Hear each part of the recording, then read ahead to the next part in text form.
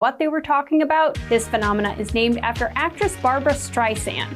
Sometimes when you try to cover something up, you end up bringing more attention to it than if you had just let things be. He won't condemn Hasan Piker. Remember that shit? The assemblyman will not denounce Hasan Piker, who said America deserved 9/11, dude. the assemblyman just said in his response, Hasan Piker says America deserved 9/11. There you go. There you have it. My friends, we have toppled a political dynasty. Now to the Michigan Senate race, where El Sayed is campaigning in Michigan. Appearing on stage at 2 Michigan campaign rallies. He's proactively campaigning alongside Piker. The man who says Hezbollah's flag is his favorite because it's dope. Why would you align yourself for raging anti-Semites? Who has defended Hamas terrorists. Calling them the lesser of two Israels compared to the government evils. Lesser of two. That's what I find a bridge too far. When I went up to my good friend Chat and said, hey, can you walk me through some more controversial statements of Hasan Piker? Even ChatGPT went out of its way to soften the edges of Hasan and give me context. Thanks, but no thanks, ChatGPT. Hasan Piker is campaign poison. Placing yourself on the wrong side of a 90-10 issue is only going to make you look bad. It's going to be good for me. It's going to be good for the candidates that I work with. Turns out it was true. Abdul El Sayed at 27%. Oliver Larkin. Maylon Kuros, everybody. Nice to meet you, Hasan. Welcome to the broadcast. Thank you for having me. Oh my gosh. What's going on, man? What's up, dude? Good to see you again. I really enjoyed it. Yeah. How you been? He's trying to get put out. Wow.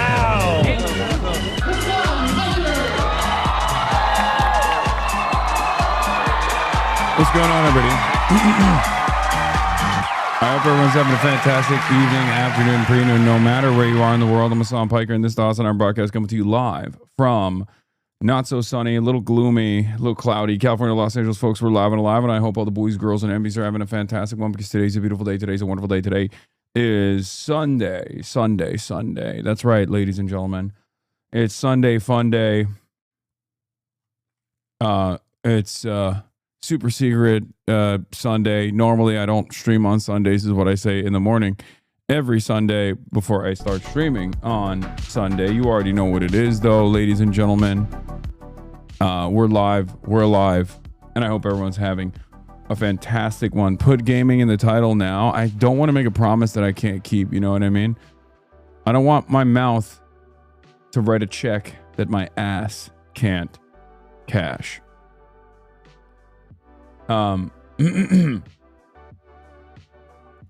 We got the HasanAbi Master Sheikh Aquatine Hamas Force Episode 1 Radical Islamist Hasan Piker.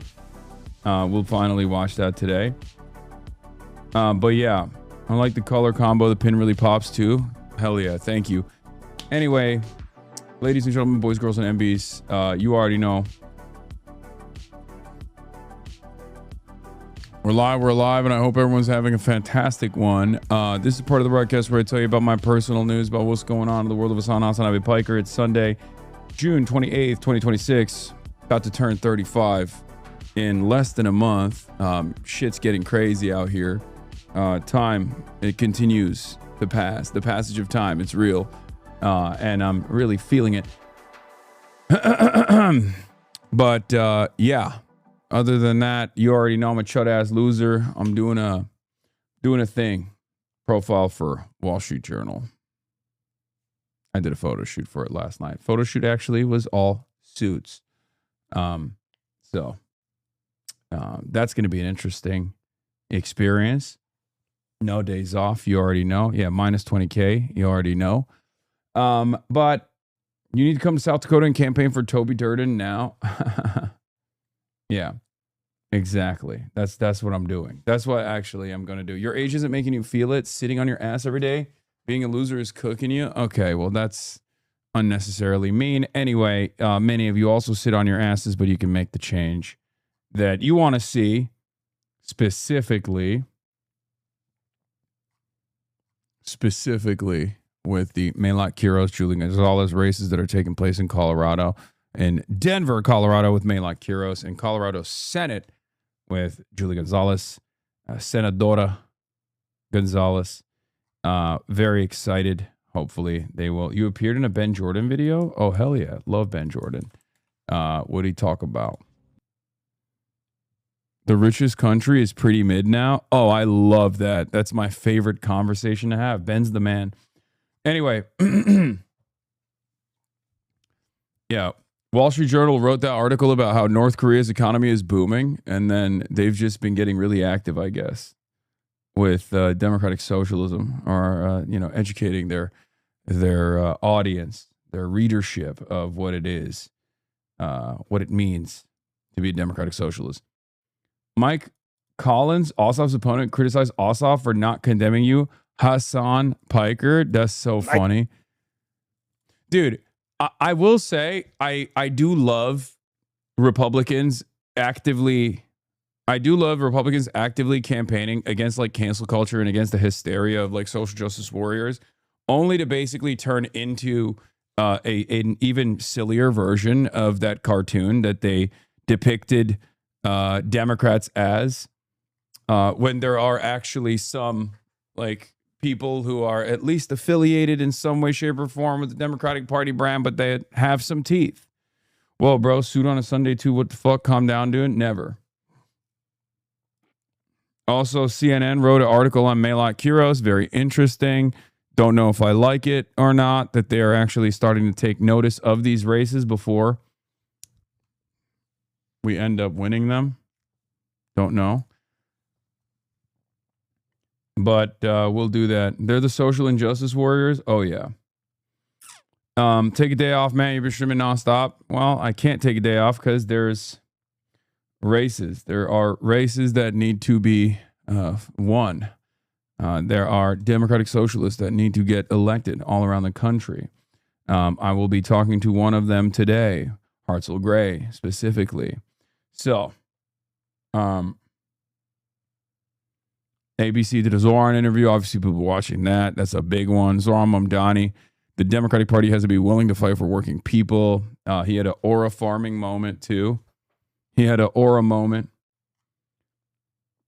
Yeah, smears that need countering. Thank you for the playlist, Demasius. We got the Eddie Burback RFK diet video as well. We'll be looking at that. We'll be watching that, too, later when we get to...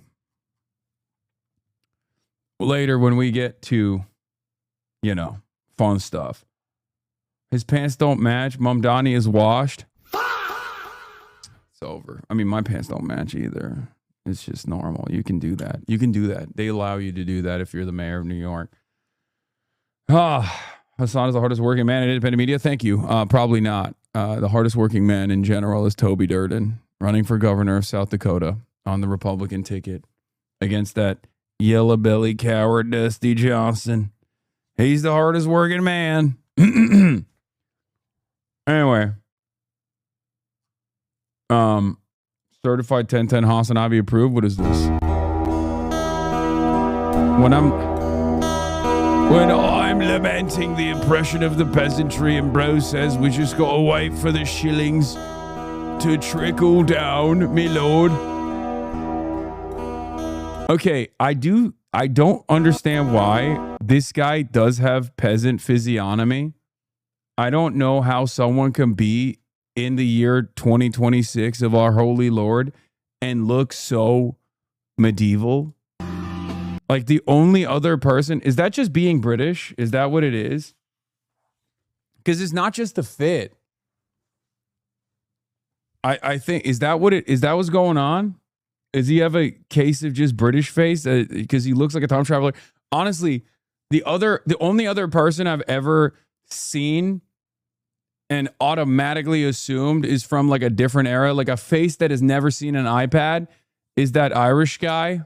What's his face? The one that was dating Sabrina Carpenter, who actually made the biggest mistake of his life and flubbed the whole Sabrina Carpenter situation. Barry Keoghan. Barry Keoghan has a face like a chimney sweep.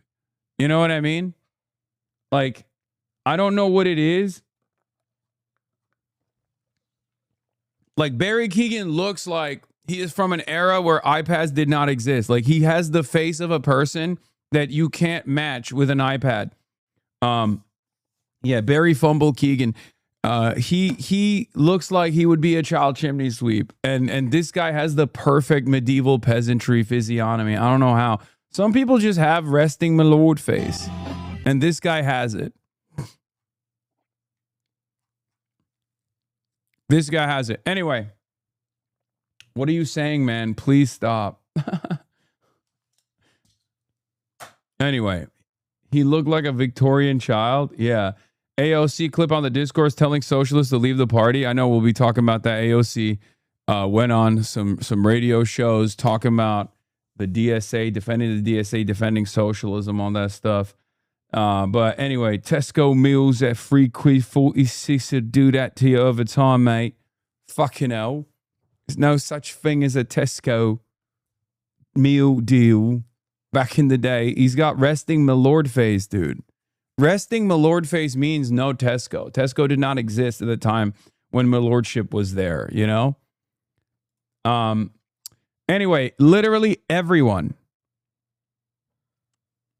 every Democrat is being asked about democratic socialism. It's kind of awesome. And many of them, ironically enough, are actually defending it. So I like that personally. I don't want them to tarnish our reputation. You know, I don't want them to defend us too much. You know what I mean? Because like, then I'm worried that that it's going to impact our rep a little bit. People are going to be like, wait a minute. These guys are just regular Democrats. Wait, Canary Mission deleted the video? Oh no. That's so lame. They deleted the Aura edit video. I said they're cutting promos for us now, and they realized that it actually is perfectly valid to create a political party that is that hand selects its leadership roles from people who are literally street level protesters and organizers, which is what, you know, you're normally supposed to do, as opposed to like make a foreign country that may or may not actually, by way of the Knesset, give grants to this doxing operation called Canary Mission, hand select the candidates. It's really messed up. Anyway, I don't think regular people will see centrist Dems praising DSA as a negative, to be honest. Yeah, I don't think so either. I'm just messing around. Anyway, let's blast off. There's a lot to talk about today. As always, you already know what it is. It's Sunday. I didn't really do much. Like I said, I did a photo shoot for Wall Street Journal. I did an interview with Wall Street Journal. And I feel like it's going to freak out a lot of its readership, but we'll see. Yeah. Iran-U.S. war back on. Sunday FUNDAY. More JUBE. HARTZELL Gray in the building. Later. Sunday shows defend democratic socialism. Get in and now. www.twitch.tv/HasanAbi. Giving old bankers a heart attack.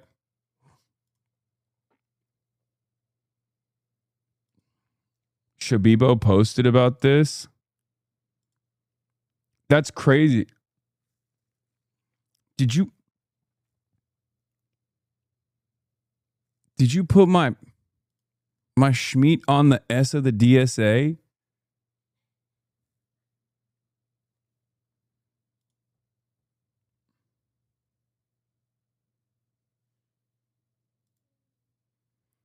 I mean, whatever floats your boat, honestly. Like, whatever. Like, if it works, it works. You know what I mean? I'm going to put that in the blast off meme. Fuck it. Why not?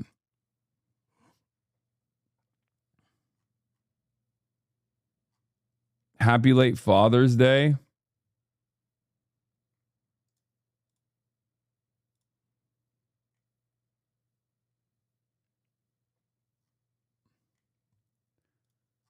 Thank you. What happened to this? The suit guy's just a clone. I'm a suit guy now. That's who I am now, folks. That's just how it is. Okay. Joined at the perfect time. Yeah. Did you put your meat on the S? Yeah, I didn't do that. Chatter did that. That was his artistic vision. And it would be disrespectful for me to you know to say that his artistic vision is wrong.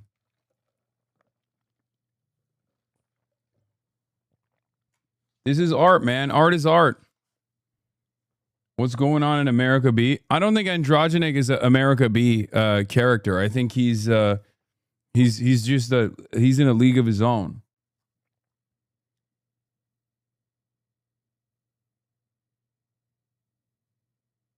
What? My awesome trips to Israel. He mentions me. Ben Jordan is a friend, and he's great. Your meat on main, AOC, Zoran, and Bernie follow you, dog. Whatever, man. It's nothing they haven't seen before. You know what I'm saying? I'm sure they follow a lot of other accounts as well, and you guys keep posting the meat on the timeline. You know? It is what it is, dude. What are you going to do?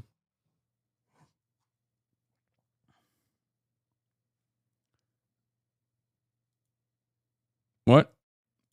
Tell Marshall to step his game up. IRANxUS starts feeling sick after eating too much, so his cameraman slips, uses an in-camera shutter drag to give viewers a sick experience.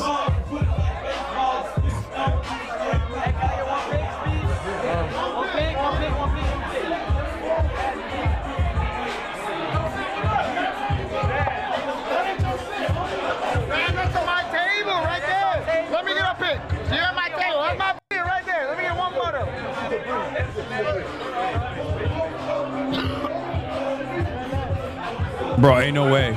Ain't no way. Ain't no way. It's like Grand Theft Auto. He did the Red Dead Redemption drunken the drunk filter. That's crazy. That's actually, man, this dude is such a, he is the GOAT at live broadcasting, I'll admit. Yeah, our situation is not so good. Folks, we're kind of washed over at the HasanAbi broadcast. Can I say that? Can I be honest for a minute? We're kind of washed over at the HasanAbi broadcast, you know?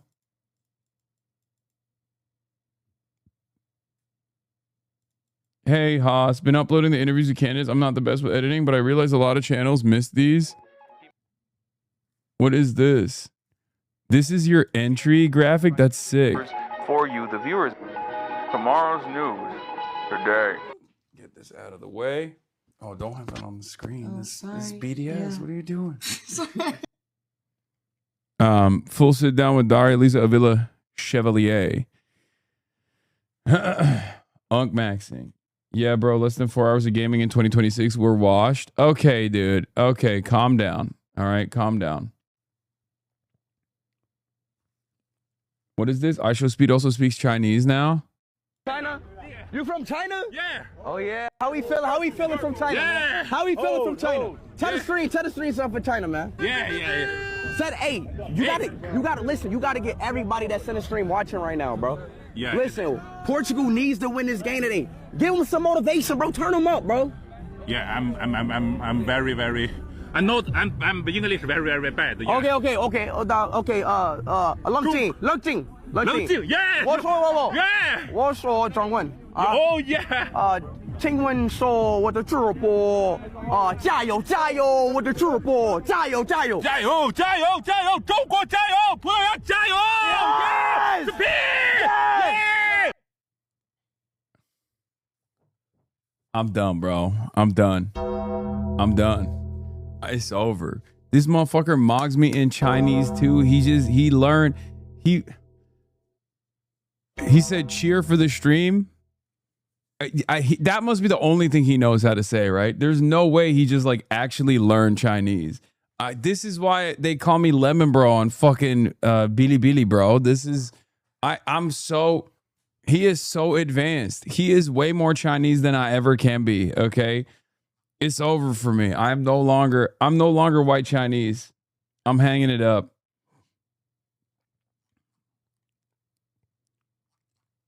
It's over. I'm too busy doing lame shit like trying to get Democratic Socialists elected in the office. Who gives a fuck about that, bro? He's on a separate wavelength. He's saying no more revisionism. He said that he has adopted Xi Jinping thought.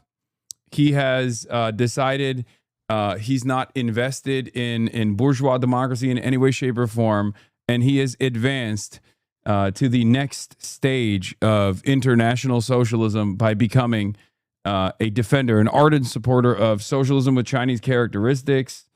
It's very clear. It's very clear that he is on a totally different wavelength, totally different frequency than me. I am washed. I am nothing. All I'm doing is trying to get you guys. All I'm doing is actually maybe the ultras. Maybe the ultras were right. Maybe all I'm doing is this revisionist nonsense. This nonsensical position. I'm taking all the revolutionary potential of the proletariat and feeding it back into the trap of bourgeois liberal democracy, whereas he is actually uniting the working class. It's very clear. It's very clear. I tip my hat to you. I show speed. Thomas Massey counters a Fox reporter by calling him gay. That's funny. What? Voyeuristic Fox reporter Nicholas Ballsy, unsure and uneasy when questioned about alleged gay porn watching habit. Wait, what? Ask you. He knows his bird doggers personally. He knows the porn consumption habits of his bird doggers. That's wild. I heard that you like gay porn. Is that true? Gosh, man, I just want to give you a chance. Your side. I'm giving you a of it. chance to give me your side. I'm not going to get into Are that. you a real news organization or not? No, come back. What the fuck? Wait, what? He couldn't even answer. Bro, he's running away. Wait, what? Bro, if you don't consume gay porn, just say no. What the hell? I've never seen that before.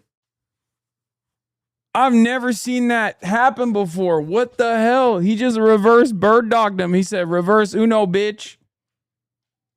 Motherfucker was speechless. I mean, honestly, wouldn't you be?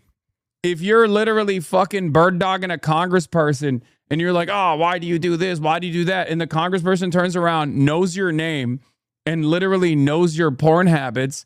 Yeah, that would brick anybody. That would brick anyone. Anyone and everyone would be like, wait, what? Why do you know that? He just hit tactical homophobia. Hell yeah. I mean, it's, first of all, for Thomas Massey, I don't think it's like tactical deployment of homophobia. I would assume that he's probably homophobic. You know what I mean? It's not like Thomas Massey was doing that to be like, well, there ain't nothing wrong with it. But also at the same time, it's like, you might be in the closet, my friend, and you could come and be more comfortable with your identity. I think for him, it's just homophobia, right? Yeah, it's a standard deployment. I don't think it's like a tactical one. Yeah. But that is kind of wild. I've never seen that. I've never seen that play out. The last time I saw someone deploy information on their bird doggers and destroy them was when Elisa Slotkin, CIA's very own, knew the dog's name, knew her bird dogger's dog's name who had recently passed away, I think. That was fucking insane. Where she literally turned around and did the CIA move and was like, hey, I'm really sorry your dog passed away last week. You know, something like that. And I was just like, that's the most insane. This person is CIA still. Like, you could never stop being CIA. When you're CIA once, you're CIA for life. Anything you could say. So let me ask you. I heard that you like gay porn. Is that true? Gosh, man, I just want to give you a chance. Your side. I'm giving you a chance to give me your side. I'm not going to get into Are that. you a real news organization or not? No, come back, man. All you got to say is you don't like it. That you haven't been to those websites. Of course I don't. Of course I don't like it. Really? But thank you. That's not what I heard. Oh my God. Oh my God, he's running away. Oh my God, he's running away with his head hanging in shame. Buddy, this is the equivalent of an admission. This is worse than an admission. At that point, you should have been like, yeah, I crank it to fucking gay porn. What of it, dude? You should just say that at that point. You should own it. Just running away with your head tucked in, going, I don't like it. I do it, but I don't like it. Makes it so much worse. Thank you for your time. Yeah, that was my question. Just giving you a chance to respond, that's all. And you're with Fox? But thank you. Is that a real news organization? Yep. Is this what you do for a living, man? Congressman, we're good. Thank you. Oh my God. Oh, I've never, bro, what is happening, bro? And then he posted the full video, Nicholas Ballsy. Who are you with? With Fox Digital. It's all false. And what she said about you and Boebert having an intimate relationship? It's all false. Why do you think she's out there saying it? Was it because of the primary, ahead of the primary? What do you think is motivating it? When did you all become a tabloid? Seriously, dude. Well, no, I just thought I would give you a chance to respond because you've never been able to tell your side of the story, that's all. But anything you could say. So let me ask you. I heard that you like gay porn. Is that true? Oh my God, he went ultra instinct. Bro, ain't no way. No. Bro, this makes it worse.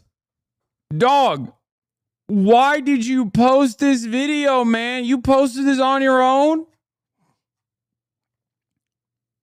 Dude, this is even better from the other angle. What the fuck? To tell your side of the story, that's all. But anything you could say. Look at his face. Look at his face. He goes, okay.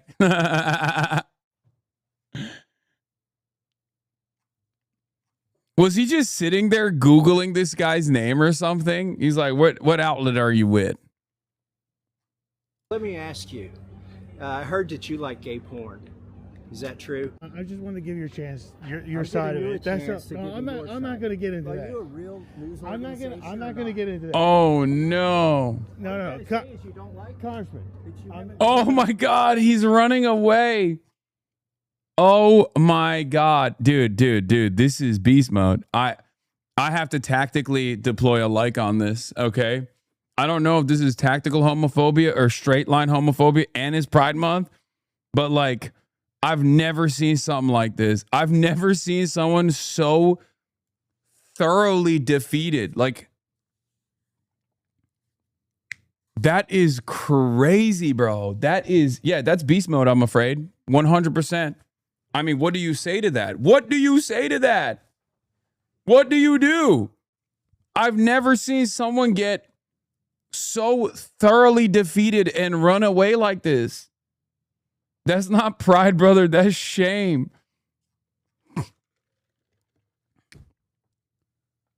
Oh my God. Yeah. I mean, what he should have done is, yeah, I suck dick. What's wrong with that? You know what I mean? Like, that's what he should have done.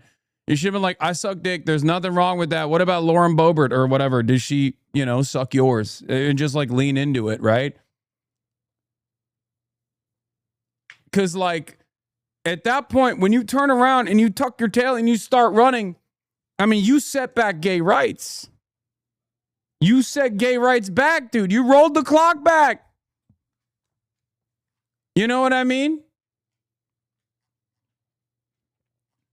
You roll the clock way the fuck back with that one. Just stand 10 toes down and be like, yeah, I love penis, man. Whatever. I'm a fucking journalist. Why are you asking me that? What? You want a little piece? Is that what you want? You want to break off a piece of this?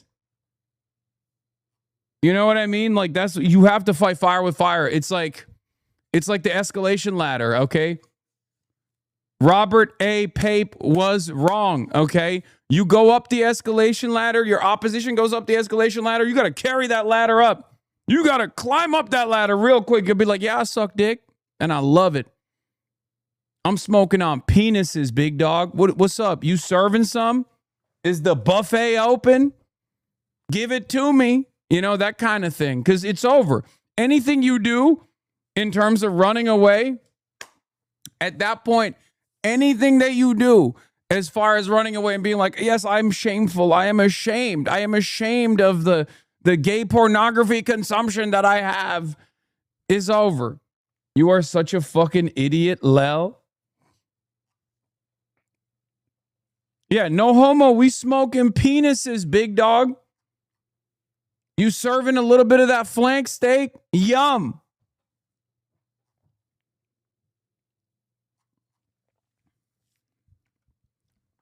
That's what he should have done. Because running away like this answers his question, and it's like humiliating too. He's like, meh, meh. You're taking this all wrong. Thomas is just showing him an example of an invasive question. You sound a little nuts. I mean, I'm having fun. Yeah, or the Gaga defense. So what if I do? Yeah, what can you do to that? Because now everybody knows you're gay, and worse, because there's nothing wrong with gay, everybody knows you're ashamed of being gay. That's actually the unacceptable element here. You know what I mean? Ball's in your court, and you fucking fumbled it, man. You fumbled harder than Barry Keegan fumbles Sabrina Carpenter. It's Sunday. It's Meet the Press. Yeah.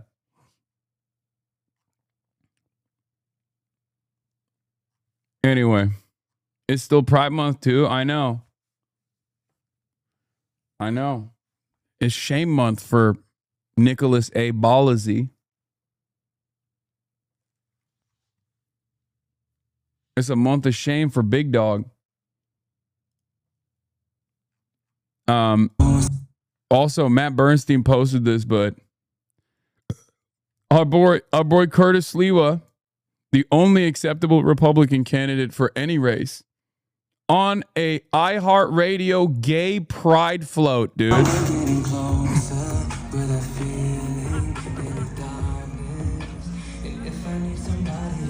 He's got the People's Mayor jacket on. That's amazing. I mean, he's right, though.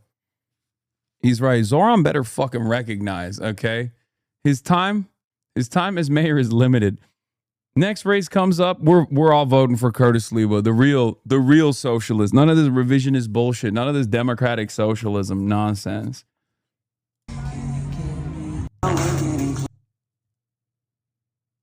Mom Donnie is after you. Maybe don't post meat with DSA next time. I'm aware the images recently shared on X by the controversial online personality and streamer Hasan Piker. The Democratic Socialists of America have played an important role in electing deeply committed progressive leaders across the country. We should all reject conduct that reflects poorly on our movement and undermines the values we stand for. I will be working closely with Police Commissioner Tisch to ensure that those responsible are held accountable and that incidents like this are not repeated. To reinforce that public spaces should remain welcoming and respectful for everyone, my administration will institute a month-long ban on the public display on underwear. This kind of conduct has no place in our city. Yeah, of course. Gotta be fake. Yeah, of course it's fake. Yeah, of course he posted this. He doesn't want anyone to show meat. He only wants suits. That's why. He's like, if you're gonna show meat, you have to be wearing a suit. Don't know how you'll get that across.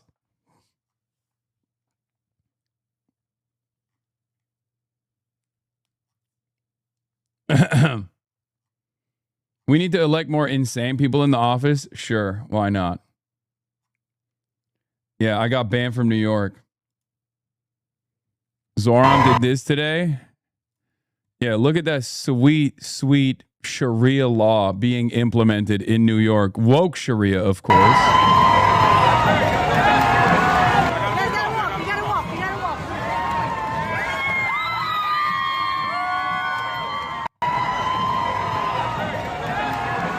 Bro, New York literally looks like a different planet. And like, even when I'm in it, it doesn't make sense. It just literally lives and exists on its own timeline.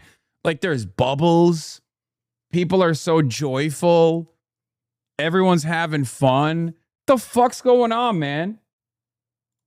Actually, what's going on?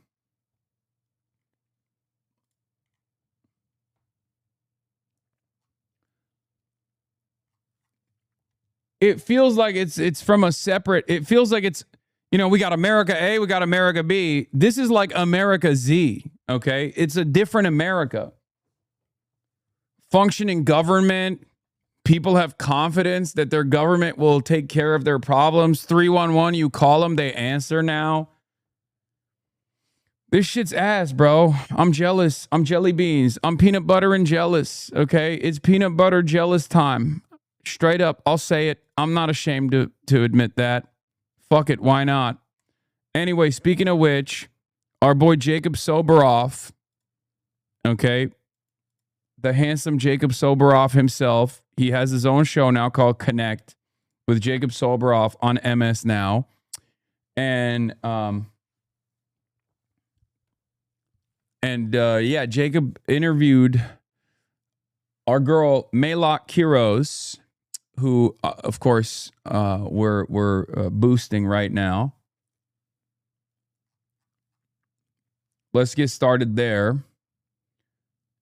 He just interviewed KC Tenants founder Tara Raghuveer on his show. Yeah, Jacob is the man. He's actually, as you guys know, he's the man. I'm a big defender of Jacob and have been. What's up, everybody? I'm Jacob Soboroff. It is Sunday, June 28th, and you are watching Connect. You know my happy place is an election day, and we are once again just days away from another important primary election here in America. Voters will head to the polls in Colorado to vote in primaries for the governorship and the House and the Senate and other state races. And after the progressive sweep in New York City on Tuesday, one House race just got really, really interesting. In New York, 3 candidates backed by Democratic Socialist Mayor Zoran Mamdani won their primaries, knocking out 2 incumbent Democrats in a powerful show of force against the establishment. And to centrist Democrats, these wins are not just any Democratic wins. They're a warning sign that the playbook that they have been running on might not be what their voters want anymore. Progressives are on a hot streak, and Donald Trump is already running with it. He is doing what he does best. He's putting his own spin on the messaging and slinging around familiar insults. They're communists. They're not social democrats. They want to completely... Dude, Donald Trump knowing the distinction between social democrats and democratic socialists would be so funny. I don't think he knows. I think he accidentally said they're not social democrats because he was trying to say democratic socialists. I don't think he knows what the distinction is at all. Destroy the traditional American way of life. Communism is very easy to sell. He's an ultra? No, dude, he's a tanky. He is JD Pondon. He is JD Pondon, bro. He's like, the Trots abandoned us. And at some point, even the USSR abandoned the righteous path of Marxist-Leninism. A synthesis of Marxism and Leninism put into practice by the great man, Joseph Stalin. And the only country on the planet who refused to engage with this revisionism was Maoist China. And now, under my leadership, America is back on track, folks. That's right. Enver Hoxha, Mao Zedong, Donald John Trump, the 3 anti-revisionist Marxist-Leninists.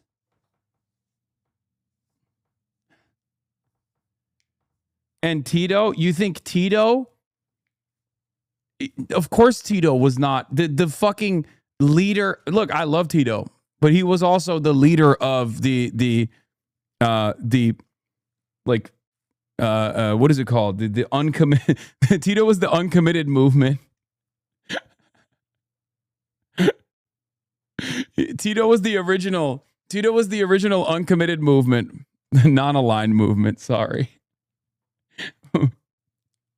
The non-aligned movement, which was also that time frame's version of being uncommitted. Tito was like, I'm not voting for the Democratic Party. And I'm not voting for the Republican Party. Yeah, he said no labels. No labels communism. Anyway, yeah. It destroys everything, but it's very easy. I'll be honest, I think I'd be the greatest communist in history. Yeah, see, he's saying it.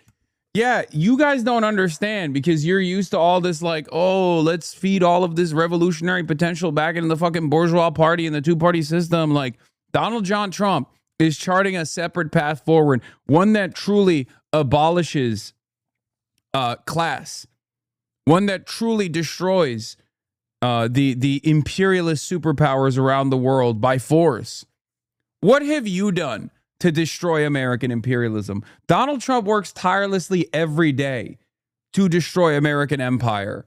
And you're over here refusing to recognize that he is a true revolutionary. Okay? He's right. He said, I'd be the greatest communist. He's right. When he's right, he's right. It's the truth. J.D. Pondon, baby. Took out USAID. Destroyed American force projection capabilities, revealed that the United States of America is a paper tiger to the rest of the planet with his spectacular flub. And now he's eating the fattest of L's against Iran, giving Iran everything they wanted, even though currently the war is back on the menu. He wanted to go back to war with Iran to really solidify that America doesn't have this smoke. Okay? He has ushered in the century of Chinese prosperity.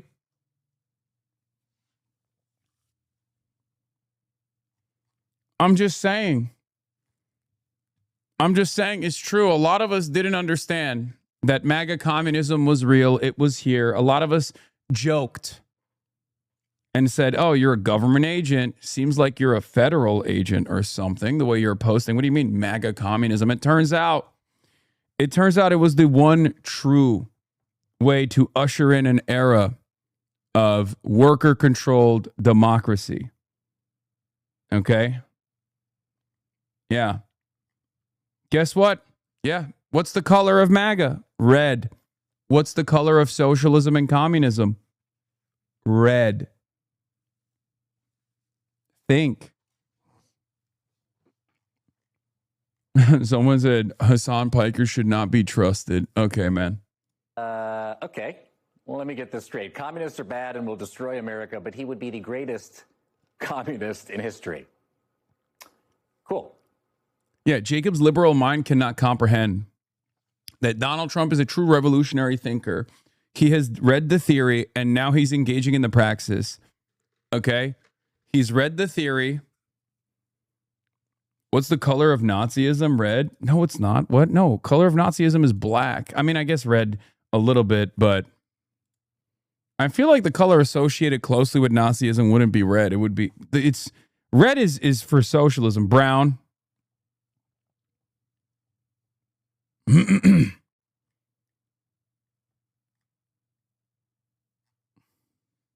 Is black or brown?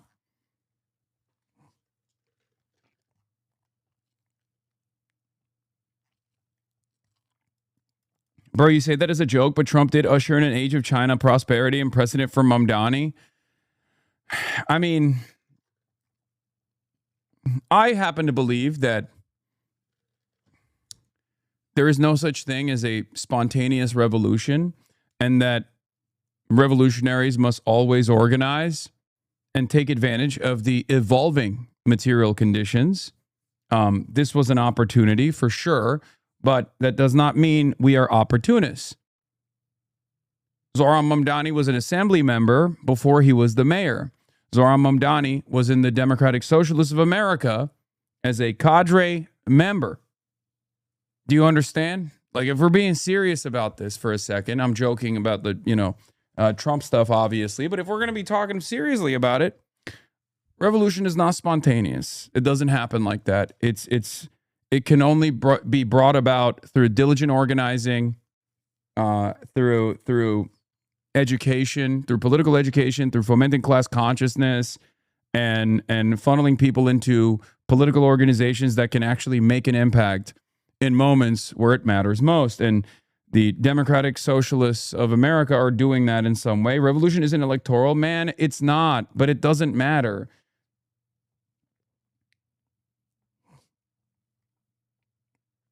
Yo, I just hopped on and I'm in Iran. Is the war really back on? My exams might get canceled.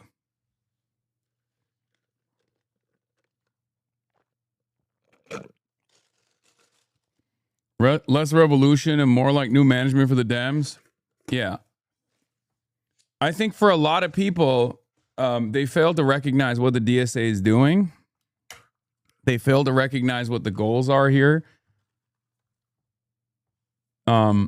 So they think this is like unproductive, but they don't have any alternative to what is productive. Okay?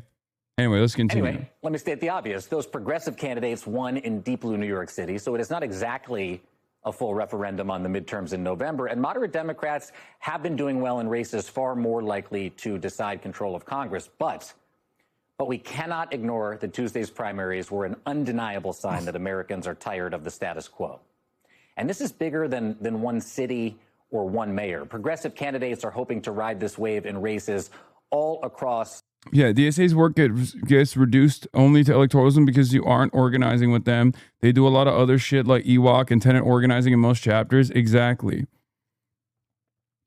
And a lot of that still feeds back into the electoral route because electoralism also opens up like new pathways. And a lot of people discount all the other work that the DSA does in its local chapters. But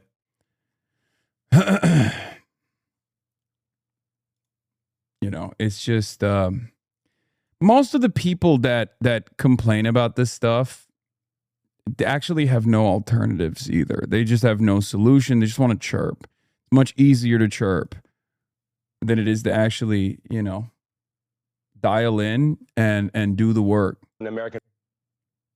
Ta-Nehisi Coates also had a convo about Chevalier, but before we do that, let's talk about Melat Kiros. The nation. Take Abdul El Sayed, for example. He is a progressive former public health official endorsed by Bernie Sanders, running for a competitive seat in Michigan to replace retiring Democratic Senator Gary Peters. He told Politico this: "It's happening in New York. It is happening in Michigan. I think we are seeing it happen across the country now. Folks are sick and tired of being sick and tired." Or take a look at what's going on with Contra said it years ago. They don't want power. They want to endlessly critique power. Buddy, I don't know how to break it to you, but that's what ContraPoints has been doing herself for like the last couple of years. Okay? It's ironic because that's what she's been doing to people like myself. That's what she's been doing to people who are actually, you know, actively taking the initiative, taking matters in their own hands. So it is quite funny. Oh yeah, this clip went super viral. It went semi-viral on, I think it went semi-viral on Twitter, but it went super viral on TikTok as well. But anyway, let's do this first. Francesca Hong, a candidate running on the Democratic Socialists of America campaign and playbook, is looking to win the governor's seat there. She is gaining traction in the polls and says it is time Wisconsin and Democrats tried something new. I was at the Democratic convention this past weekend, and I got asked over and over again about, we love your campaign, we love what you stand for, your policies are amazing, it's so thorough, but can you win? I wouldn't be running if I didn't think we could win. Nice. And this all brings us back to Colorado and the race to watch on Tuesday. Melat Kiros is a 29-year-old Democratic socialist giving incumbent Congresswoman Diana DeGette her biggest primary challenge in nearly 30 years. Kiros is an Ethiopian immigrant, an attorney, a barista, and a PhD student. And Melat Kiros joins me now. She is running in the Democratic primary for Colorado's 1st congressional district. Good morning. Thanks for being here. Thanks for having me, Jacob. How are you feeling? What stands between you and victory on Tuesday? Right now, we're feeling fantastic. We're seeing millions of dollars being poured in by corporate PACs and super PACs and anonymous super PACs with dark money. But we know for a fact that we are going to be able to beat all of those dollars because we have thousands of volunteers knocking on doors all across the city, talking to our neighbors about the values we care about, the policies that we want to see, and the world that we want to live in. I've been watching the race relatively closely and digging in over the last couple of days, and you are running the strongest challenge to Diana DeGette in 30 years. Why do you think you, someone with no political experience, at least in the vein that she has, is resonating with people? I think candidates have a responsibility to meet voters where they're at, and that's what we started with this. We are burning here in Poland. Do you still hate Polish people? I love Polish people, man. Please stop. What the hell is this? The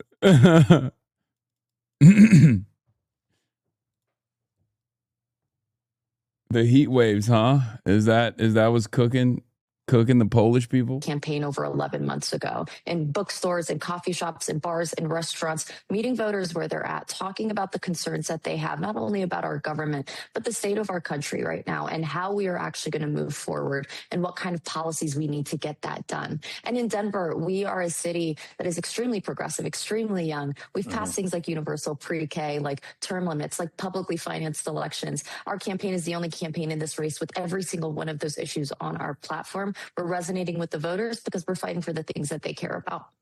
The acrimony in this election has sort of turned up, and progressive leaders in your state are criticizing you, declining to call the deadly firebombing attack last year on a Jewish community rally in Boulder anti-Semitic, and you've also been criticized over your comments tied to October 7th.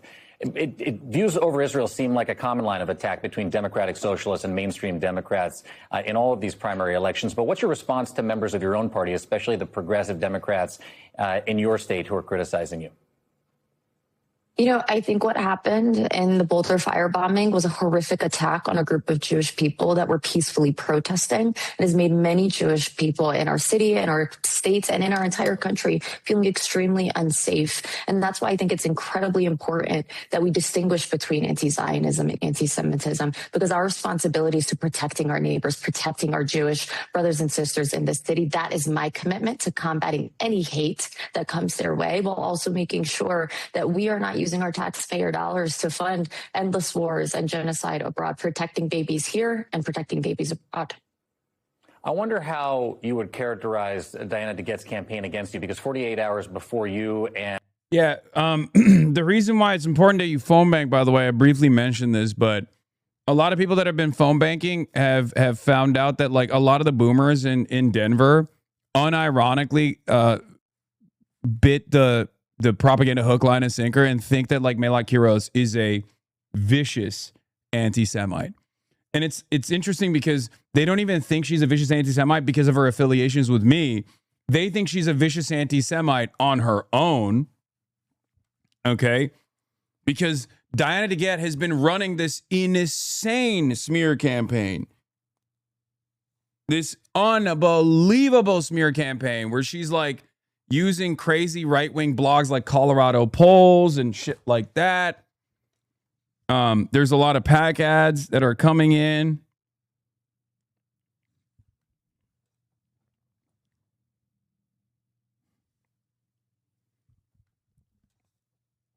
You know, it's actually worked to a certain degree. So it's pertinent on us to make sure we combat that misinformation, make sure we combat that wave of attack ads. And a lot of you have been phone banking. The phone banks are still going on. You can canvass as well. Okay. Diana DeGette is straight up doing Trump level xenophobia. Oh, wait, Jacob Soboroff is about to mention me here. That's funny. But yeah, Diana DeGette is running on Trump level xenophobia. Her attack ads claim Melot Kiros isn't from Denver, but Melot has lived here since she was 11 months old. Like Melot, Diana was born abroad, yet she positions herself as Colorado raised, while Melot is cast as an outsider. Wait, Diana was born abroad? Diana DeGette was born abroad too? We all see what's happening, and more Democrats need to condemn this. The ad also parrots a misleading attack leveled by DeGette's campaign that Quiroz recently moved to Denver. Quiroz's family moved to Denver when she was 11 months old. She grew up in the area before leaving to attend college. She returned to Colorado after being fired from a law firm. Oh, she was born in Japan? Oro? Nani? Wakarimashita! Diana, DeGette-sama! Tochigawa, Tokyo Prefecture. Nippon desu. She was born in Nippon desu? Oro!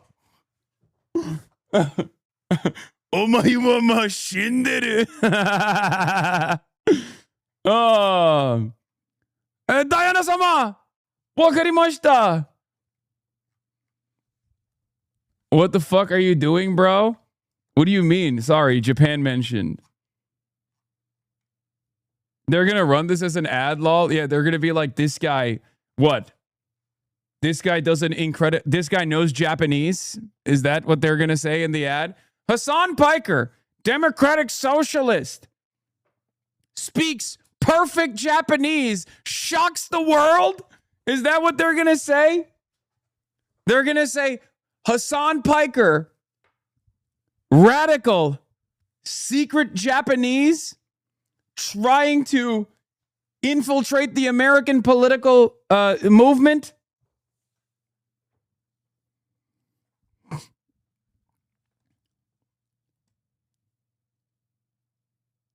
Anyway, you actually hit that shit pretty well. Thank you. Yeah. HasanAbi-san.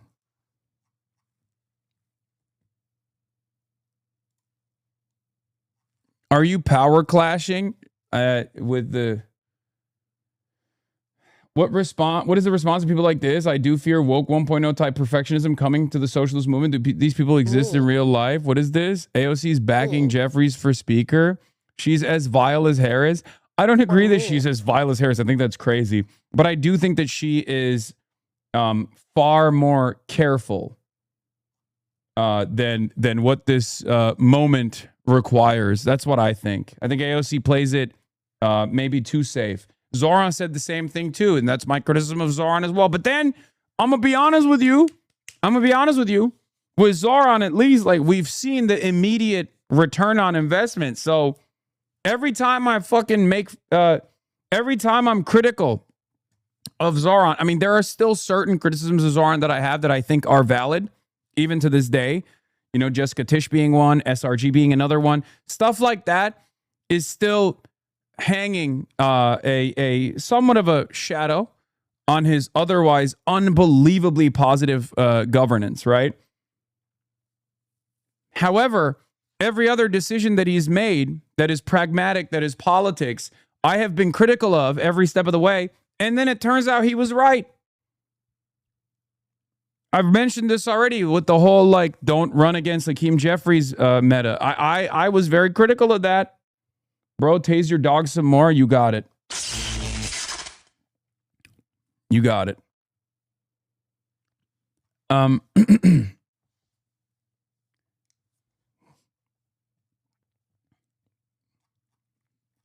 Anyway, not my Carla.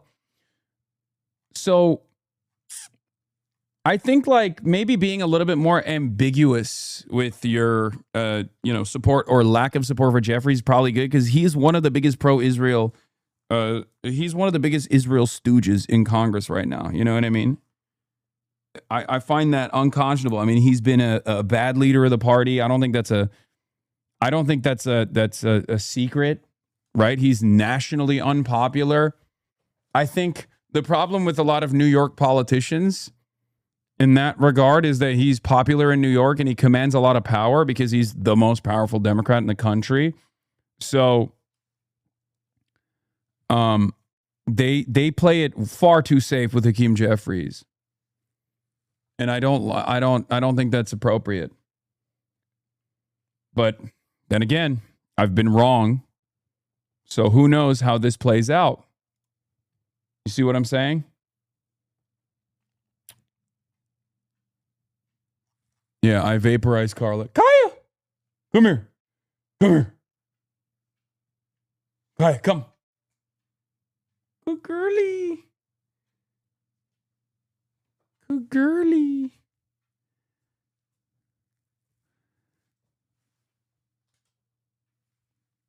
place.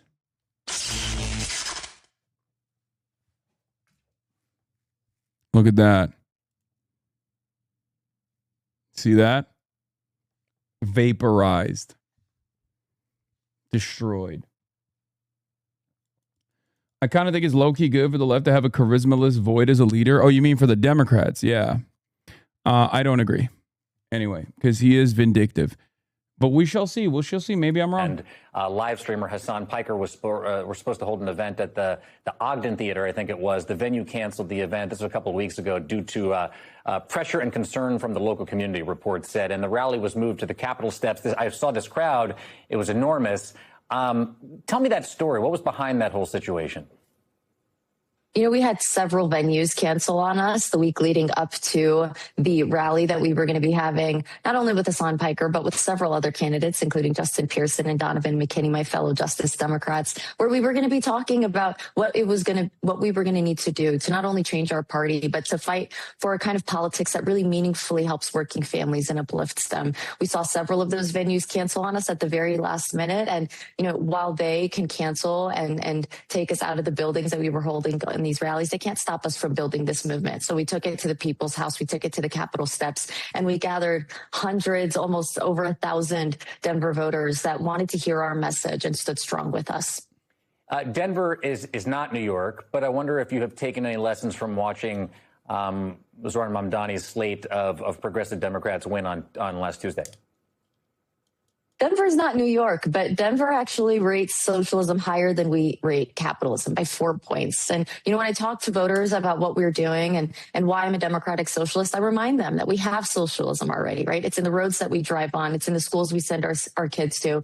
It's in the fire stations we call upon. I'm just asking that we extend that security to our healthcare, to our housing, to our nutritional food, to our higher education, so that we're actually meeting the basic needs of everyday working families in this country. So that we're not just getting by and surviving, so that we're actually thriving. And in the wealthiest, most powerful country on earth, we're not asking for much. You mentioned healthcare, and one of your top policies is Medicare for All, but Diana DeGette is a co-sponsor of the Medicare for All Act in Congress. Are there any dividing lines between the two of you on Medicare for All? Yeah, the dividing line is how we actually get it done. There is no world where we pass Medicare for All. Yes, Jank and Kyle, alongside many others, started Justice Democrats. Shoykot was early Justice Democrat guy, and he's like carried that flame as well. Oh, wow. There is still a majority of members of Congress that are taking money from the very health insurance companies that would effectively be legislated out of existence. It's the same reason why the National Nurses United's policy director also expressed concern for members of Congress that are co-sponsoring this bill while also taking money from big health insurance companies. And we have to pass Medicare for All. We have to get that done in the next Democratic administration. That's how we MAGA-proof our future. That's how we guarantee that whatever sycophant fills Donald Trump's shoes in 2032 and tries to lay blame on all of our vulnerable communities for why the system is rigged, we can point to a piece of legislation that we passed that meaningfully helped working families. And the only way we get Medicare for All passed is by getting rid of the Democrats that are actively standing in that way, by taking money from the same interests that don't want to see Medicare for All passed. You have made your personal story as an immigrant to this country a part of your campaign, and you have talked about how your father spoke to you about Democrats as a child, which is why you wanted to be a Democrat, and sort of part of your origin story is why you decided to run in this race. Talk to me about why your personal life story makes you suited to be the congressperson in Colorado at this moment. Yeah, you know, I immigrated to Denver in '98 when I was a baby and watched my parents navigate this brand new country, navigate the immigration process. And once they became naturalized and chose the party that they wanted to belong to, I asked him why he chose the party of Democrats. And he said, because this is the party that fights for working people. This is the party that got fair labor laws, the New Deal, Social Security.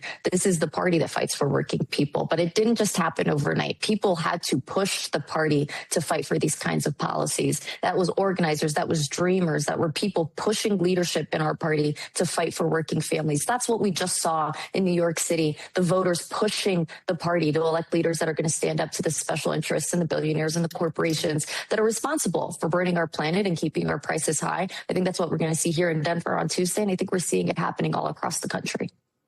Moderate Democrats are worried that this shift to the left. She's such a good communicator, by the way. Straight up.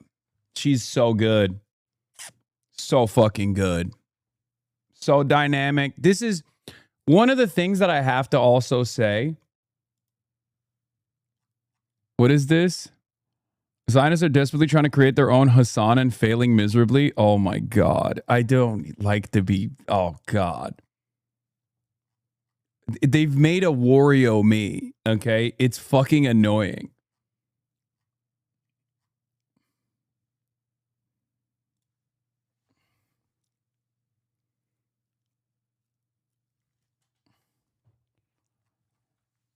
It's so whack, dude. HasanAbi.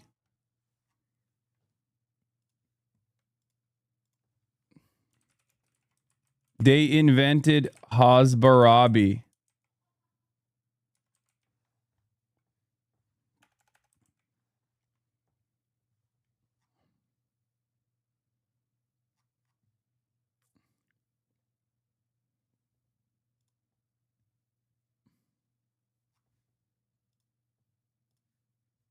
That's what they did. Actually, I should probably put that on the original tweet. Delete. Repost. And then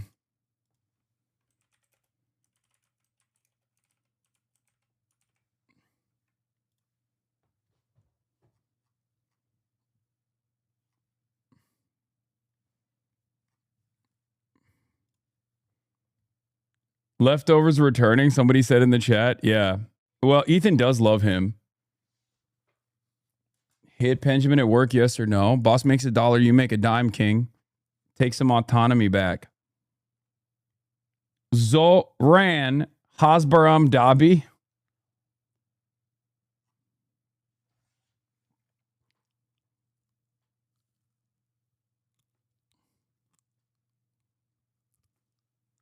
Oh, nah. I know Unc ain't wearing a toothpick.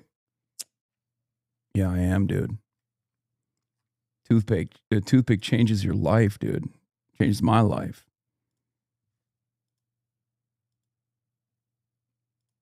Anyway, toothpick changes everything. Or policies put forward by Democratic Socialists will hurt Democrats' long-term electoral chances. And we've heard it over and over again, yet Democratic Socialists continue to win.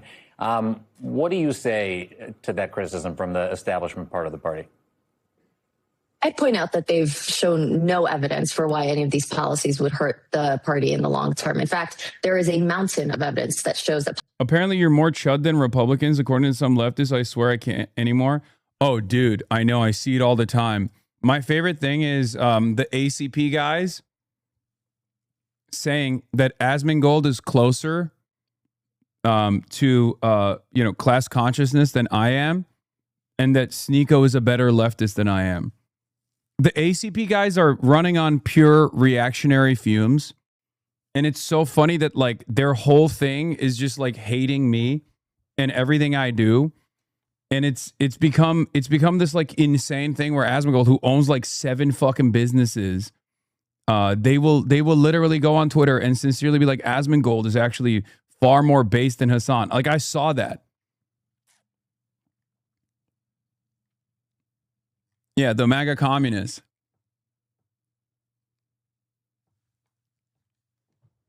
It's awesome.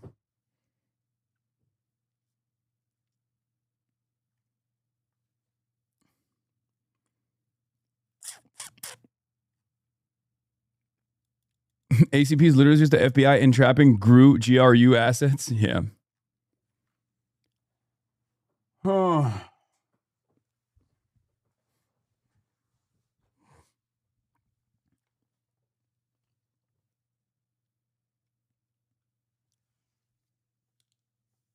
Anyway, so it's aesthetics based. I don't know what it's based on. I don't even think like their is a general secretary. Like Haas is as dumb as the unfortunate rank and filers of the ACP cadres are on Twitter. But there is definitely a lot of enmity. There is definitely a lot of maybe even envy anger, resentment towards not just the DSA, but also, you know, shit that I'm doing.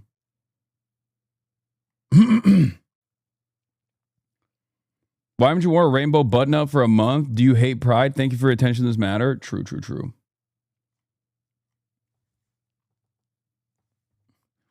I think Asmongold is a representative of the working class, a lumpen pro. Well, he's not a lumpen pro. He is a business owner, right? He is a capital owner, but his audience is all comprised of lumpens. His audience doesn't have fucking businesses. They're just all unbelievably reactionary weirdos who, you know, live in their own filth and think that that is an appropriate way to live. They're all a bunch of shut-ins that will, you know, comprise the backbone, I guess, of the modern fascist movement.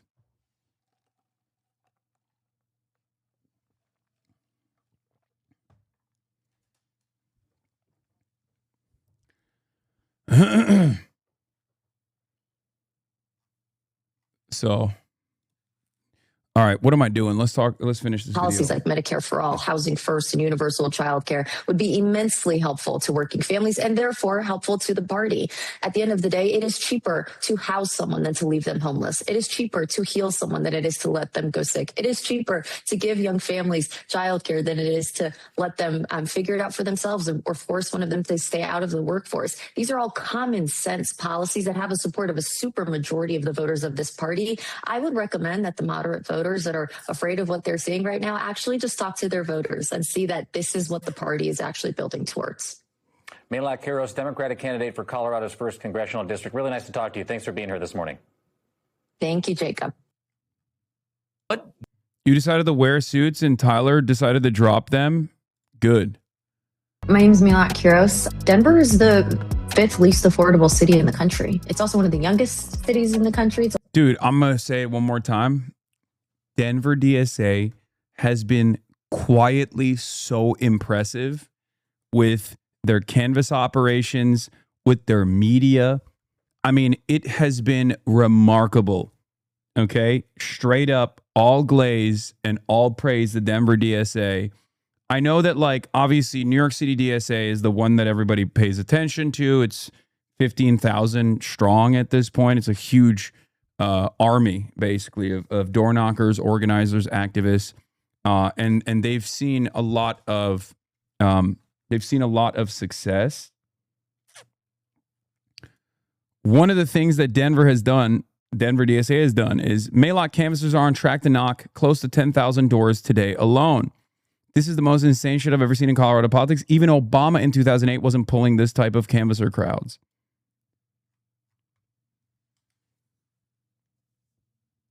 Okay, we gotta draw more youth turnout though. Straight up,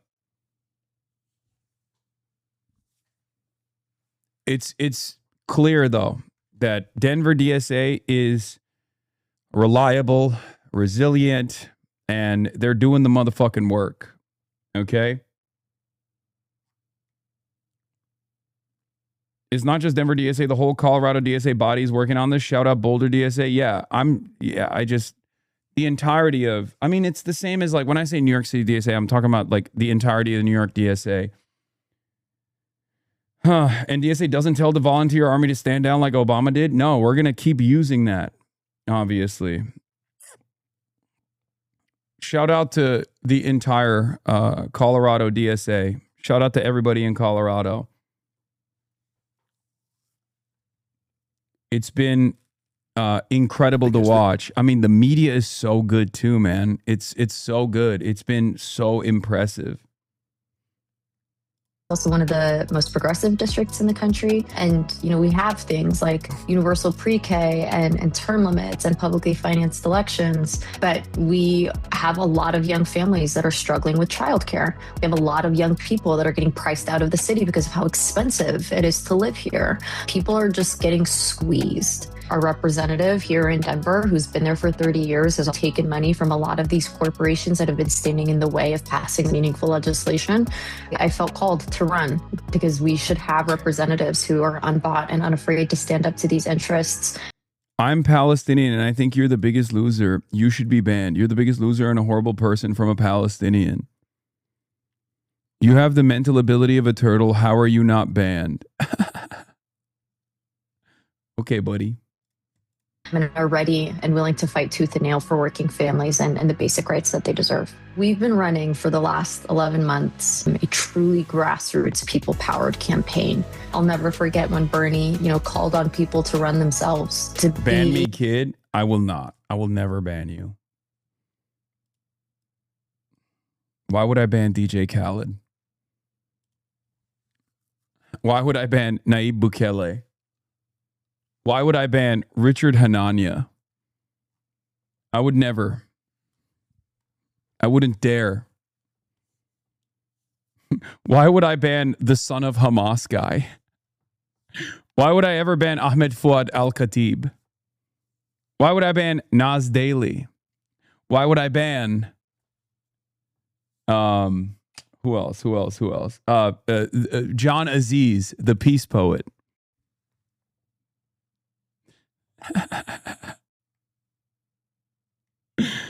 Mossab Hassan Yusuf, that's the son of Hamas.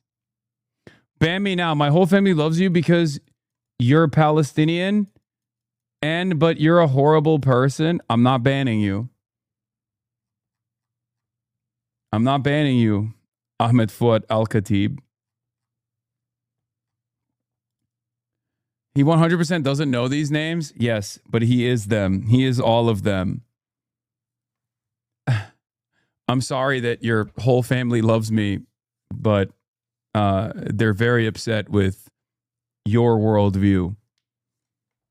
Maybe you should listen to them. I'm Palestinian and I find you pretty chill.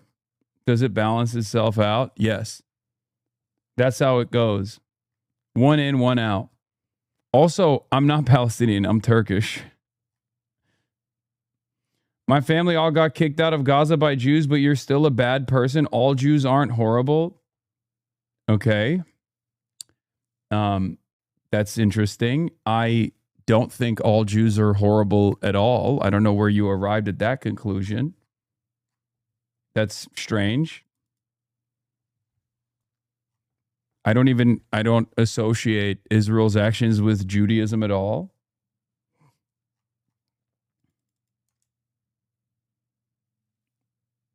But that's interesting that you think that for some reason. Where'd you learn that? The person who stands up and fights for your communities. And so to have his endorsement, it means everything.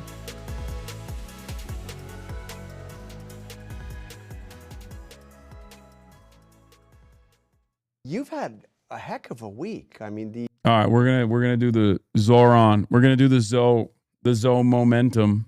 The Zomentum. Zoran Mamdani, Democratic Party has to be willing to fight for working people. This is ABC News interviewing Zoran Mamdani.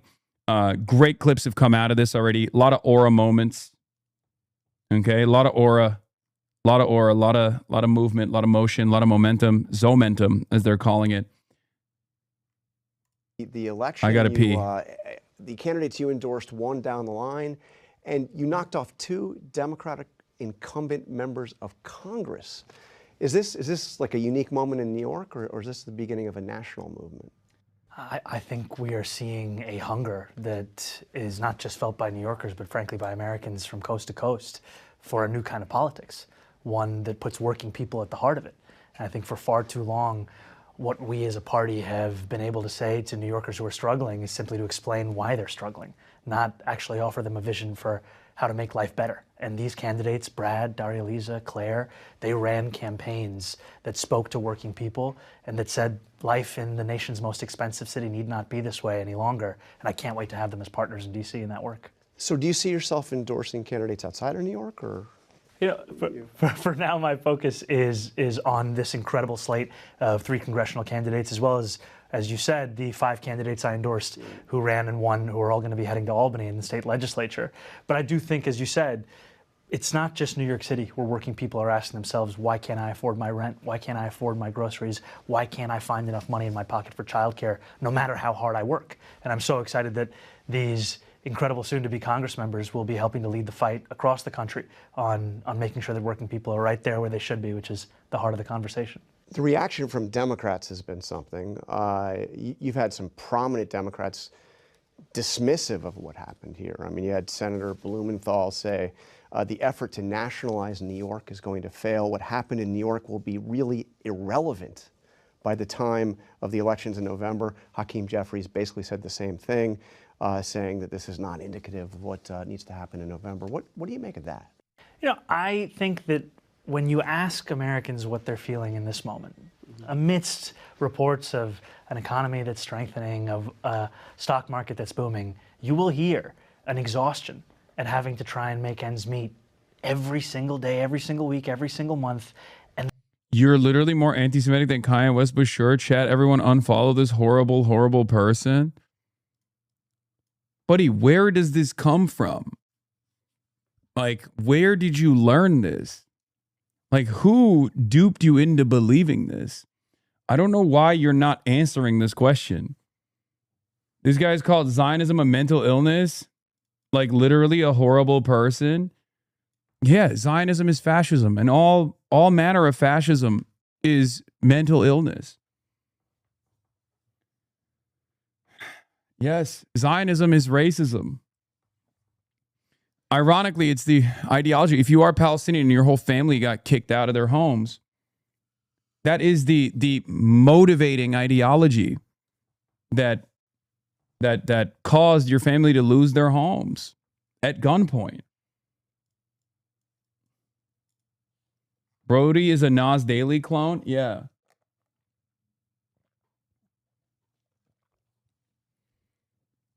Is this a Asmold fan, maybe? It's common knowledge. Yeah, my grandma told me stories about how she got kicked out of Gaza at gunpoint. You're right. Okay. Still doesn't make it right to say what you say.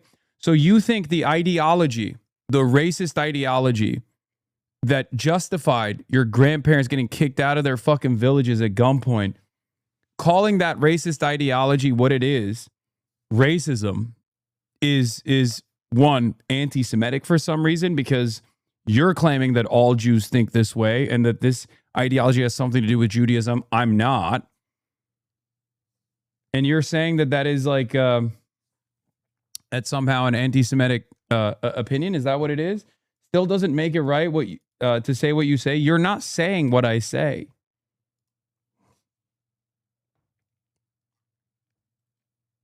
Bro, you literally support Hamas. How are you even talking to me? What do you mean?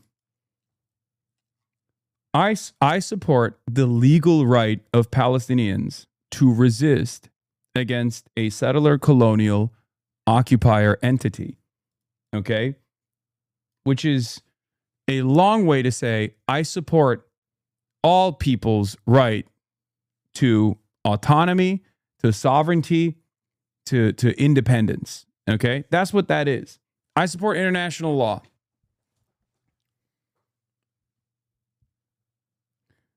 That's it. I support international law.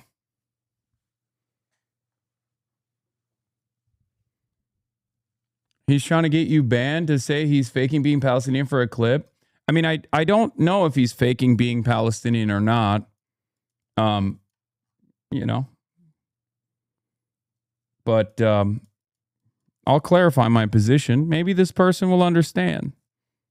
Resist, bomb, kidnap innocent people? No, that's Israel, buddy. I'm not in support of that. What do you mean? Resist, bomb, and kidnap innocent people? That's Israel. I'm not in support of that. Excuse me. Where are you coming? Where are you coming up with that? What is this? Who seriously likes Nas Daily? Oh my God. Of course. Of course, dude. Two Hosberists.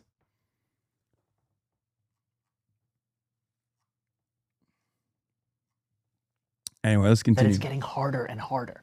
And so a message of fighting for working people, we don't have to nationalize that message. That is a national message. It's a national crisis. And for far too long, all we've had to say as a party is opposition to the current administration, what do we have to say beyond that? And what these candidates offer is a vision that extends beyond the midterms, it extends beyond 2028. It speaks to what makes so many of us proud to be Democrats. It speaks to a vision that goes back to a New Deal understanding of what working people deserve. And I'll tell you that for too long, that kind of politics, you can only find it in history books, and we need to bring it back to the present day. And you're hearing some not just dismissive, though. There's resentment. And this is from fellow Democrats who think that this could jeopardize Democratic chances in the fall. I mean, you've got Josh Gottheimer, a Democratic member of Congress, says, many of us believe, as do I, if you're a socialist, you are not a Democrat. And in fact, they put out a manifesto today. I don't know, have you seen this thing? Sounds pretty socialist to me. It's not a communist manifesto. That's revisionist. It's not bad to write manifestos. Zoran. God damn it, you fucking liberal.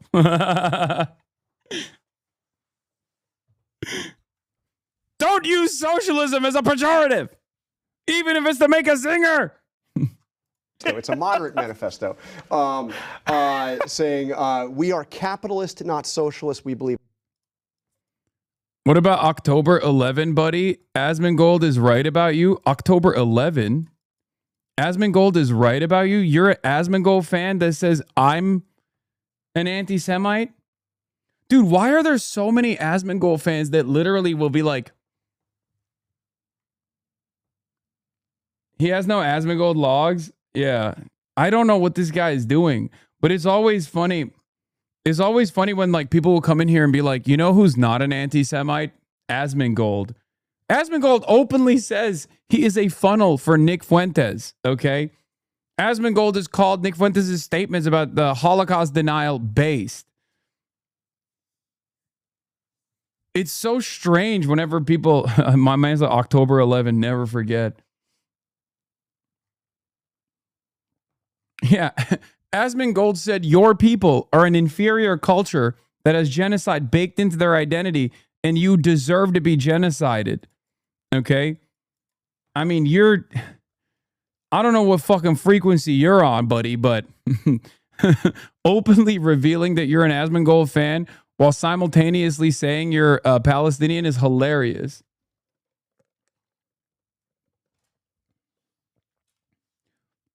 That is an Asmold and Pegaslav viewer. I don't understand how people can just like lose sight of reality about their own people. And he's right about Hamas and Muslims in Gaza supporting the genocide of Jews. What the fuck?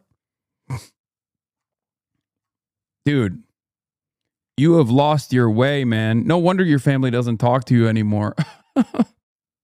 Jesus Christ.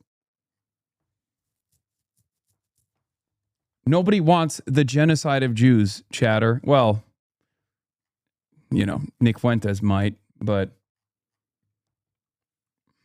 you know, that's a separate thing.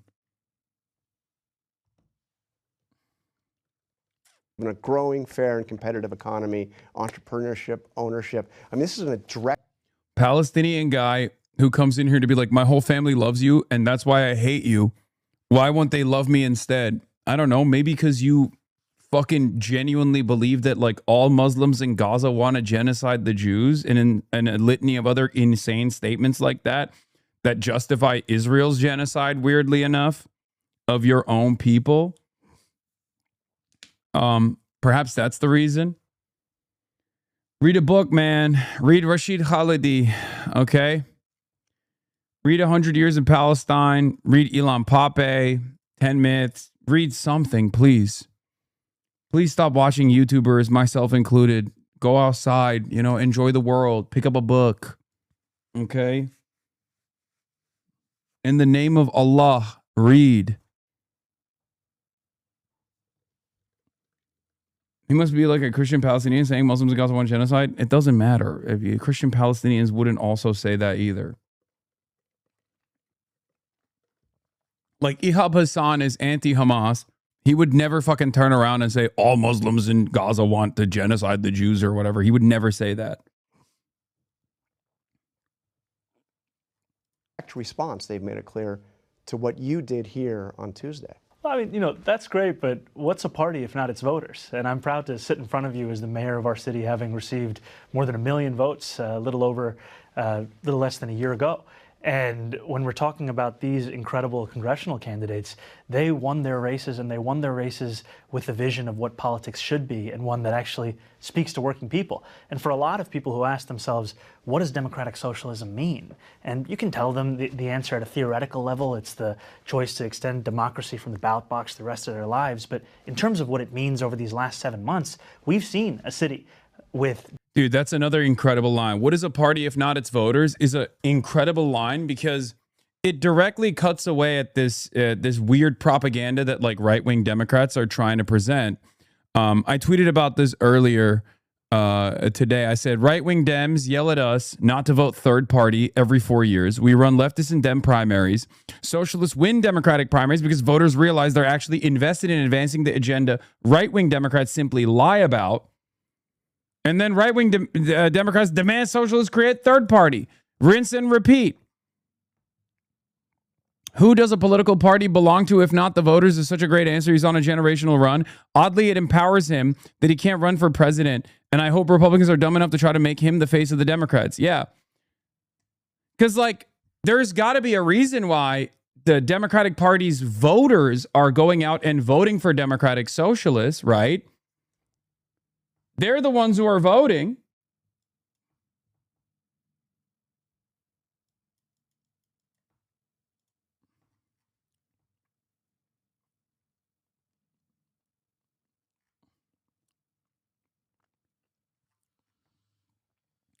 One must ask the question why they're voting for Democratic Socialists. Like, you can't, the New York one is also really interesting because it's a closed primary system. And in a closed primary, only Democratic voters are voting, okay? So if in a closed primary system, only lifelong Democrats are going out and voting, people who are registered to vote for the Democrats are going out and voting for the Democrats, that means these are your voters. And obviously, right-wing Democrats can't criticize the voters, even though they really want to. So they try to do this disciplining operation against the Democratic Socialist electeds. They try to do this disciplining operation against spokespeople for this movement, myself included. What they don't like is that voters want this, okay? But they can't openly say that. They can't openly be like, this is what the voters want and we fucking hate it. Why don't you shut the fuck up and just vote for us? They can't say that because that would look insane. But that's basically what they're trying to say.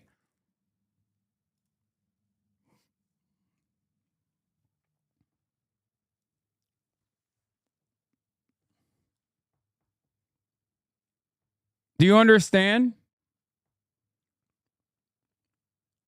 And the reason as to why there's appetite for this kind of politics from the Democratic Party is because the Democratic Party, by and large, advances this agenda even if they're not sincerely on board with it. And you don't hear Democratic Socialists turn around and be like, why are you guys lying? Why don't you run? Why don't you just abandon the Democratic Party and become Republicans because you are, right? You guys run on wanting to you guys always run on you know, socialist or socialist adjacent policies, but then you never implement it.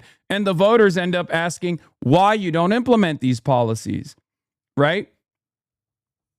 The reality of the matter is a lot of these right-wing Democrats are just Republicans that are ashamed, okay? They're ashamed of the moniker.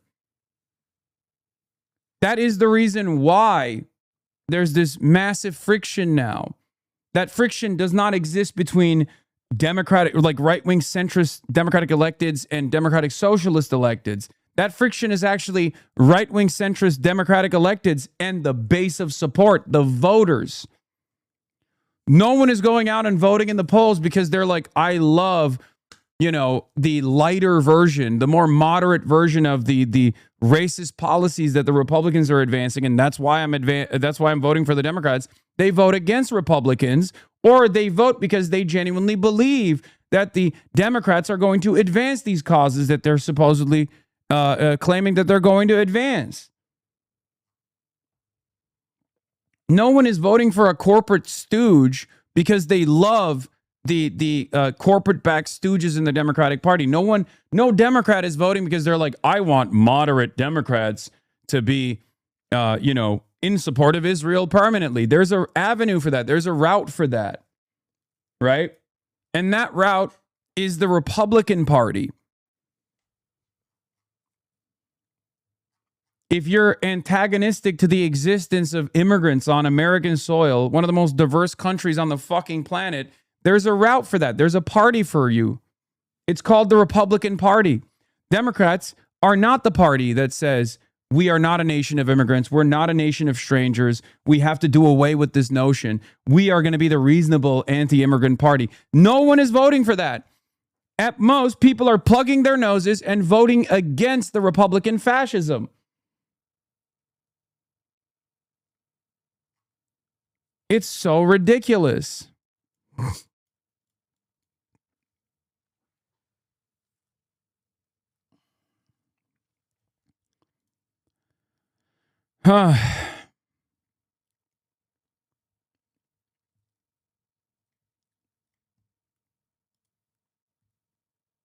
Anyway, let's get back to Zoran. Democratic socialist principles at the heart of it within our administration. And what we've delivered has been record lows when it comes to murders and shootings. So is it pragmatic democratic socialism? I think democratic socialism at the heart is pragmatic. Because if we cannot deliver for working people, then what is this for? I'm not interested in writing a manifesto or, frankly, in reading one. I'm interested in delivering, and that's exactly what we've been showing. But they're saying... He said, put down the theory. It's time for praxis. Zoran Mamdani calls out theory nerds. Zoran Mamdani calls out theory nerds, says, it's time to put the pen and paper down and get to work. Roll up your sleeves. It's praxis time. I'm about delivering results, he says. That if you're a socialist, you're not a Democrat. I mean, is there room in the party for both of these views? Yes, here I am. Here are so many more. And I think what makes our party a beautiful party is the fact that it's a big tent, that we have But you've also said it has to be a party with a spine, with a backbone. Yes, So even a tent has to stay up. Yes, so, you know, does it have to stand firmly for these ideas that you're talking about that others are calling dangerous? I think it has to stand for working people. And I think it has to be willing to fight for working people. And I think that there are some who are offended by the prospect of a party that knows who it fights for and goes every day to work for that. Because what we've seen over many years is a willingness to not only explain away the status quo, but frankly even to look to benefit from the status quo. And that's not what working people are looking for from our party. Yeah, Zoran said the philosophers of the world have heretofore only analyzed the world in various ways. The point, however, is to change it. That's what Zoran Mamdani said. No one else, actually. Zoran Mamdani invented that right there. As New Yorkers were going to vote, you said something interesting. You said the race for 2028 starts now, the presidential race. Bars. What did you mean by that? Well, a lot of pundits asked me about this race and what it means and how to think about it. And at the core of Tuesday's results was a message from Democratic voters across the largest city in the United States of America about the kind of politics they want to see. And we know that we oppose the cruelty of the federal administration. What is it that we stand for beyond that? So you can't just be anti-Trump, obviously. You got to have something you are not. I do not think he likes Marx, though. Seems like a social democrat.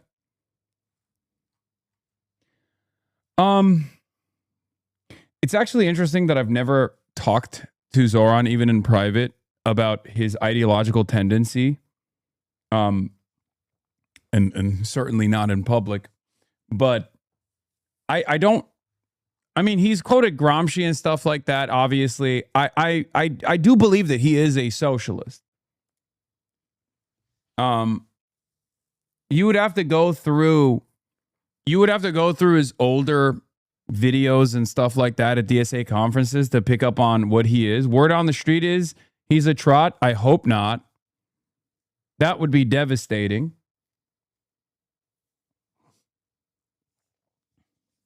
If I recall, he was part of Bread and Roses in DSA.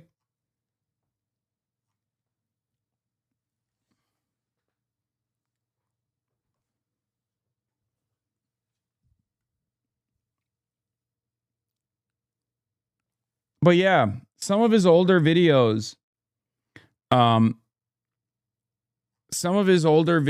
some of his older speeches from conferences and whatnot, obviously were far more radical, and that leads me to believe that he definitely is, he's definitely well read. I don't think he's like.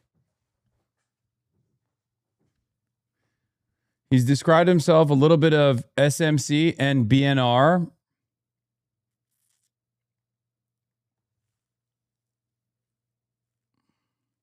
Maybe he's a Posadas? Yeah, dude, he's a Posadas.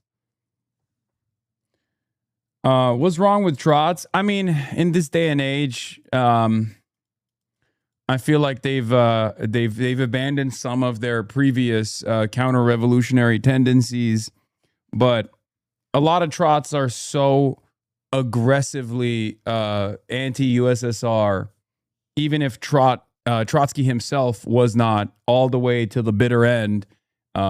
His writing, his writing on Stalin did get used quite frequently by not only the CIA but a lot of capitalist anti-communist. Like his writing is the backbone of anti-communist thought in the Western world. It's just true.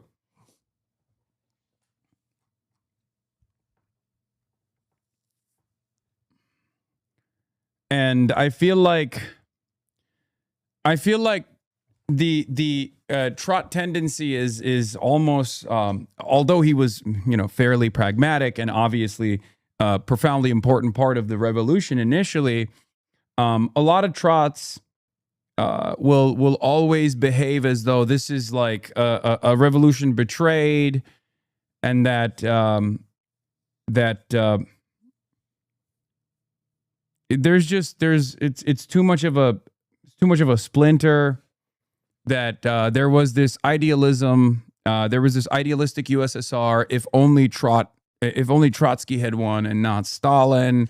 And then you can always point out to the excesses of the USSR and say, no, there's this like pure socialism that exists out there. There's this pure socialism that exists out there that has just never been achieved. And the USSR actually betrayed the revolution. And Stalin specifically betrayed the revolution, and the USSR became like a degenerative worker state that wasn't like real socialism. And I think that I think that ultimately that laid the foundation of a lot of anti-communist thought in the Western world. So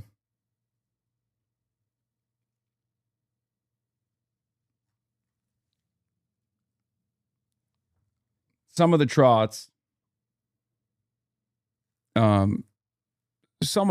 will take hardline stances that is borderline anti-communist, anti-socialist when it comes to actually existing socialism or actually existing socialist states, or rather attempts at creating a transitional socialist state.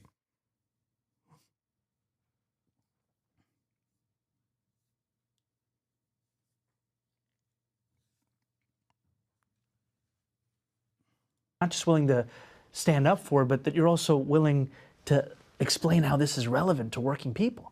And I think this just comes back to the fact that I'm leading a city that's the wealthiest city in the wealthiest country in the history of the world. I could end the sentence there and say that life is great for 8.5 million people, but it's also a city where 1 in 4 are living in poverty. And for far too many Americans, those contradictions have become their day-to-day life. And we need a party that's able to recognize the strengths of this economy and understand that it hasn't reached enough people.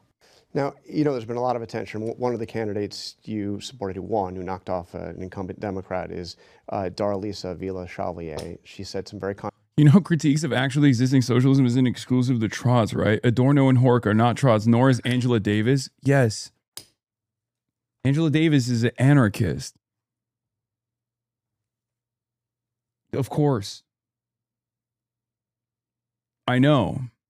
There are plenty of critiques of actually existing socialism. Ultimately, none of these states were allowed to fully go through this transition without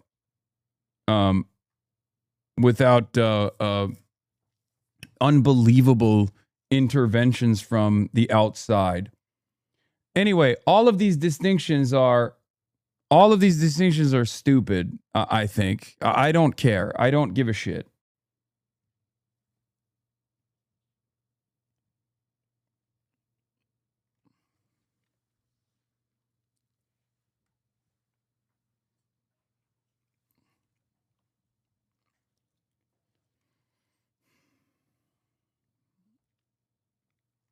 See, there is no AES because it's supposed to be international.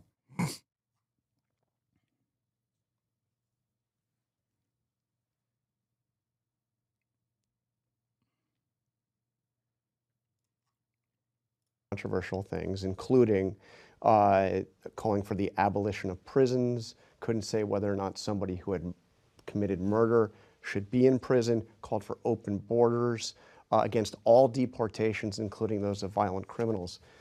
Are those positions that the Democratic Party could win on nationally? I think what the Democratic Party can win on nationally is a focus on working people. And I think that what I saw from Darlisa when I would walk the streets of her district was a focus on what she describes as a politics of life. She would talk about how we have to invest in babies, not bombs. She's now going to represent what is one of the poorest districts in the United States of America.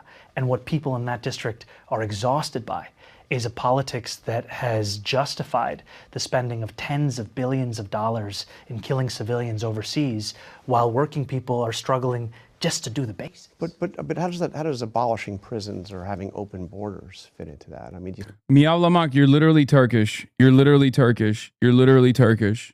Okay? Türksün.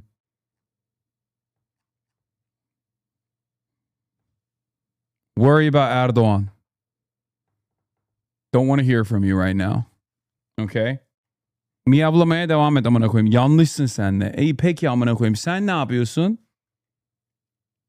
Getirdin mi komünizmi Türkiye'ye? Yakın mısın? Nasıl bir koalisyon kurdunuz abi? Ha? Yaptınız mı? Nerede? Sende var mı komünizm batın? Siz getiriyorsunuz ya demokratlarla çalışarak. Okey, ikimiz de getirmiyoruz o zaman. Ne güzel. See how those are ideas that a lot of your Democrats that are warning about what happened here say are toxic. Most of America won't go along with it. They're bad ideas. They're dangerous ideas. I think what the focus of her race was, what the focus of her candidacy was about the struggle that working people are facing. And I think that we can have disagreements on policy positions. What we have to agree on is what are we fighting for and who are we fighting for? She showed that in her race, and I think that many people will come to appreciate that in her leadership to come. So we can disagree on something as basic as whether or not there should be prisons? That's not your position. There are prisons, yes. And what we're also showing in this city is that safety is not something that's up for debate. It's something that we're actually delivering on. And I'm proud to be the mayor of a city that currently has the lowest recorded number of murders and shootings in recorded history in New York City. So there was also a take, it's not just Democrats, you've probably heard what President Trump had to say about you and about the candidates you supported, and he warned that if socialists win, and he calls you communists, but you will start living. That's a decent answer. I think mine is better. I think that her worldview or the goals that she wants to move in the direction of center empathy, and albeit they're unachievable in this current day, are still probably closer to the average person's perspective than those who are in Congress who believe that, you know, Israel is a great force for, is a wonderful American ally, or those who are in Congress who believe that we should maintain private prisons. You know? Like, focusing on rehabilitation to reduce recidivism in this country, as many countries already have, like Norway, is probably a far more equitable and just answer to this issue, and creates a long-standing solution. Too wordy gang, leave mayoring to Big Z. Oh my God. Oh my God. I know. That's why he's the mayor and I'm a fucking streamer. I know. I mean, he did a far better job on dealing with this. He did a far better job in dealing with this than I think AOC even did as well.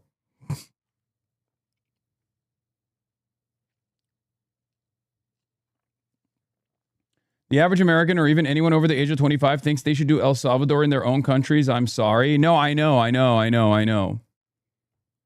There are a lot of insanely reactionary opinions when it comes to crime and punishment. It's one of the... I don't understand tankies. I'm new to this. Help me.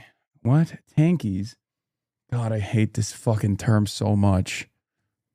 Ay. Dude, what are we talking about, dude? Campist, tanky... These terminologies don't exist anymore and should not exist anymore because there is no Cold War anymore. Okay?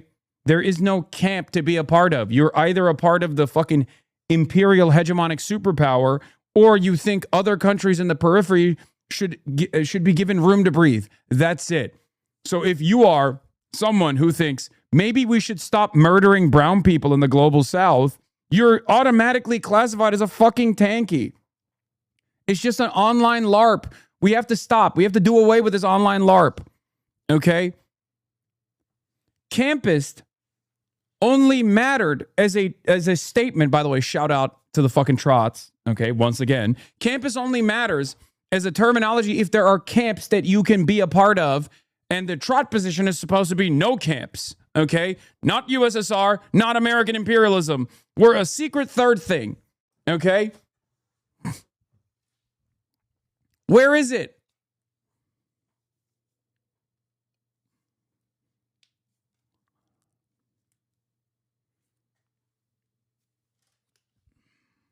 Yeah, the secret third thing, CIA.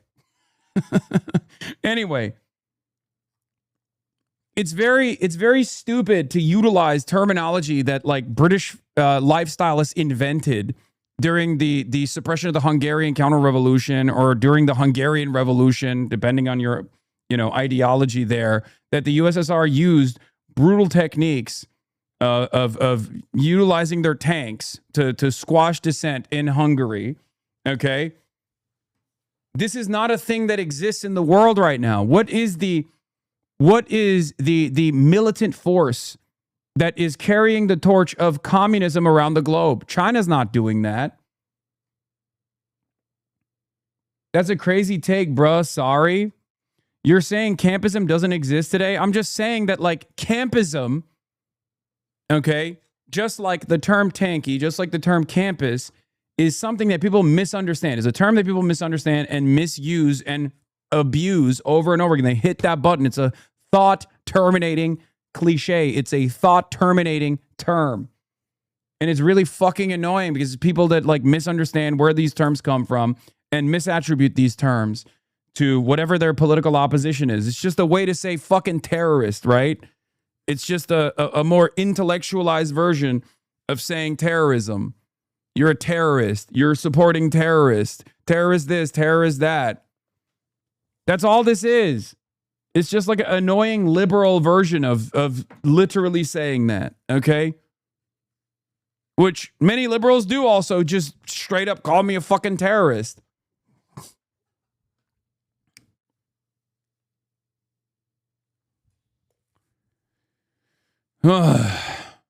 Anyway.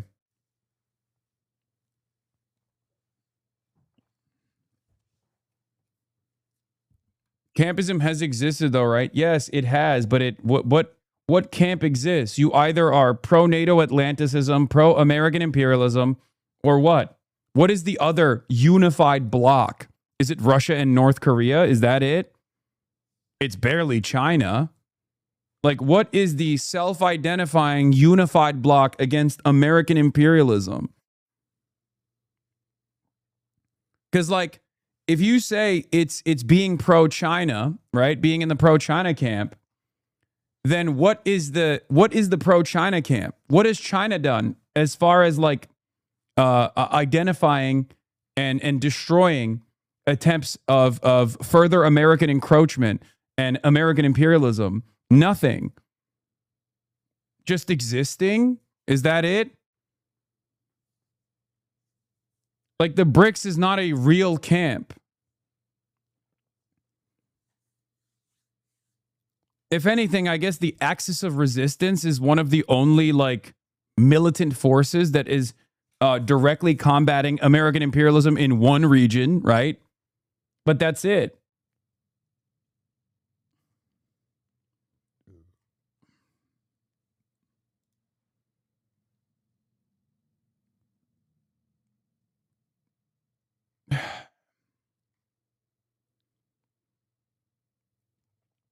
So-called campists do view a somewhat unified bloc of anti-imperialist states, Russia, Iran, China, etc. But what countries fit into that depend on the flavor of the person. Sometimes it excludes like Burkina Faso.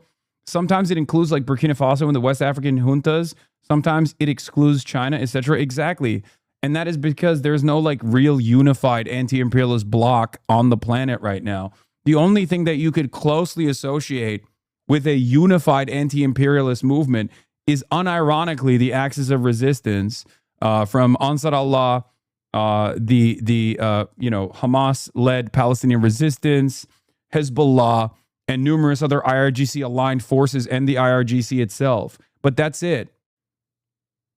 China certainly is not a part of some sort of like resilient anti-imperialist movement in the way that the USSR was, right? Russia certainly is not. I wouldn't say Russia is. What is this? Framing the present crisis via the old Cold War moralism won't work. Oh, yeah, this is about me. Eric Levitz called me a campist or a tanky or whatever. Framing the present crisis via the old Cold War moralism won't work. That the U.S. can now be seen as a vicious and amoral empire is progress. Our responsibility is to change it, not to seek retroactive justifications in comparison to something worse, as John Gaddis used to say. Bingo, I was just thinking campism makes no sense outside the polarities of the Cold War, and you expressed this perfectly. Yeah, you can't red bait without the reds, you know?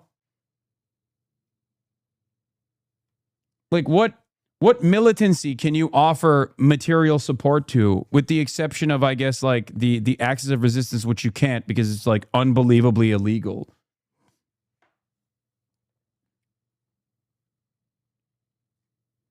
And even then, it's not the same as the Cold War dynamic because there's no, like, beyond combating imperialism as a direct consequence of the existential crisis that many of these groups are facing in their own regions, there is no like ideological bloc alignment either. It's not like the IRGC or Hamas or Hezbollah are socialist or communist. They're just purely trying to survive. They're purely trying to allow their people to survive against Israeli militarism, against American militarism, against American intervention. And intervention with aligned forces such as the Gulf states, for example. So that's it.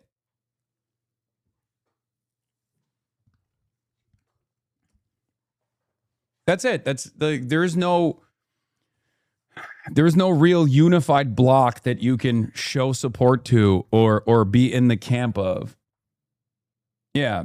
Libs misuse campus to mean reflectively siding with the power or believing the U.S. is generally in the wrong. Yes. And it's ironic because campism initially meant you're one of two. You're part of either camp, right?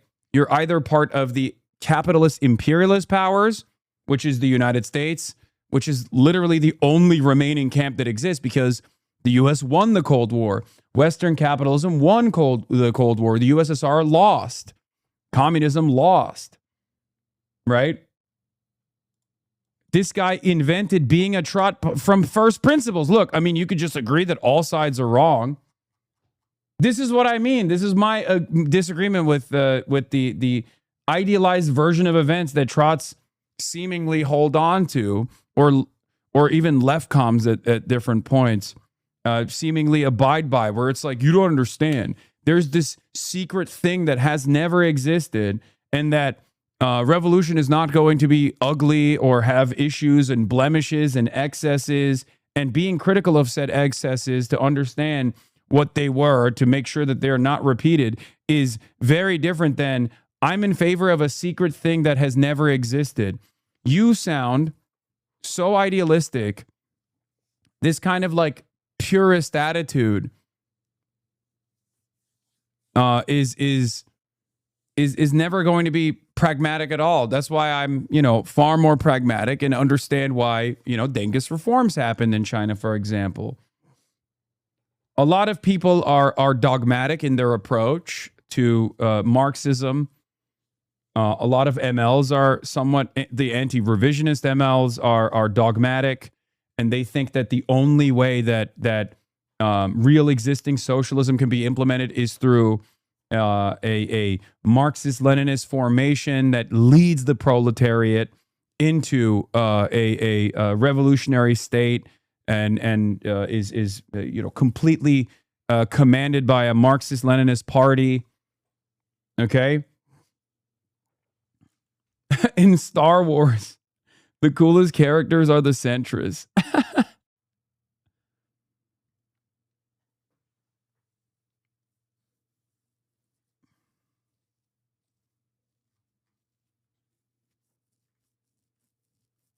The secret thing isn't secret. It's my Discord server. Yes, it always comes back to that.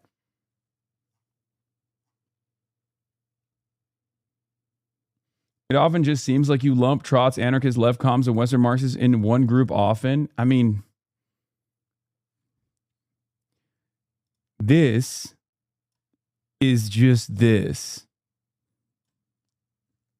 Perhaps there's a reason for why I do that, because that's usually what Western Marxists are. Let's be fucking real.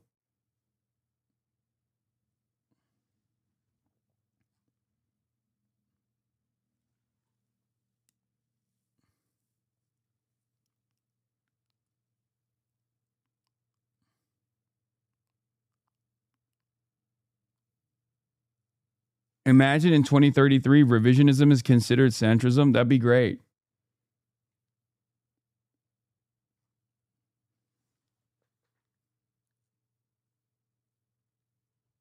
This is a convo that came out of a chatter asking if Mamdani is a secret Marxist.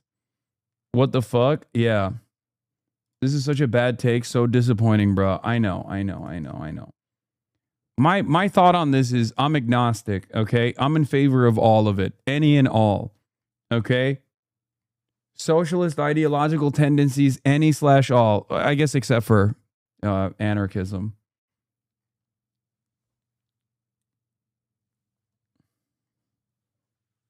That's it.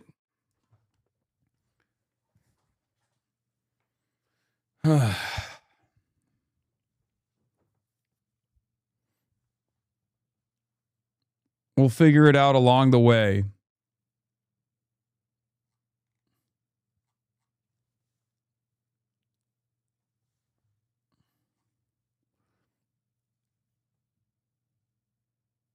Fuck you and your daily punching down on anarchists. Sorry. Anarchists are also profoundly important in direct action and mobilization. Okay? They're in the motherfucking front lines. I respect it.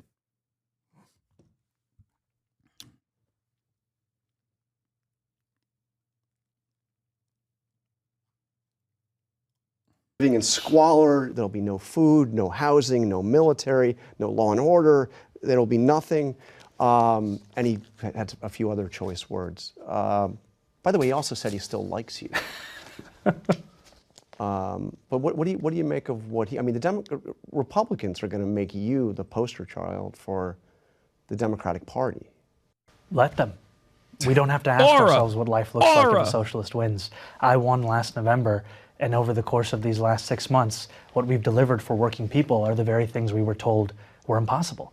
We've delivered free childcare for 2-year-olds for the first time in New York City history.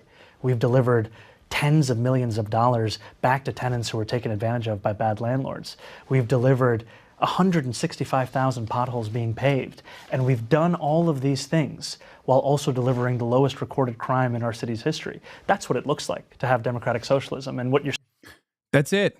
And this is precisely the reason why I say he is still a movement guy, okay? Regardless of whatever kind of criticism I might have at any given moment, some of which I was wrong on, and I openly will admit that. I'll eat that, you know? And some of the criticisms I still hold and maintain. He is a real one. This is the point, okay? First, you run as a democratic socialist, and you run on issues, okay? You run on how you're going to improve people's lives. Then you win. And then I can point to that and say, look, see, he did it. You can too. Other people pay attention to that. They go, I like winning. I would like to do that as well.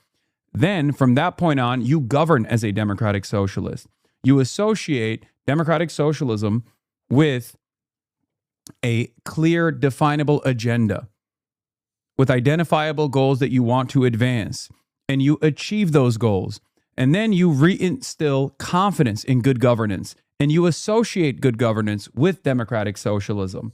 Okay?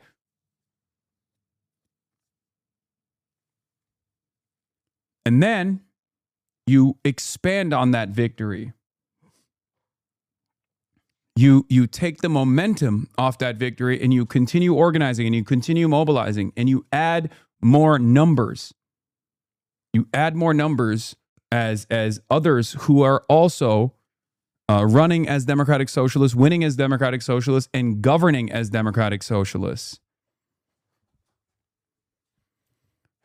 This is how you do it. And this was why he was elected into this position of power, to not only deliver a radical agenda for New Yorkers that places New Yorkers first, that places the working class at the heart of this movement, but will actually deliver on results for the working class.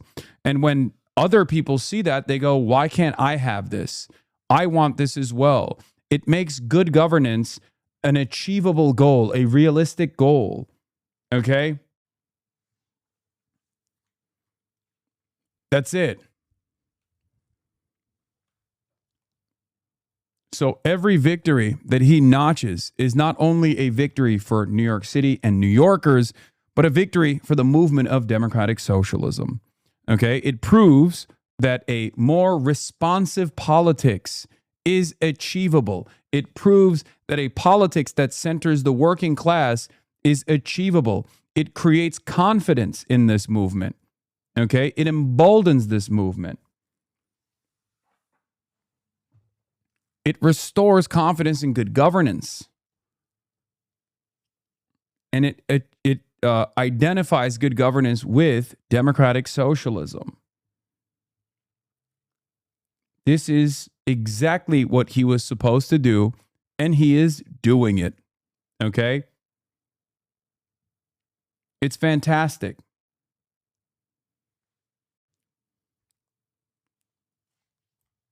Seeing is that New Yorkers experienced this for 6 months and made the decision that they wanted to see more of it on the national stage as well. Can a democratic socialist get elected president? I think a democratic socialist can get elected. What do you mean? Your criticisms are things he didn't campaign around. I mean, there are certain things he didn't openly say that he was campaigning around, like associating good governance with democratic socialism, but he's doing that because that's a part of a broader working class focused movement. Okay, that's number one. Number two, there are certain things he said he was going to do, like disbanding the SRG, keeping the head count for the NYPD the same. Those are promises that he made on the campaign trail that he hasn't followed through on. So, you know, those are still, I think, reasonable critiques to hold Zoran accountable on. But ultimately, inside HasanAbi stream, there are two wolves: positive support for SOCDEM governance, intense support for highly restrictive and authoritarian theory. How are you going to go from left bashing the lasered focus on SOCDEM governance? Because because unlike you and unlike many people, I understand where the American people are at. I understand that there is no vanguardism in this country because there's no Marxist-Leninism in this country because there's no class consciousness in this country. Okay? That's it. Because I'm pragmatic. Okay? Because I'm fucking pragmatic. What differentiates that from Mussolini thought? That's awesome. From Mussolini thought, because it's objectively anti-fascist. Jesus Christ. You think Mussolini was basing his theory off of dialectics, dialectical materialism? Or do you think that he was personally aggrieved by the existing Communist Party in the country? Okay, intense authority with no worker input. What are you talking about?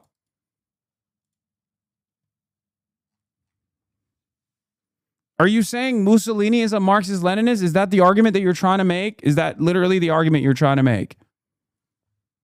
What is this fucking argument?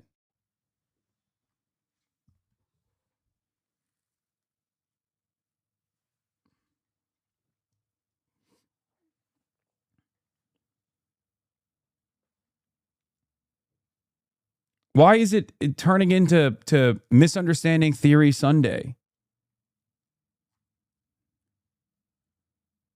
God damn, dude. Left comms fucking loop around back to any matter of authority is actually the same as fascism, existing fascism. Mussolini, known Communist Party member, of course. I mean, he was. By the way, he literally was. That is true. He was that. But that is before he became what he is known for, which is fascism, which is obviously has nothing to do and is directly antagonistic to communism. Anywhere across this country for any position, what I think we need to bring is a focus on working people. And that's the direction that the party should go in. Yeah, saying Mussolini was communist is like saying Van Jones is a Maoist third worldist. Obviously, theories evolve, right? People change. Opportunists exist of all different sorts. Fascism is the highest stage of opportunism. And in terms of selecting a candidate for 2028. I think the direction that the party should go in is how best to fight for working people. I think we need to have a platform and a vision that doesn't sound as if it was cooked up by consultants, but instead one that you would say in response to someone who's asking, why can't I afford my rent? Why can't I afford my groceries? Why can't I afford my childcare? We need to make clear who we stand for, how we're going to stand for them, and that we're actually willing to fight for them when the going gets tough. Obviously, Israel was a big issue in these races. Not the only issue, but a big issue. Is there room in the Democratic Party for candidates, officials who support Israel, not just support Israel, but support military aid for Israel? This was a huge issue for you. Well, I think what we've seen is that the time for us as elected officials to pronounce what the party should be is one that should come to an end, and we should let Democratic voters themselves take the lead. And we've seen on Tuesday evening, we saw Democrats turn out in districts across the city to make clear that they were tired of tens of billions of dollars being spent in our taxpayer dollars to violate international law, to kill thousands of civilians. And you and I know that right now the way that Palestine is described is as if there is a ceasefire. That's the language that's typically used. Yeah. More than 1,000 Palestinians have been killed in that ceasefire. And what New Yorkers want to see is a politics of conscience, a politics of clarity, a politics of conviction. And to follow international law, to believe in the humanity of all people, it shouldn't be a journey too far. And I think that our party needs to hear what Democrats are telling it.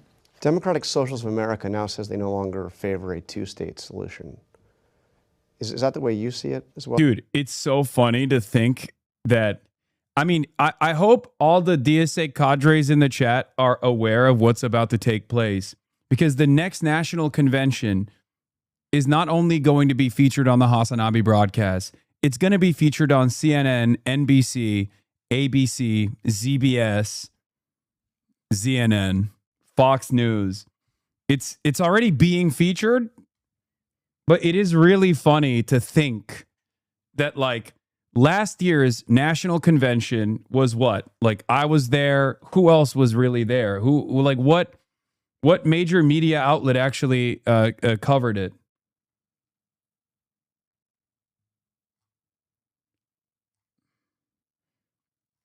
Like imagine parsing through the decision-making process as to why a single solitary secular state was voted against at the DSA National Convention as it was done last year. It's so funny. You must be the smartest dumb guy I know. Wait, what? I don't know what you're saying. So, if I recall correctly, the DSA voted against that. And then a lot of the outsiders, a lot of the ultras were very mad about that. And they were, but the decision for why they voted against it was because they said, look, this should be up to the Palestinians. We shouldn't be enforcing secularity on the Palestinians, which I think is whatever. It doesn't matter. We're fucking Americans. You know what I mean? Just like I understand where it's coming from. The only difference between you and Mussolini is that he reached the conclusion that pandering to reactionary populism. Okay. Theory is when worker councils. Oh my God. Theory is when worker councils are dissolved. Didn't say Mussolini was a communist though. Workers' democracy is literally an essential part of Marx and Lenin. The only difference between you and Mussolini is that he reached the conclusion that pandering to reactionary populism is a much easier way to come to power than mass electoral politics. Your New Deal ideation is the same politics as Italian fascism. Both FDR and Mussolini agreed on this. Oh my God.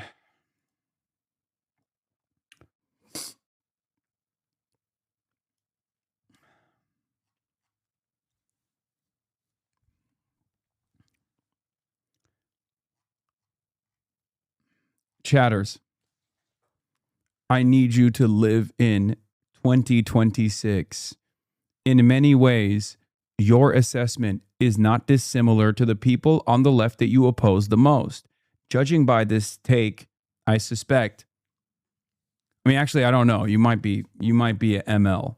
But judging by this take, this is no different than saying that the only way to achieve socialism is literally the exact same methods that were deployed by the Bolsheviks, okay, in 2026, trying to compare the conditions, the material conditions of an agrarian peasant society like Tsarist Russia to 2026 industrially developed United States of America, okay?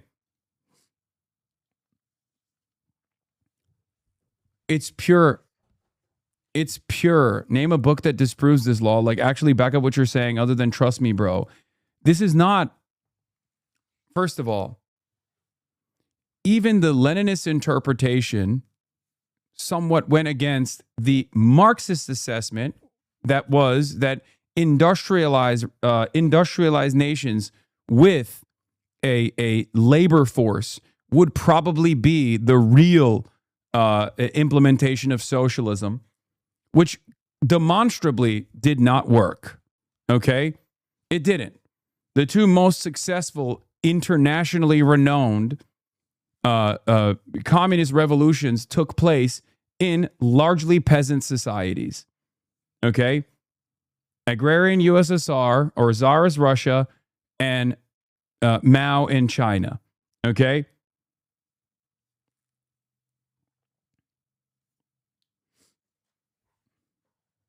These were peasant-backed revolutions. I look back and yeah, the OSS lost at the National Convention. Yes, it did. One state solution that is secular lost at the National Convention.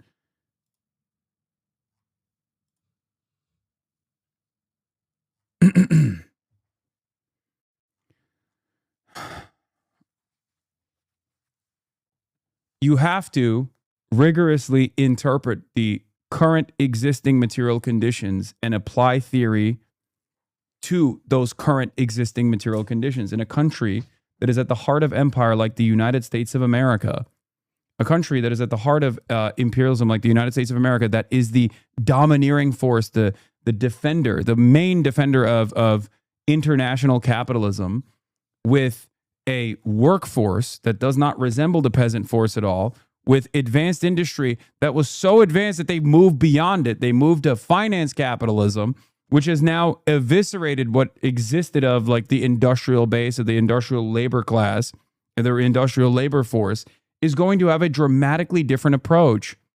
Okay? This is uncharted waters. It's untested theories. We're all working through it right now. Do you understand?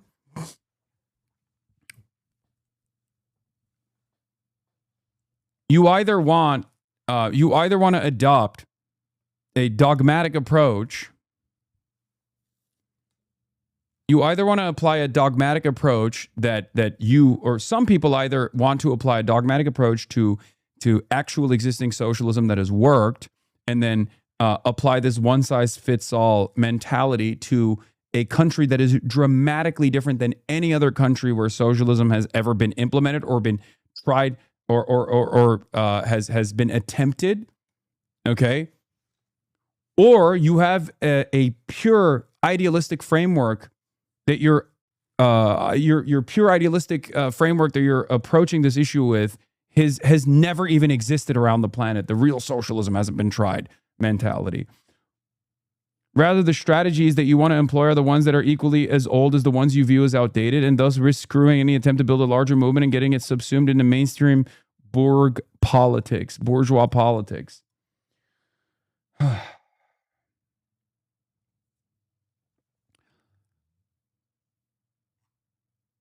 What do you suggest?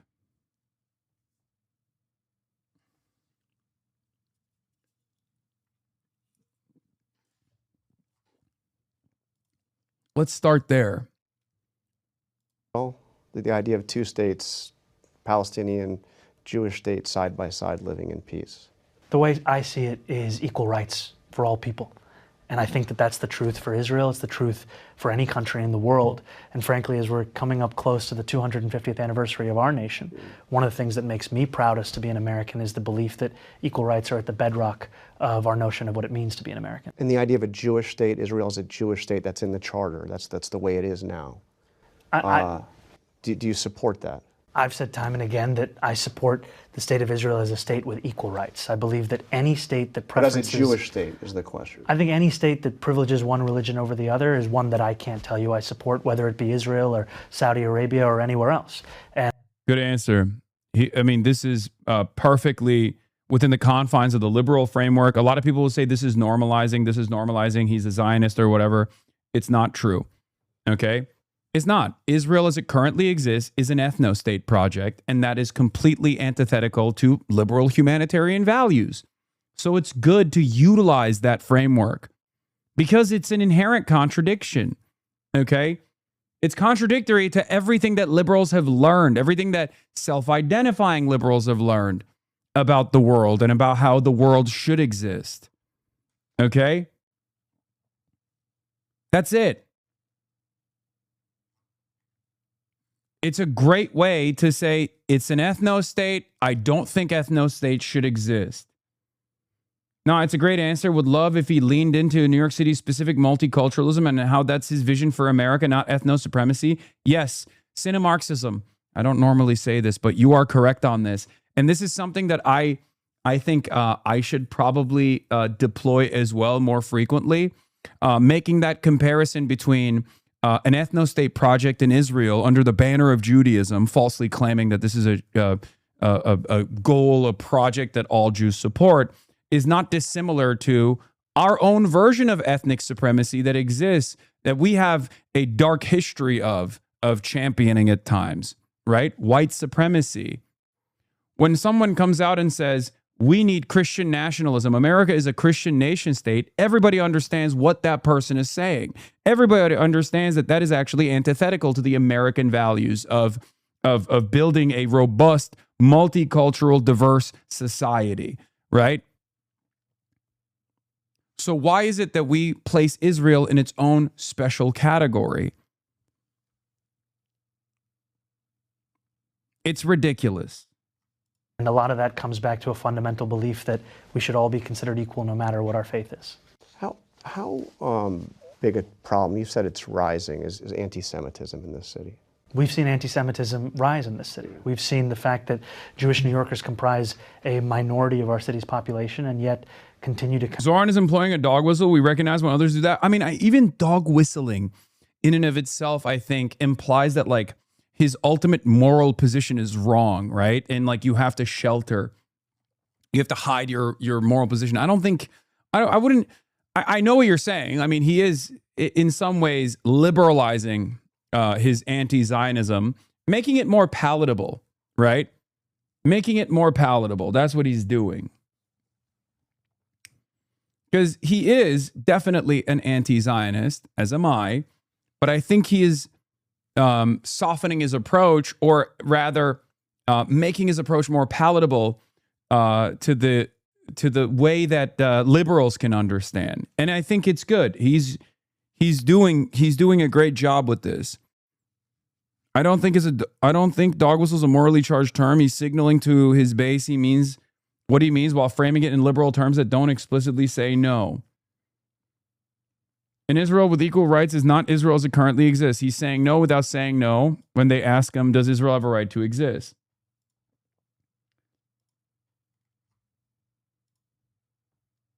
Ultimately, the morality behind his sentiment has not changed. Ultimately, the goal has not changed at all, right? It's a good thing to do. It's pushing the boundaries as much as an elected representative can, because when you're an elected representative, obviously you have significant limitations in what you can and can't say. You can't be ridiculous. You can't be silly. You can't engage in like the agitative propaganda that I engage in, right? Agitprop of the sort that I deal with is very clearly looking at what is right at the edges of the confines of permissible speech and then hoping to expand it towards the left, right? Pulling by force liberals or self-identifying liberals into understanding the world from our perspective. And that is the reason why I do the thing where I say, like, you know, I'd vote for Hamas over Israel 1,000 times over. Hamas is 1,000 times better than Israel. I'm a harm reduction voter. Things like that I say are they're not wrong, right? But it's also by design. I'm like deliberately trying to get liberals to understand that between these two forces, like one side is closer to being on the righteous side than the other. A lot of liberals obviously have a significant hang up, right? They've never thought about like why Palestinians resist. They understand that Palestinians are being destroyed, dominated, killed, murdered, but anything that moves beyond the perfect victimhood narrative, they can't cope with. They can't deal with. They're like, what do you mean they're fighting back? That's unacceptable. So what's the alternative? That they should just, you know, quietly take it, quietly eat it, just be killed? Israel has been an aggressor since even before 1948, when Israel was invented, right? So the notion that people are not going to harbor resentment towards this initiative that is exterminating them, that's actually ethnically cleansing them by through militancy from their ancestral homelands, I mean, it's completely ridiculous. Of course, people are going to fight back. So the question I always try to get people to arrive at is like, okay, so you say free Palestine, you say you're for a free Palestine, but you don't like the people that are shepherding the current formation of the Palestinian resistance. You don't like the people that are in charge. Okay, so let's work through that. What are some of the reasons why you don't like them? You go, okay, October 7. I say, yes, October 7 had numerous atrocities and even war crimes. Having said that, however, do you feel like the evolution of the Palestinian resistance got there because these guys are barbaric, racist monsters or Jew haters in the way that it's been presented? Or do you think this is a consequence of 80 years of apartheid and occupation and ritualistic humiliation of the Palestinians, death and destruction, controlling their diet? You know, You can't put yourself in the shoes of the Palestinian population.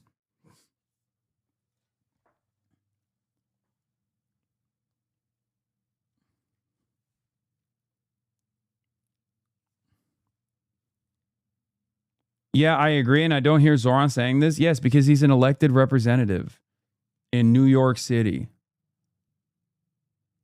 And his primary purpose here is to govern and govern well. Okay?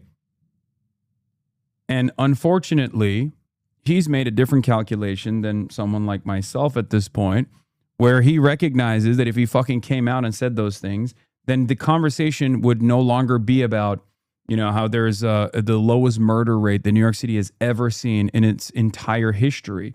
The conversation would be about how Zoran Mamdani is a Muslim communist radical who wants to do fucking 9/11s every day in New York City.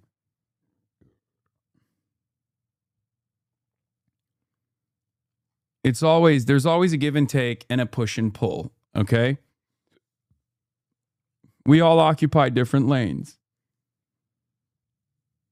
And a part of his goals as a movement leader is to not only govern well, but to show the rest of the country that he is governing well as a democratic socialist.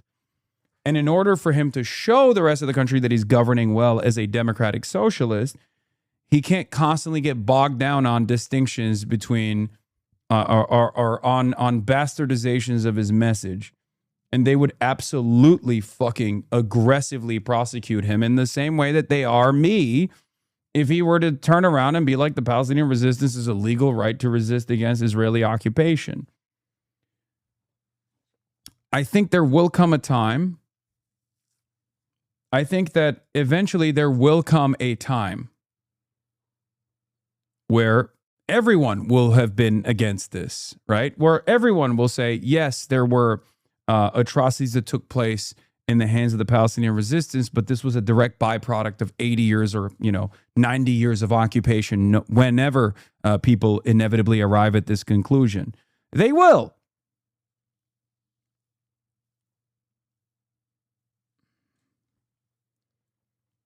But I'm not going to say that he's doing a bad job overall, because I do understand where he's coming from. Even if this attitude actually sometimes puts him at odds with what I'm doing. Constitute a majority of the hate crimes that have been purveyed in this city. And that's something that's unacceptable. It's something that we will never come to see as if it is a part of life. It's something that has to be fought and rooted out of every one of the 5 boroughs. What did you think when Dan Goldman, that coffee shop in Brooklyn, said that they wouldn't serve him because of his support for Israel? You have a problem with, the idea of, of a establishment like that saying they're not going to serve somebody if they support Israel? I've said that I have political disagreements with Congressmember Goldman. I do believe that that's a response that goes beyond that. So that's not the right kind of thing. No, I think it's much better to keep that critique in the way that we've done it. Okay, so we're just about out of time. I got to ask you. I noticed that you're turning 35 soon, right? In a few months, yes. So you now hit one of the constitutional requirements to run for president. But there's another one that says you have to be a natural-born citizen. You were not born here. Yes. But do you think that's something that should be changed in the Constitution? It would take an amendment, but do you think that we should change that? No. No? I think the Constitution looks good the way it is. Just the way it is. Just the way it is. I'm very excited to focus on New York City, but thank you for reminding me of my upcoming 35 mortality. years old. 35 years old. All right. Yes, sir. Mr. Mayor, thank you very much. Real pleasure. Hakeem Jeffries, your future colleague, was asked about these races, and he seemed to downplay them by saying some of those races were in higher income districts with an outsized focus on issues connected to Yes, dude. Zoran and I are the same age. Muslim anti-Zionist socialist. I've never felt more directly represented in American politics in this very moment. Not that it matters at the end of the day, obviously. But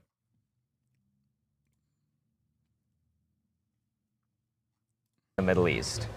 I gotta pee. How do you respond to him characterizing, potentially, seemingly, your race that way? Well, I think it just is a misunderstanding of what this community is, because this is the second poorest congressional district in the state and by some measures the country. And when you have a poverty rate of 26%, a childhood poverty rate of 40%, right, that speaks volumes about what our priorities are in our budgets. And I view our budgets as moral documents. We can say that we love our children, we can say we value education, but if time and time again, those are the things that are being defunded and underfunded, while the war machine is constantly getting more and more money thrown at it, you know, I think that says much more about where our values actually lie. You support Hakeem Jeffries as leader? Not necessarily. I would like to have a conversation with Hakeem before we make those determinations. I think, again, I'm here to represent this district, and this district is one of the most left progressive democratic socialist districts in this country. It's full of working class people and immigrants and working families that are struggling right now, and they want to see leadership that understands that really deeply and that's ready to fight for them. A big issue that dominated your election and many other elections across the city was, of course, Israel-Palestine. I understand you've had sort of a journey that you've gone through in engaging with the issue. Could you take us through how that journey first began? Yeah, I actually had the privilege of visiting Palestine when I was 20, and it was 2014. And while I was there, I was living in Nablus and just meeting a lot of people, and traveled around the region.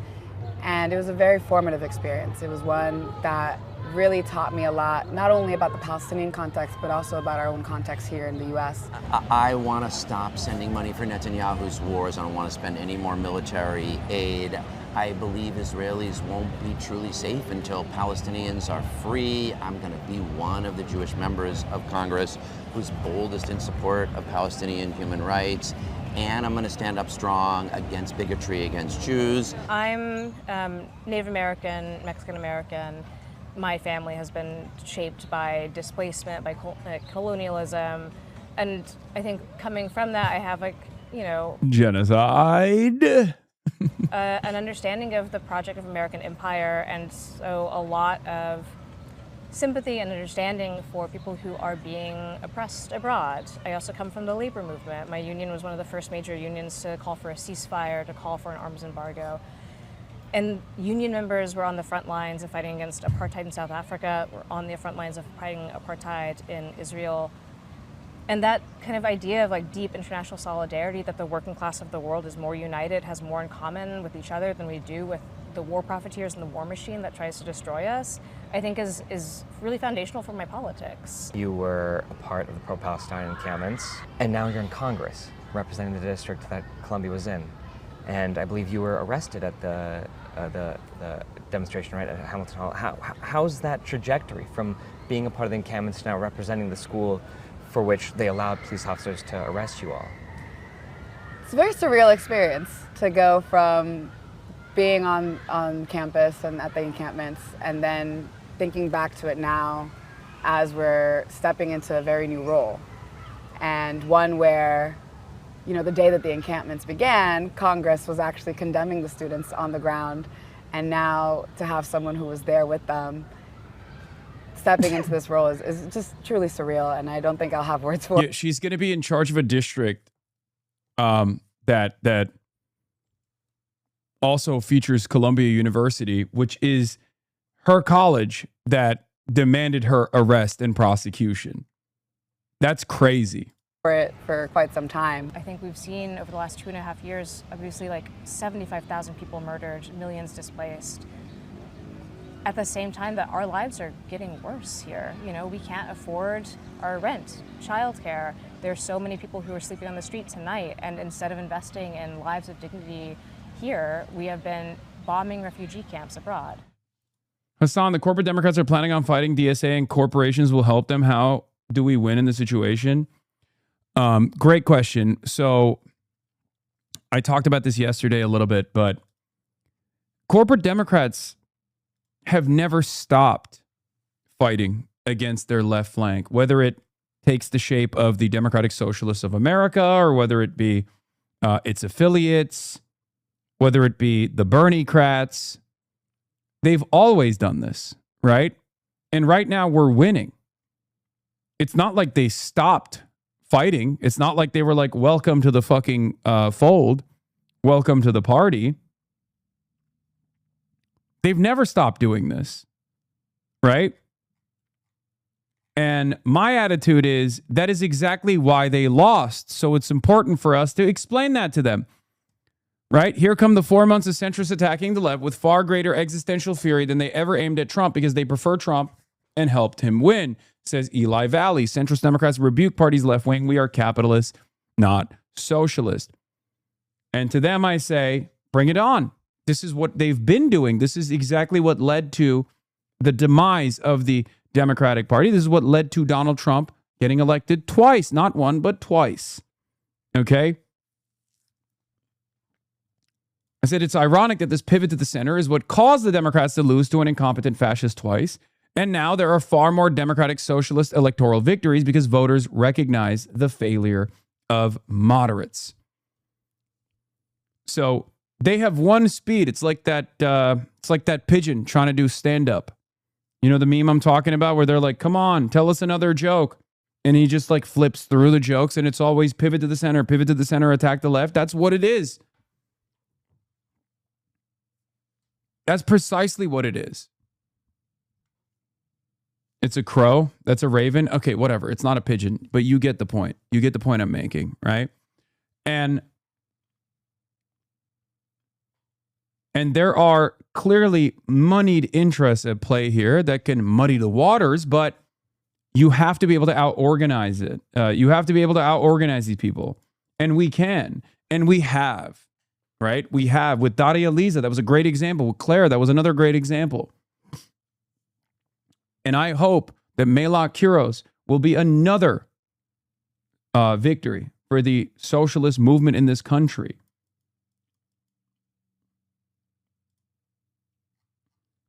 AOC was talking about this earlier, and I think she was 100% right when she said that the center of the party has no affirmative vision to provide. The only people who are saying that they will do and not what they won't do are the Democratic Socialists. Yes. Please. Here's AOC speaking this morning on iHeartRadio, and then we'll see the response to that. They said, we're going to sign a pledge against socialism. And we say, okay, but then when you pull up this website, they can't answer the same question that you just asked me, Santita. There's no, okay, fine. If you're against them, that's okay. But what do you believe?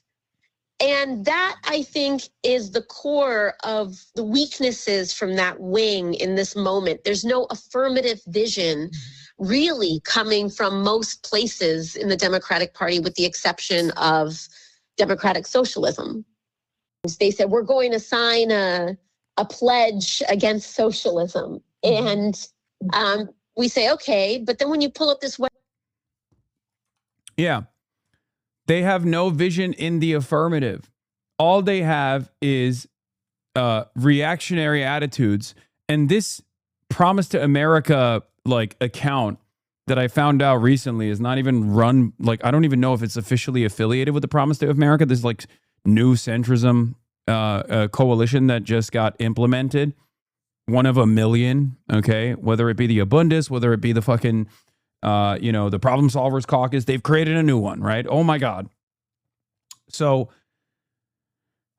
the Promise to America, the vision for America is mostly just a vision for Israel, let's be real, but they respond with, hi, AOC, our Promise to America isn't just about rejecting socialism, it's a vision for the future. Our principles say it best. We believe in an economy that works for everyone, not just those already at the top.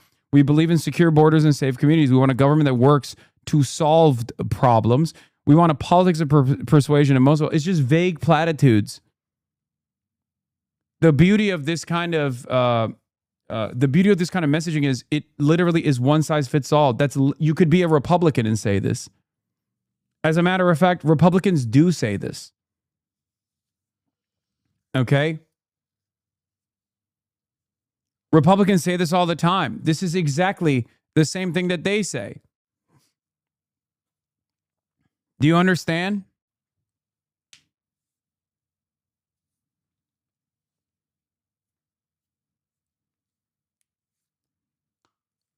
Democrats cannot comprehend that this goes beyond a simple branding issue, that you haven't branded centrism well enough. True centrism hasn't been tried, they say. Okay, some of them are ideological zealots. Many of them are paid to be ideological zealots because they're mercenaries, right? Because there is no guiding principle of centrism out there. It's not a real thing. Unless you're Lex Friedman, who is the one true centrist. Okay? But they have no vision in the affirmative. Socialists do. They have a place that they want to move this country towards. They have an idea of what a functioning society looks like, and they want to implement it. Meanwhile, liberals are constantly forced to respond to those changes because they're in the center and they are utterly devoid of some kind of vision in the affirmative. So what they end up doing is, like, if it's Trump that's like moving the country to the right, they say, oh, we oppose Trumpism. We want moderate solutions to mass deportations. If it's socialists moving the country to the left for the first time in a long time, they say, oh, we oppose that. We oppose amnesty initiatives. We want moderate deportations, a modest amount of deportations. That's it. Yeah. 45 years old, the promise to America, D. New York, 45 years old but young at heart, the king of Zing, loves to say, while DSA's up to some monkey business, I'm over here standing on business, and other really awesome, useful shit.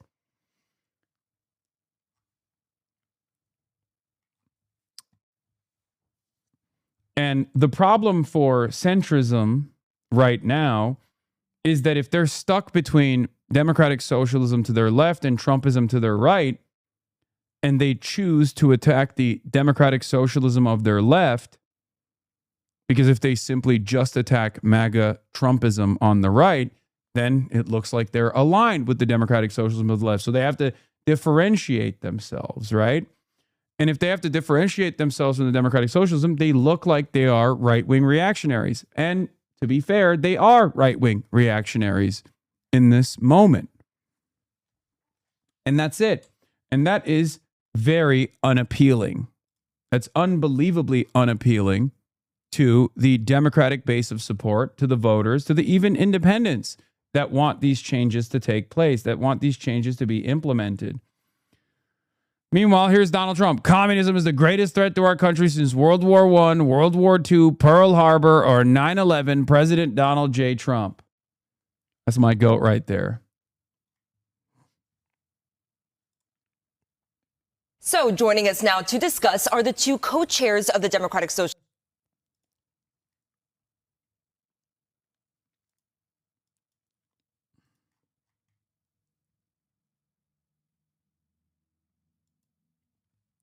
AOC response to centrists telling socialists to leave the party. Here, the corporate Democrats tell you to get out of the party. What say you? Because you're a Democrat. You can't tell them to get out and then in a presidential cycle, tell them that they have an obligation to vote for you. We're either a team or we're not. And at the end of the day, we all need each other, to our chagrin and to our disagreement.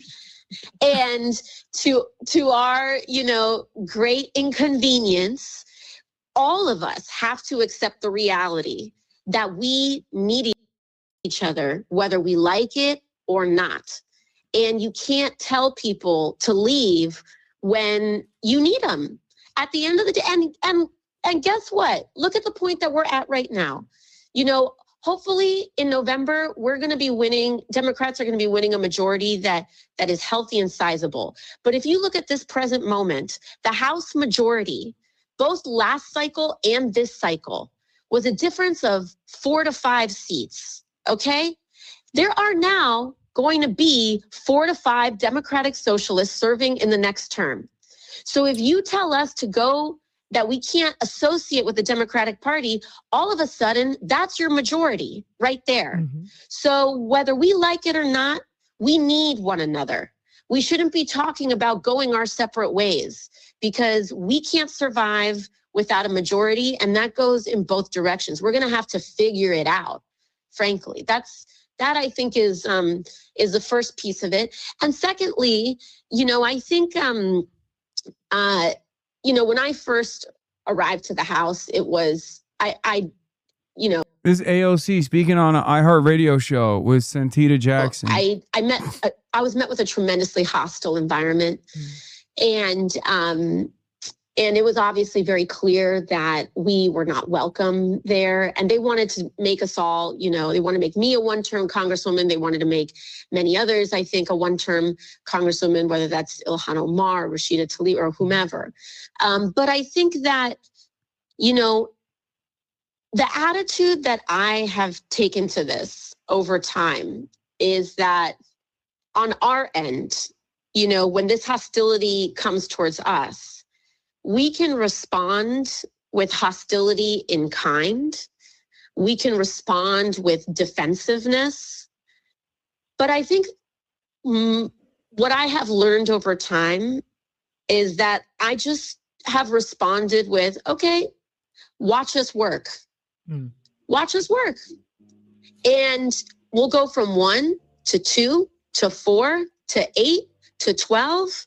And people can go crying and be upset, but we'll just keep growing. And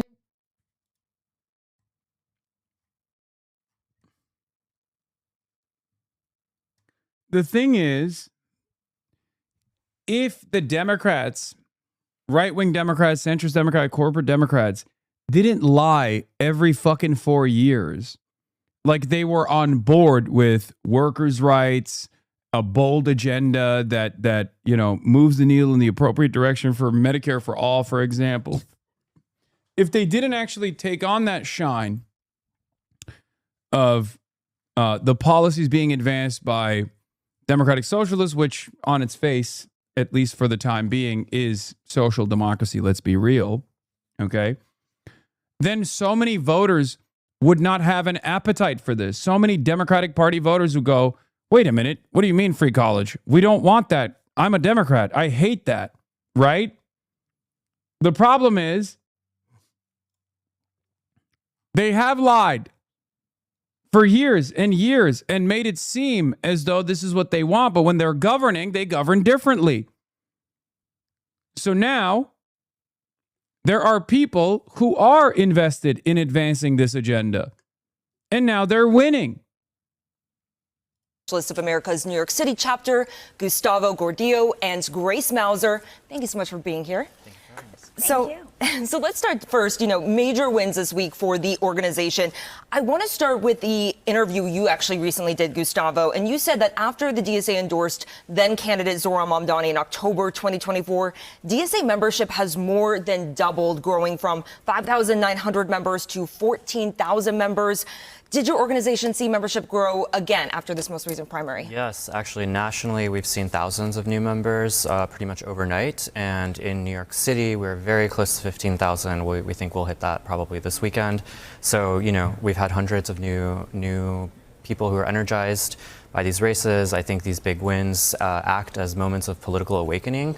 That was my experience when I first got involved in a race, which was actually Alexandria Ocasio-Cortez's campaign, and just seeing that as an ordinary person, you can actually have an impact in the political system, I think is really transformative. So 7 of the 8 candidates the DSA endorsed won their primary races this week. Some of these candidates upseated long-term incumbents like Congressman Adriano Espaillat. And some of the concern I've heard is about unseating incumbents that have some sort of level of power. Like Espaillat, he did chair the Congressional Hispanic Caucus.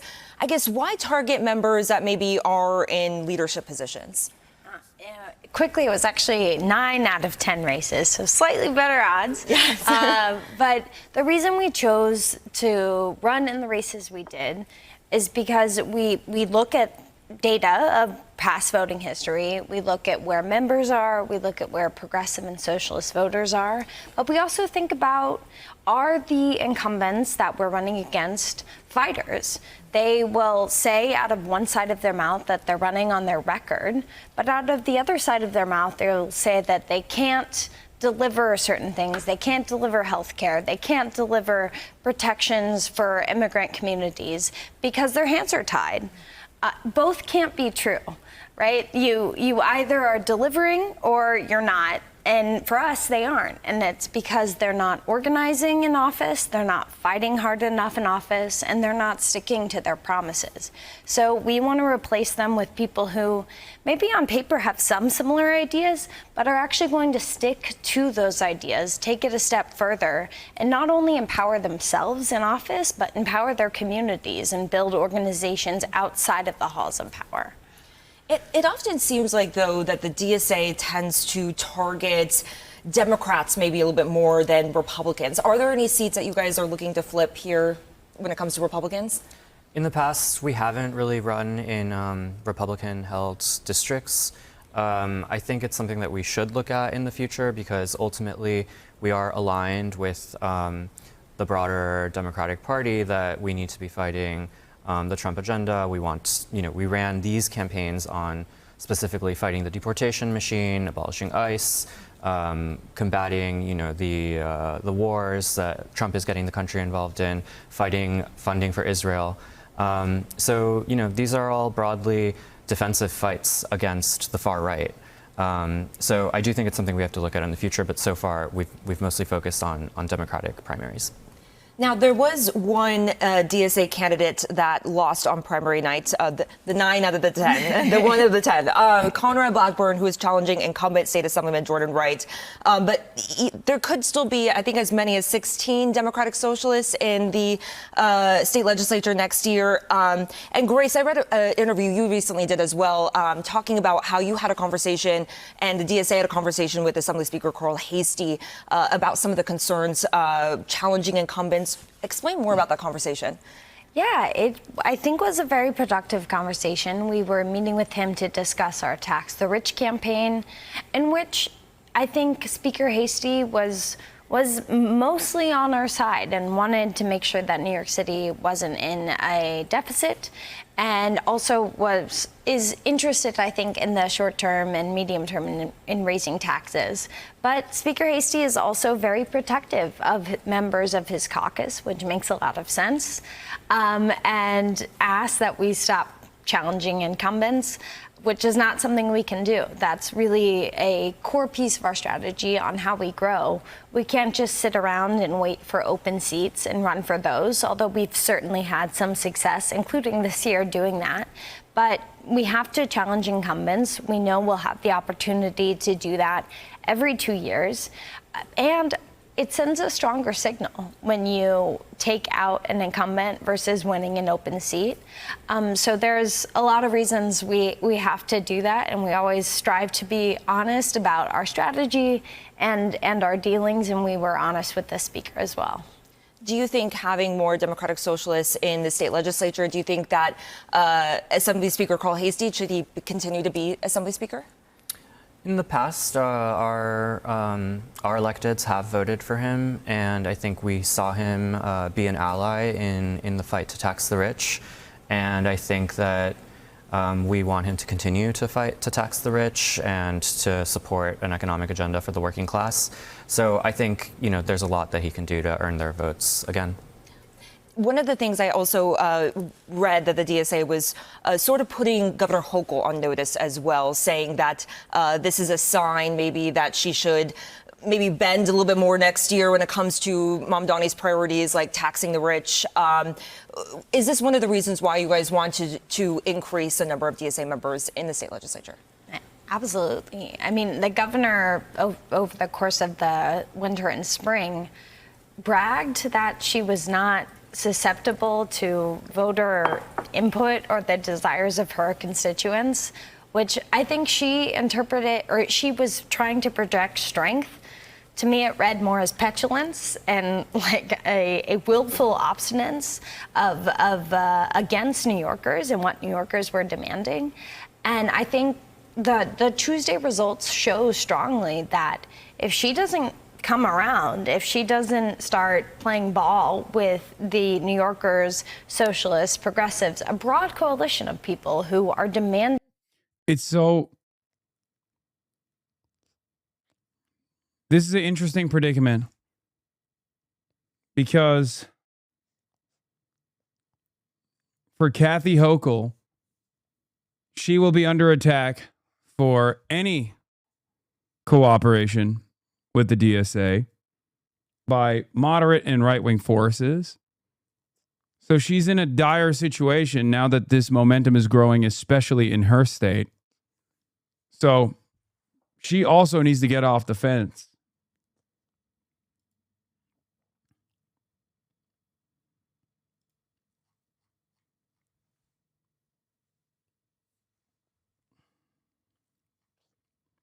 She has to lean into the growing momentum that DSA represents in her own state, or else she's cooked.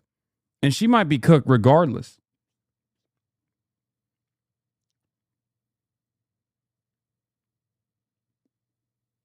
That the rich be taxed in order to fund a state and government that works for working class people, then she may not be long for the office. Now, I don't understand Hochul's approach from a political perspective. Taxing the rich is popular even among independents and some Republicans. She thinks this will hurt her in the governor's race, but I just don't see that happening. What do you mean? It's because she's beholden to those very same corporate interests. That's it. Okay? That's it. That's literally it. She has to serve the actual masters here. That's the only reason why she's not fucking leaning into this populist messaging. Yeah, it's not the real base. Elections at that level are not won by actual voters. It's won because people don't want to vote for the Republican. And in the absence of real alternatives, right? Because she doesn't have any, it's over for her. I mean, it's not like the state is not going to vote for a Republican. She knows that. So she's trying to manage these two different coalitions. Voters on the one hand, which she obviously cares about, but not that much because it's a lock. It's a guarantee after the primary. And the coalition of business owners and corporate interests that will actively undermine her if she doesn't lean into their needs. I guess when people have been watching the rise of democratic socialism, I think people like you too have been seeing this rise go on for the past few years. But for some people, I think this really started appearing in their minds when Mayor Mamdani was elected. So I guess hearing from you guys in just a few sentences, which I know is always hard, but help explain what democratic socialism is and what the mission is here in New York City. Sure.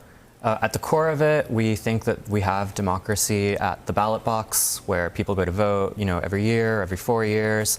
But that democracy doesn't always extend into the economy, into people's daily lives, into the workplace where, bosses have control over the most important decisions of our lives as workers. And we want to put power in the hands of workers. And we want to do that through fighting for transformative reforms, like building affordable housing, making housing a human right, Medicare for all. We think that the far right, the neoliberals, have created an idea that the government can only be an imposition, and we think that collecting our resources actually can be a tool that the government can improve people's lives. I think that the mayoral administration has really been demonstrating that these past 6 months. Some have accused the DSA of what's known as a dirty break strategy, using the Democratic Party ballot line to advance socialist candidates with the ultimate goal of building up enough infrastructure to break away from the Democratic Party eventually. Is that how you both see this mission? I think we are playing the game with the rules that have been set out. We have a primary system. We're running in those primary systems. Voters are reflecting their preferences in the election system that we didn't design. It was given to us. So people who claim that we're playing unfair, I think, are just being sore losers, honestly. They're saying... Got him. Yeah. I think one thing that's lost here, one message that gets kind of lost in translation here is that a lot of these right-wing Democrats in positions of power, these right-wing electeds, they're actually mad at the base, right? They're mad at the base. They're mad at democracy. They're mad at their own voters. But they can't run around and be like, my fucking voters are stupid for voting for these pie-in-the-sky ideas like this high-minded idealism. How dare they go and vote for these democratic socialists? You know, how dare they not vote for us? We're the moderates. We're the reasonable party here. What the hell's wrong with you? Why don't you want to love a pro-corporate agenda that places the interests of corporations over your interests? They can't say that. So they try to punish the leaders, the elected representatives, the outspoken media figures of this movement. That's it. I've seen this with the whole disciplining operation around Israel, right? Like they recognize that the overwhelming majority of their voters actually don't fuck with Israel anymore, but they can't openly say that. So they have to just yell at people who are outspoken critics of the state and consistently lie about them and manufacture outrage about them to engage in this disciplining operation, to punish someone, anyone, with the hopes that others will shy away, from critiquing Israel. It's just one example. Centrist Democrats who've done nothing but vote scold, belittle, and condescend, and refuse to stop backing genocide. I need you to find an army of highly motivated young volunteers who will door knock for capitalism and Israel's right to snuff out children in tents. Brilliant idea, Van, says Adam Johnson. Here is my goat. If students can do that in 1970, now if students can do that in 1960, if students can do that in 1970, if students can do that in 1985 and 86, in 1993, when we have the United States government building a death camp, a concentration camp for black people who have done nothing wrong but get sick and want justice. That's all they've done wrong. If we can't close that death camp, if this generation cannot prevent another Japanese American internment in our lifetime, we should all get haircuts and go get regular jobs and give it up. You know what he did? Exactly that. He literally got a haircut and got a job. It's ironic that he was just calling out his next shot.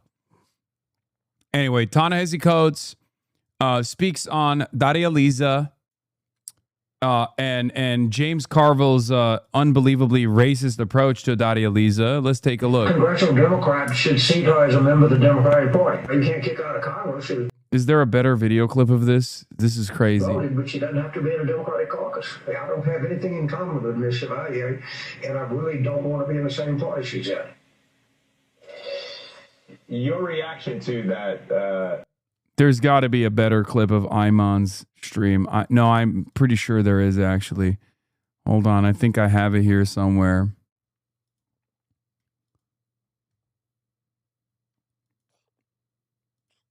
Yep, there it is. Israel and American foreign policy towards Israel. Let me play for you what Democratic strategist James Carville had to say and get your thoughts to it about the candidates here in New York City. Take a listen. Democratic caucus, and I really don't want to be in the same party she's in. Your reaction to that, Ta-Nehisi? Wow. You do this to me every time I come on an interview. Like something that leaves me completely speechless. Because look, the problem with that is, like, look, whatever you think of future Congresswoman Chevalier, she represents actual voters. Okay, she represents actual voters. And what James Carville is saying is that those voters should be disenfranchised. That he is so disgusted with whatever opinion she has that those voters should be disenfranchised. And I don't get it, man. I don't like, you know, that is a district filled with black and brown people. They made their choice and he just doesn't respect it. You know what I mean? Which to me says, you know, not so much, you know, it's not so much a statement on Palestinians. is not so much a statement on Israelis, is not so much a statement on, you know, anything that future Congresswoman Chevalier has said. It's a statement on how he feels about black and brown people. And the fact that they are useful to him when they vote the way that he agrees with. Cooked. When they don't, kick them out the party. They don't deserve representation. I'm trying not to say Jimmy for life. It's not good. It's not good, Eamon. It's not good. It's not good. It's not good for democracy. Let me, if I can, maybe close out by asking you to kind of Ta-Nehisi Coates, get it give right. us a gut check whether this is more than just a vibe He does. check, He right? coats, I think there, but he doesn't sugarcoat. He cooks. would be some critics who will say, and correct me if I'm wrong here, not that the central thesis of why Kamala Harris lost the campaign was because about Gaza, but Gaza was certainly a factor in the reason why she lost. What would you say to critics who say it was actually about inflation, it was about economics, it was about a lot of other things? Gaza was not something that pollsters came up with, pundits thought was an issue, and it might not be an issue going forward, that the party's fixation on this right now, as some Democrats are warning, is misguided. Yeah, I can't really tell you that that's why she lost. You know, I don't have, you know, that data. I don't have those sorts of numbers. But I mean, to me, look, I know the headline was what the headline was, but I was less interested in that than asking the question of whether, in fact, someone who would not have been in that. Ta-Nehisi Coates, not a numbers guy. Okay, he said, "I'm not numbers guy." You got Patrick Bet-David for that. You can ask him about the number. I know you really like the number. I'm not a numbers guy. Place if it was not for the Black freedom struggle. And I think this is actually not just true of Kamala Harris anymore, but in true of the Democratic Party itself, that it owes its very present existence to the Black freedom struggle. Is it actually honoring the core morality and principles of that struggle? And are we settling for an interpretation that says human rights, civil rights for certain people and screw everybody else? Or was this supposed to be about something bigger? Was it, did human actually mean human? You know, and my argument is, in the words of Fannie Lou Hamer, in the words of Coretta Scott King, in the words of W.E.B. Du Bois, in the words of Martin Luther King, it was always supposed to be bigger. You know, if this is just interest group politics, I mean, I don't know what that is. Then I don't have a place in that party, and I don't have a place in that coalition myself. Yeah. He's so good, man.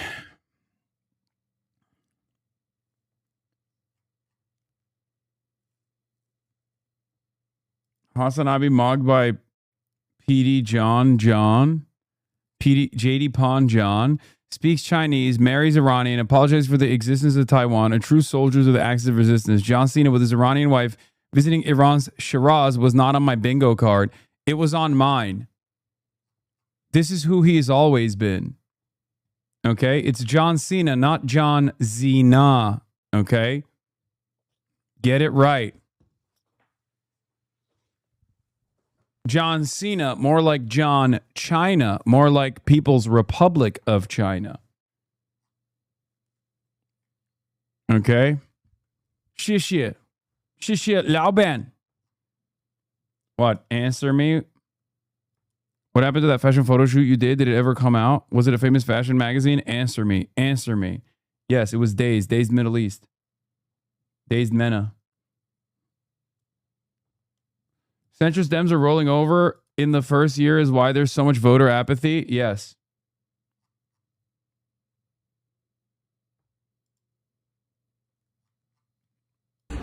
What is... Hey, Kim Paxton, that's not your wife? Yo, can a chopped unk score a little side?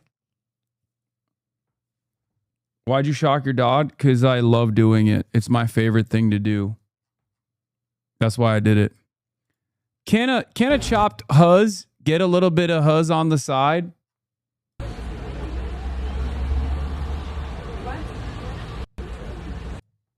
You know what I mean?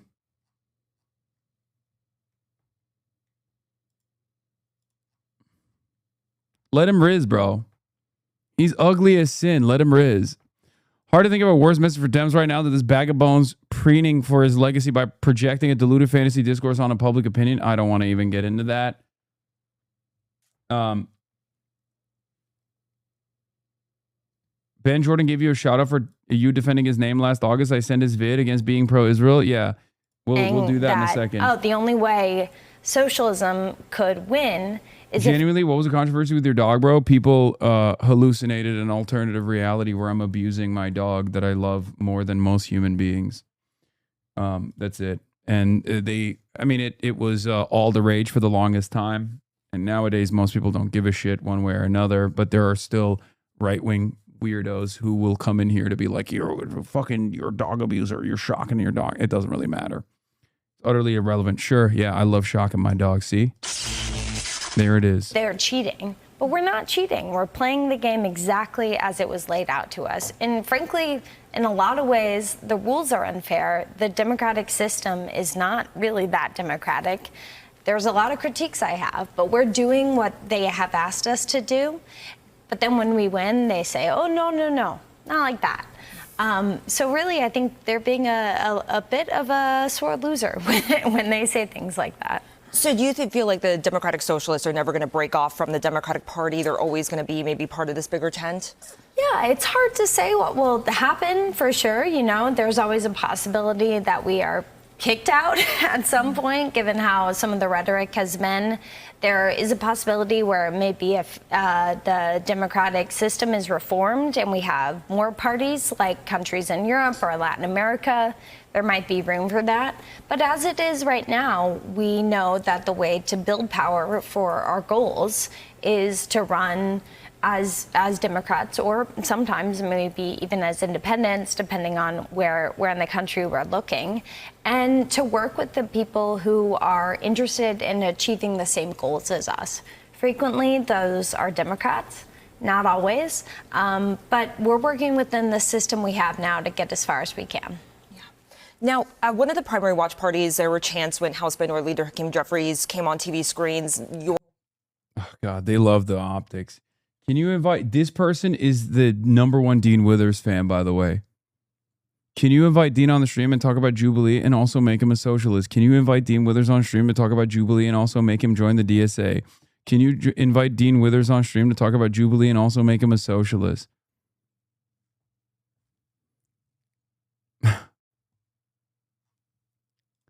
Sure. I will do it. I will invite Dean Withers on stream and make him a socialist for you, chatter. Okay?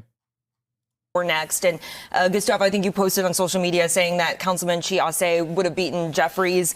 Now, I know he didn't run against Jeffries this year. Do you guys plan to run a candidate against Jeffries in 2 years? Well, the thing about 2028 is that I think it's pretty likely that the congressional districts, the districts in New York will be redrawn. And so it's really difficult to strategize. Yeah, not if Hakeem has anything to say about that. I don't. So here's the thing, okay? This is a huge, huge deal. Rewriting the New York congressional districts, redrawing the New York congressional districts is an absolute necessity, in my opinion. Okay, there are a lot of what is it called? Like opportunity districts, right? That's what it's called. Like black opportunity districts that need to, in my opinion, get chopped around so that we can draw up more numbers for Congress. Okay, we can draw up more numbers. There are a lot of comfortable districts, and the thing is, a lot of the establishment Democrats that sit on those districts don't want those districts to be redrawn because they like the safe districts that they're in, and they've been sitting on those safe districts for decades, okay? So, unfortunately, while there is a lot of opportunity here to cut these districts into numerous safe blue districts, there's going to be a lot of resistance from congressional Democrats that don't want their districts to be chopped down at all. Yeah, right now New York is 19D, 7R. We could get down to 3 Republicans with little effort and 1 to 2 Republicans with some work. the people that are standing in opposition to that, unfortunately, are those who sit in comfortable blue districts, though, and they don't want their districts to lower their margin of victory.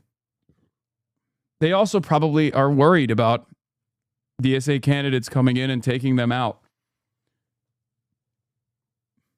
It's not like those districts wouldn't be safe. Yeah, exactly. Yeah, those districts would still be safe. It would go from 80-20 to like 65-35, but they're more so worried, I think, about like what these new districts would look like as far as because look, let's be real, okay? A lot of those districts are super safe districts because of the population density of black voters, okay?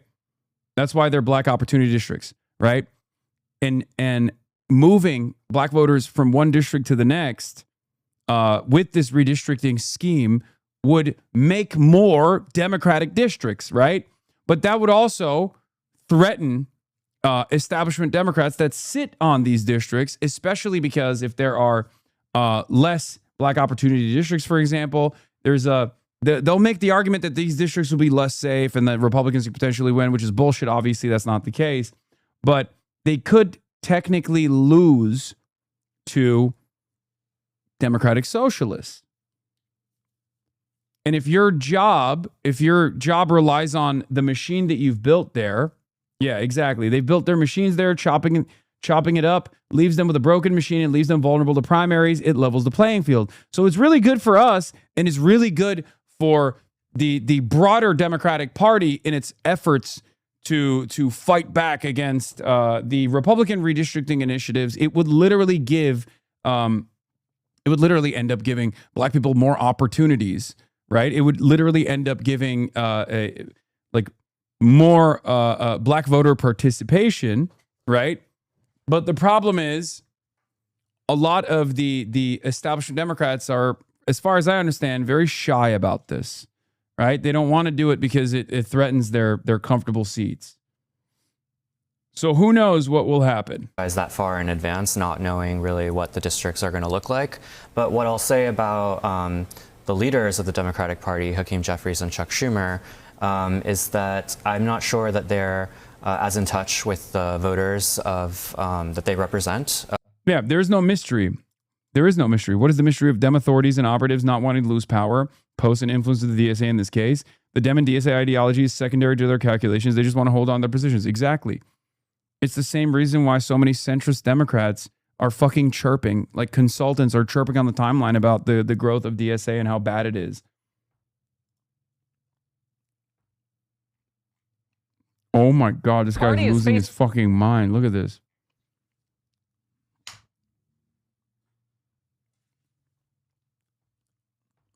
Fox News is melting down, saying this is a national crisis. Anyway, speaking of the national crisis, I will now have a guest on. Okay, HARTZELL Gray. He's running for Congress. He's a DSA cadre candidate running for Congress. I don't know if he's here yet, though. Hold on. Is he here? Oh, all right, perfect. What's going on? What up, chat? What up, chat? Hold on. What's happening? Good to see you. Good to see you. All right.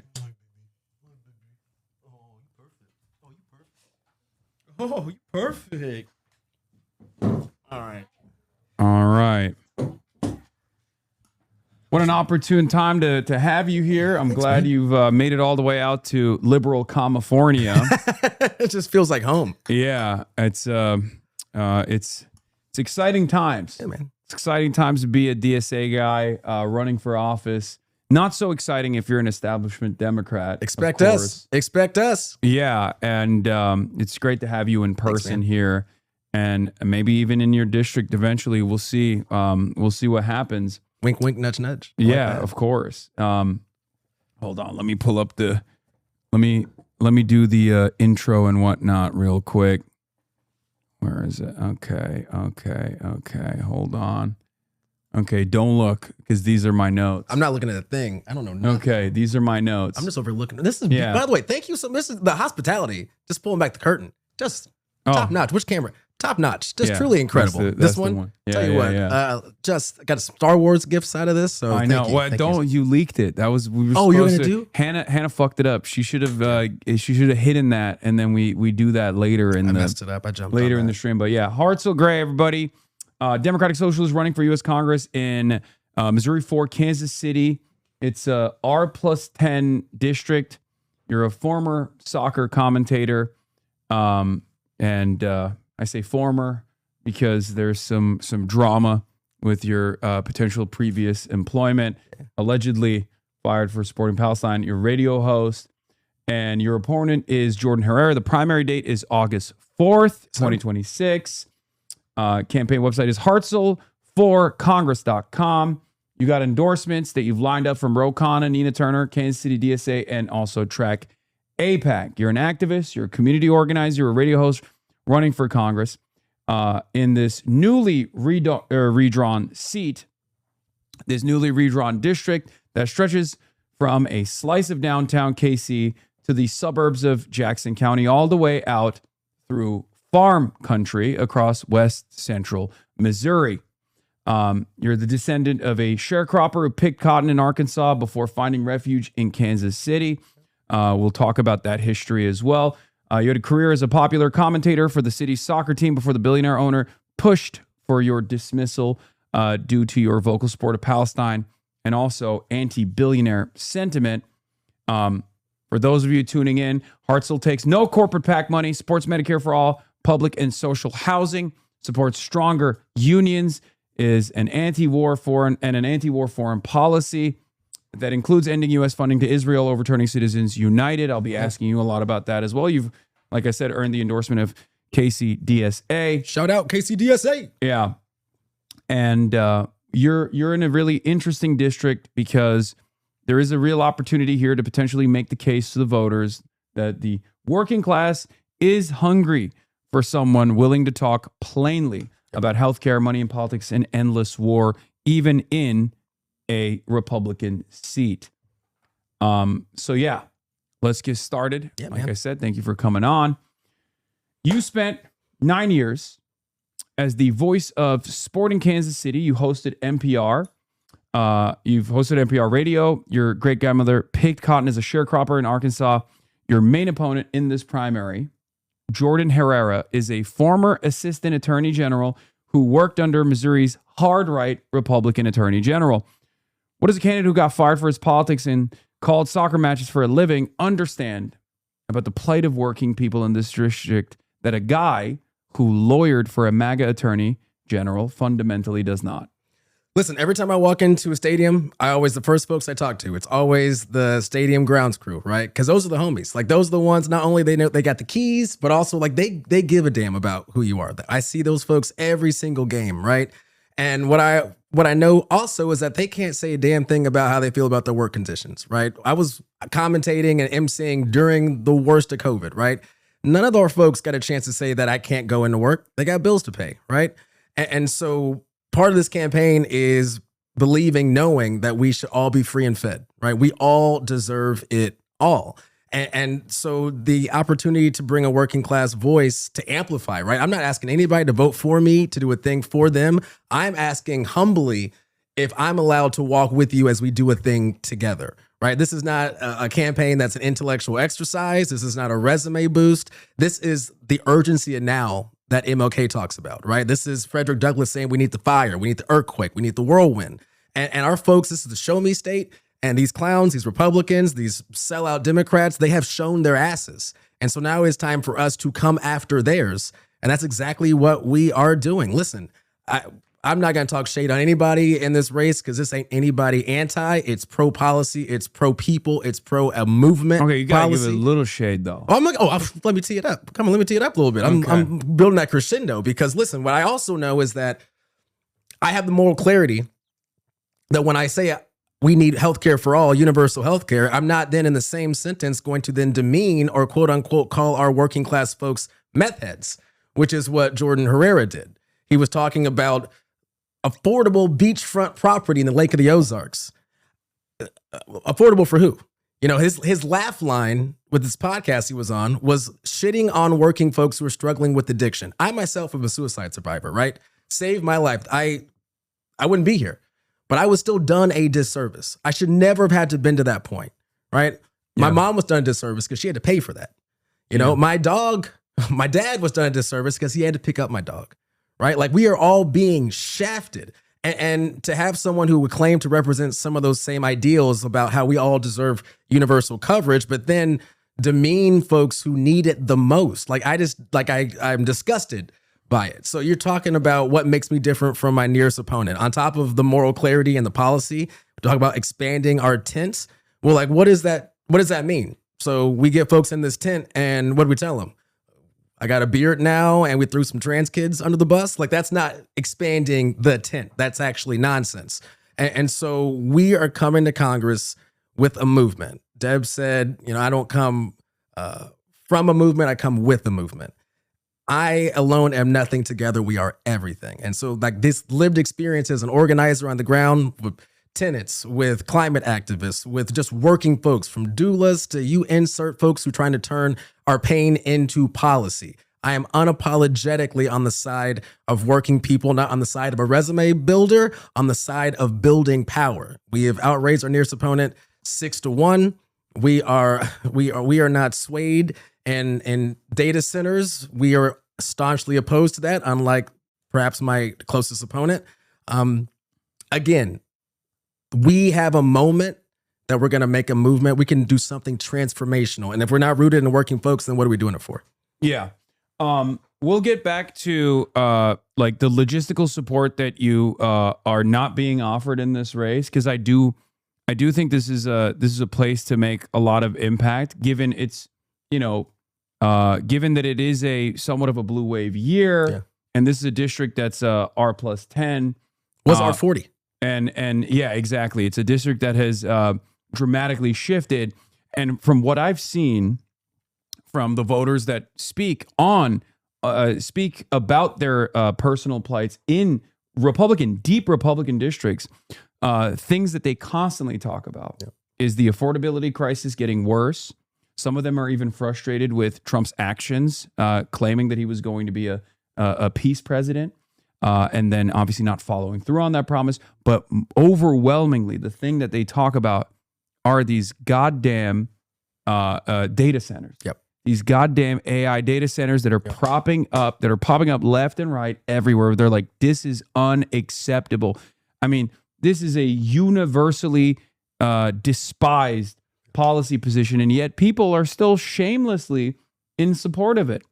So do you feel like there's a real opportunity here to stress the importance that those who put the interests of corporations over the interests of the masses could actually win over even Republican votes and enough independent votes as well, that they can actually win a Republican district? Yeah, we're seeing it. I mean, one of the things that was most fascinating for me was we were talking about the genocide, talking about Israel's genocide.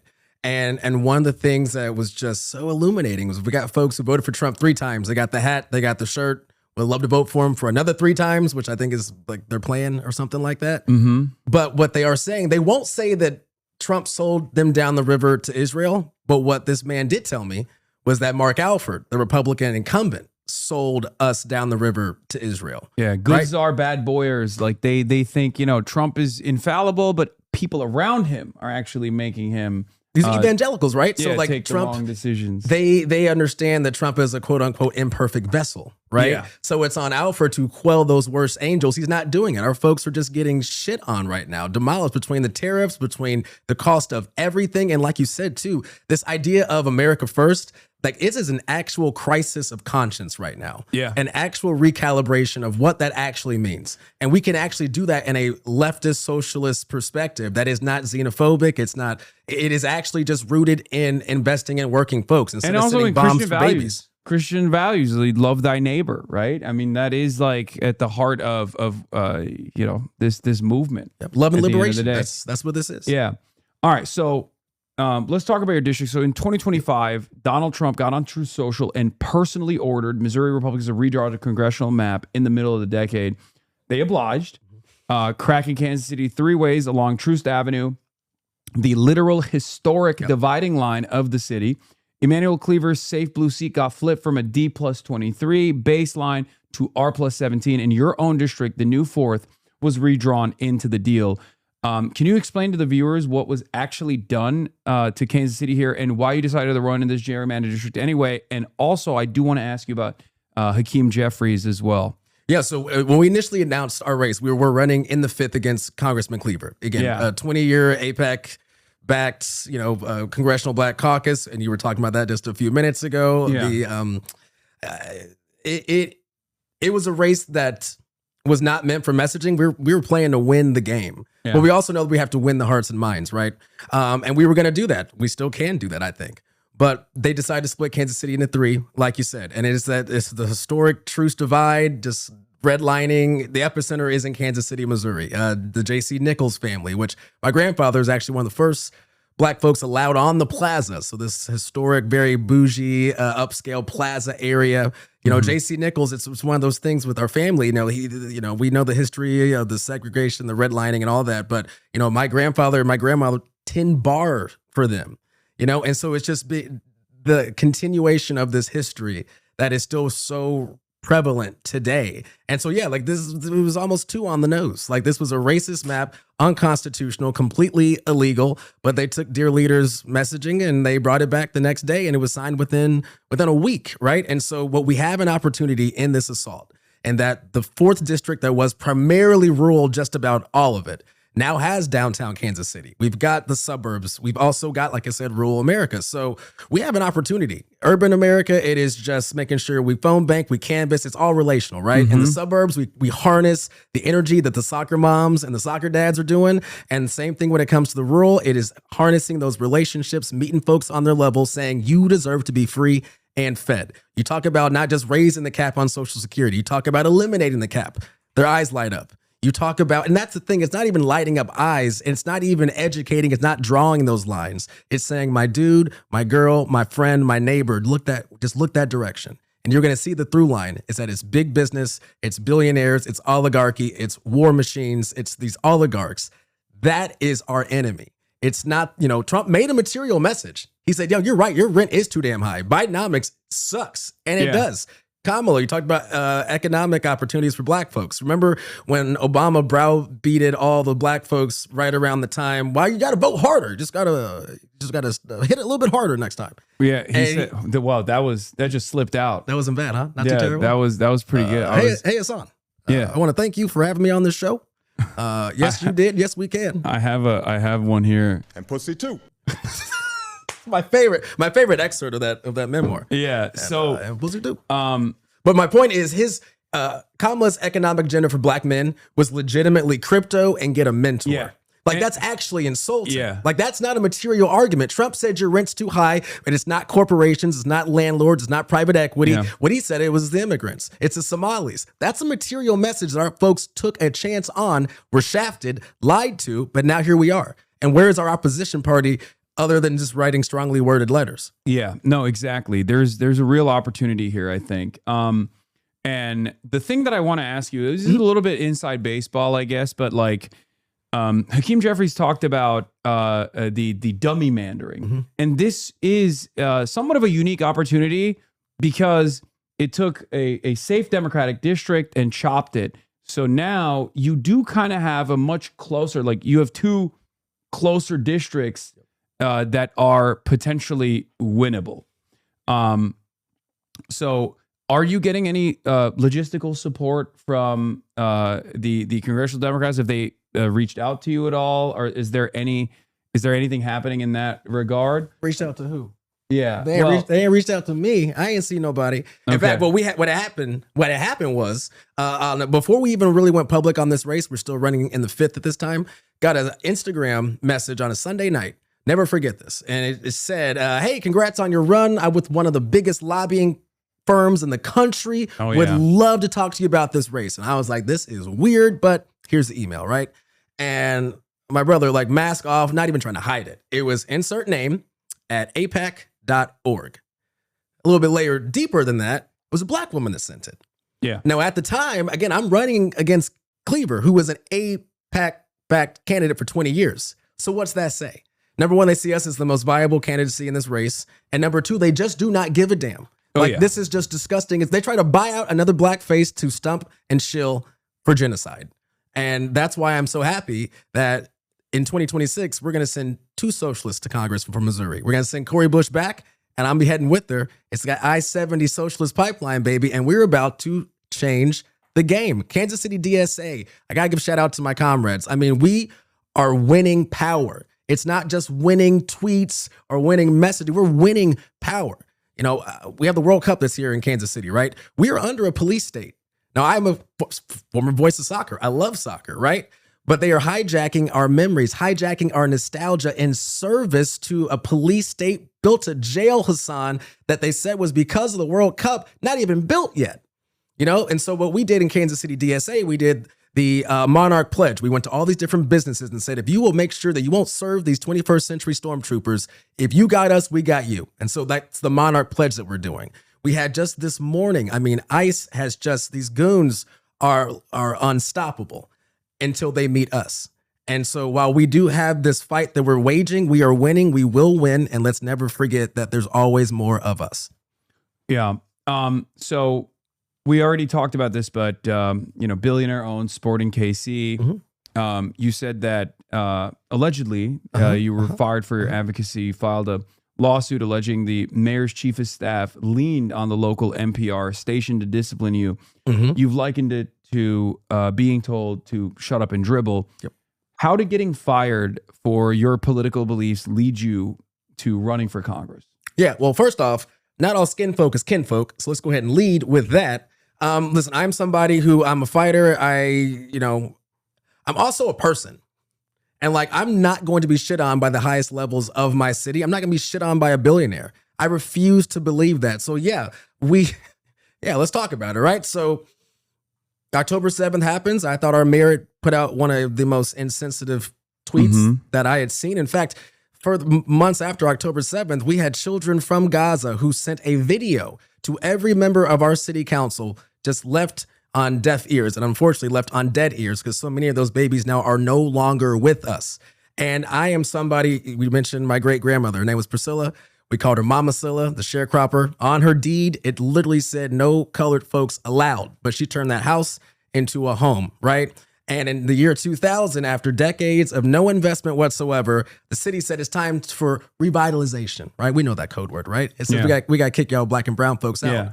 Mama Silla was given a bad deal, and now I can't go back to the home that raised me because I cannot afford to live there. Like, I am tired of waking up every day. Our people are tired of waking up every day feeling violated, feeling like we just got our car broken into. All the feelings of that, right? You feel like you messed up. You feel violated. You feel sad. I mean, I am so sick of our folks dying, you know? And so to have the highest offices in our city try to silence that voice, not mine, our voices, is unacceptable. And I, as a journalist, this is a First Amendment case when we're talking about the situation with City Hall. Let's just break it down. Went to a City Hall action with a bunch of our tenants. The strongest tenant union in the country is in Kansas City with Kansas City tenants, right? Just some of the best folks in the world.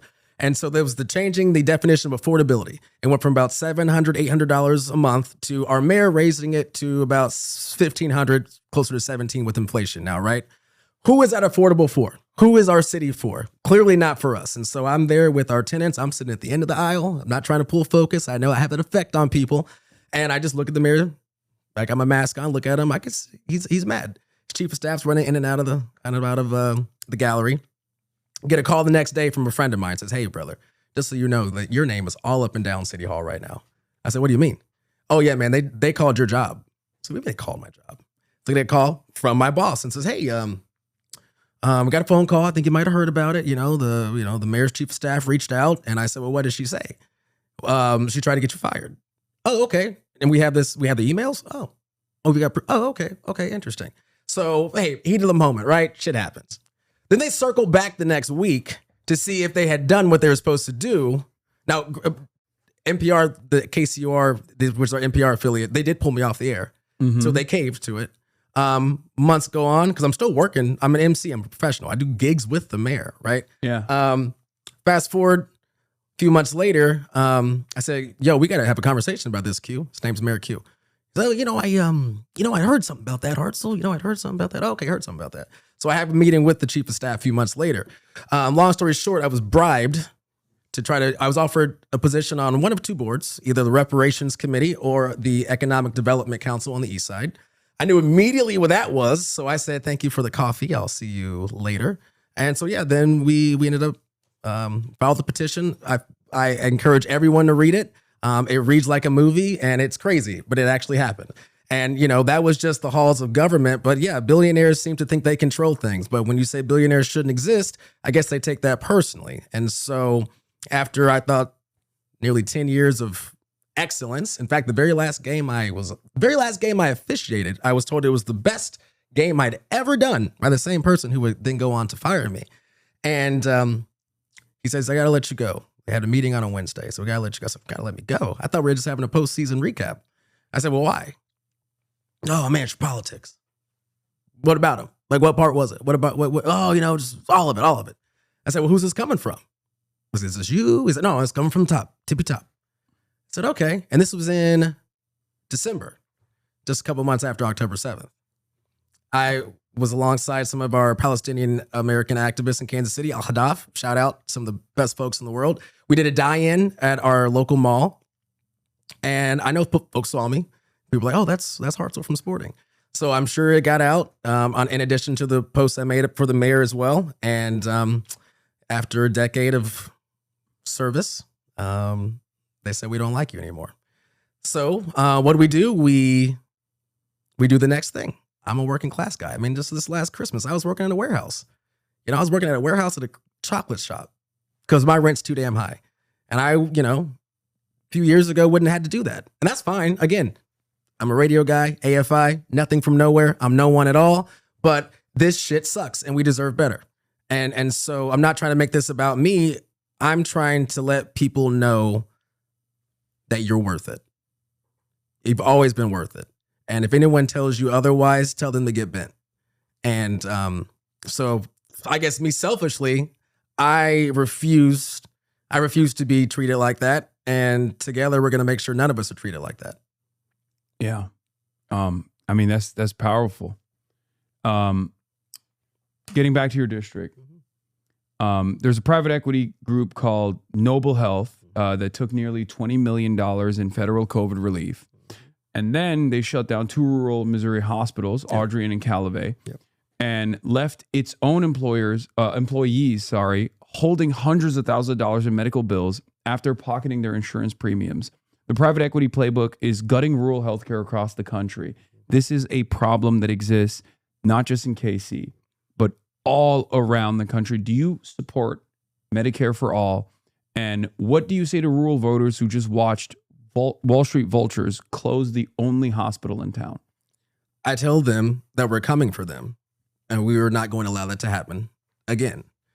Yes, unapologetically, I'm a supporter of Medicare for all, healthcare for all, which includes gender affirming care. I will make sure I fight for that. We're going to repeal the Hyde Amendment. I am somebody who believes, we talk, like I said, suicide survivor, right? So I'm somebody that believes if we really want to talk about ending the stigma, then we have to have the follow-up, the back end of that sentence has to be calling for universal health care. Because if not, then let's be honest, it's not a serious conversation. I know a lot of folks get uncomfortable saying that, but to stew in silence or just to stew in a circle is still insanity. And so, yes, we need and deserve it all, which will also make sure we fund those rural hospitals and make sure that we don't have to have our folks have to get a $15,000 life flight because the closest hospital is over an hour away. Yeah. And that's just for a broken bone. Don't be pregnant because you may have to go even further because they don't have any of those services available. Yeah. And it's our folks, we've got so many of our folks here who the only chance they see their government working, period, is to put the boot on their throat. And it's time for us to show them a government that works, that can make a material argument that speaks to our needs. If we can't speak to the human right that is healthcare, then what the hell are we doing? Do you feel like that message resonates beyond the city population and the exurbs in the suburbs, but even in like the rural districts?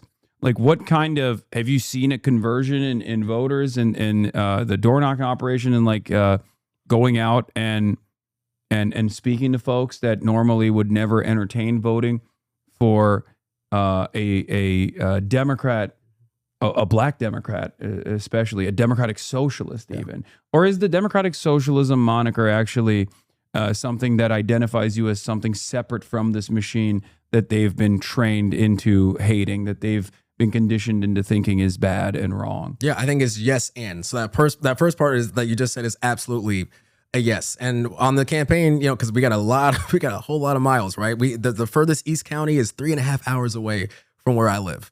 And so we just lead with listening. It's not labels, but they know I'm a Democratic Socialist, right?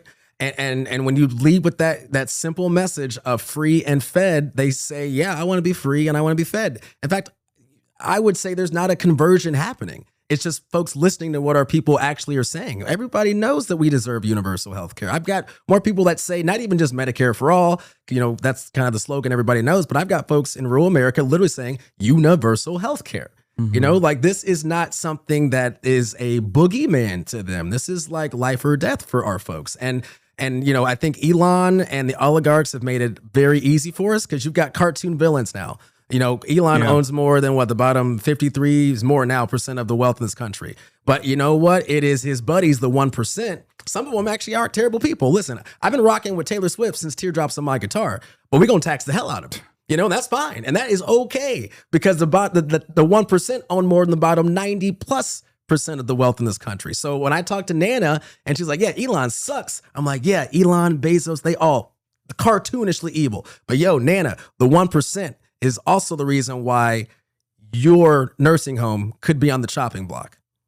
You know, so it's not just Elon, not just the Doge. We've been getting Doge for a long time. And so now this is our moment to turn a moment into a movement. And what we saw on Tuesday, what we've seen, this Trump 2.0, like we're winning.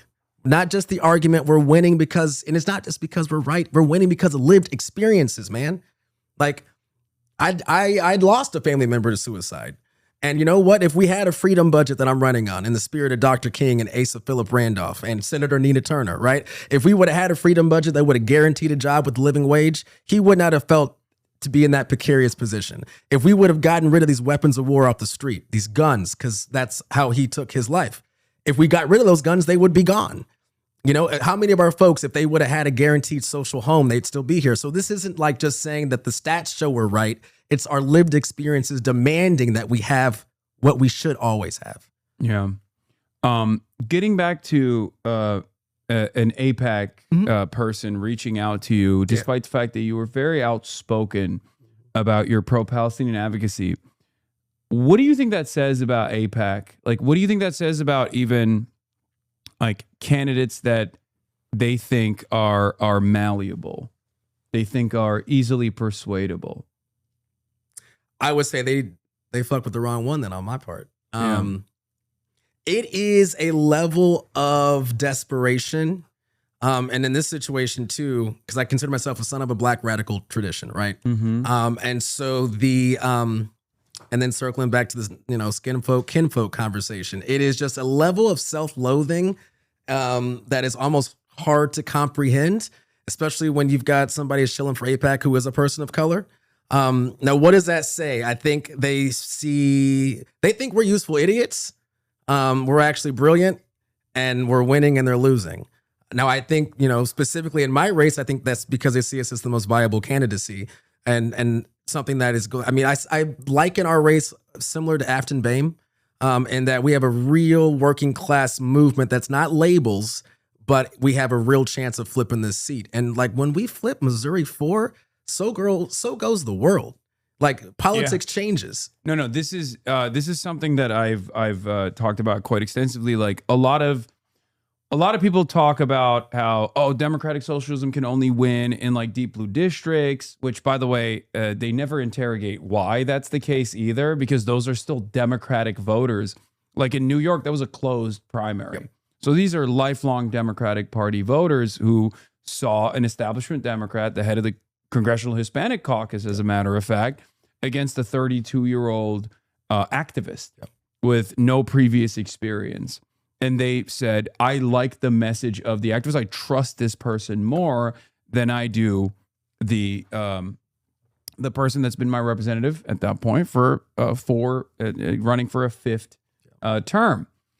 That means it's actually the voters that are looking for this change. What a concept. Right? Democracy. The voters that have an appetite for this change. Yeah. So I think that there is a real opportunity here to expand beyond that. I think like there is no working class movement in this country without the black working class, and there is no socialist movement in this country without black socialism. Especially in the heartland, man, like the black preacher in the heart. I mean, we're real close to Lawrence, Kansas. You know, I forget the name of the socialist newspaper that's out there. It was the first paper to publish The Jungle.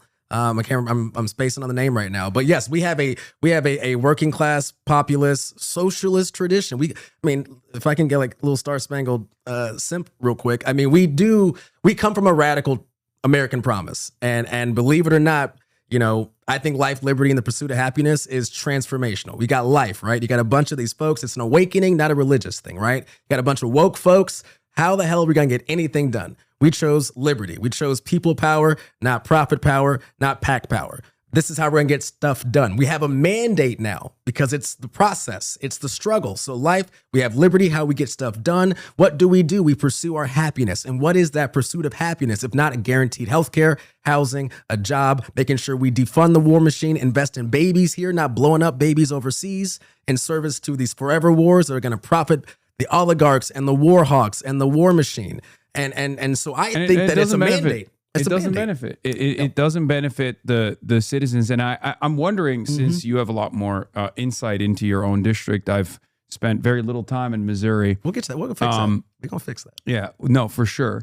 But this is something I'm very interested in hearing about, because we hear from centrist Democrats all the time that, like, you don't understand right-wing voters or independent voters in the heartland. They actually want someone who's going to be pro-Israel. And now the Republican incumbent that you'd face in November, again, this is plus 46 as a state for Trump, but the district that you're in is plus 10 is a plus 10 Republican district. So it's certainly winnable, especially considering the newly found unpopularity of Donald Trump, because he never delivered on his promises, one of which was to end the war in Gaza, as he said, on day one, even though Israel has yet to be restrained.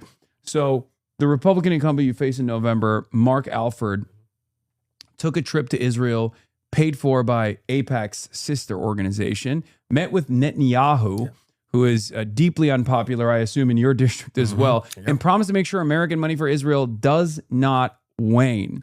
You got evangelical Trump voters in this district who are starting to feel like their own congressman sold them out to a foreign government.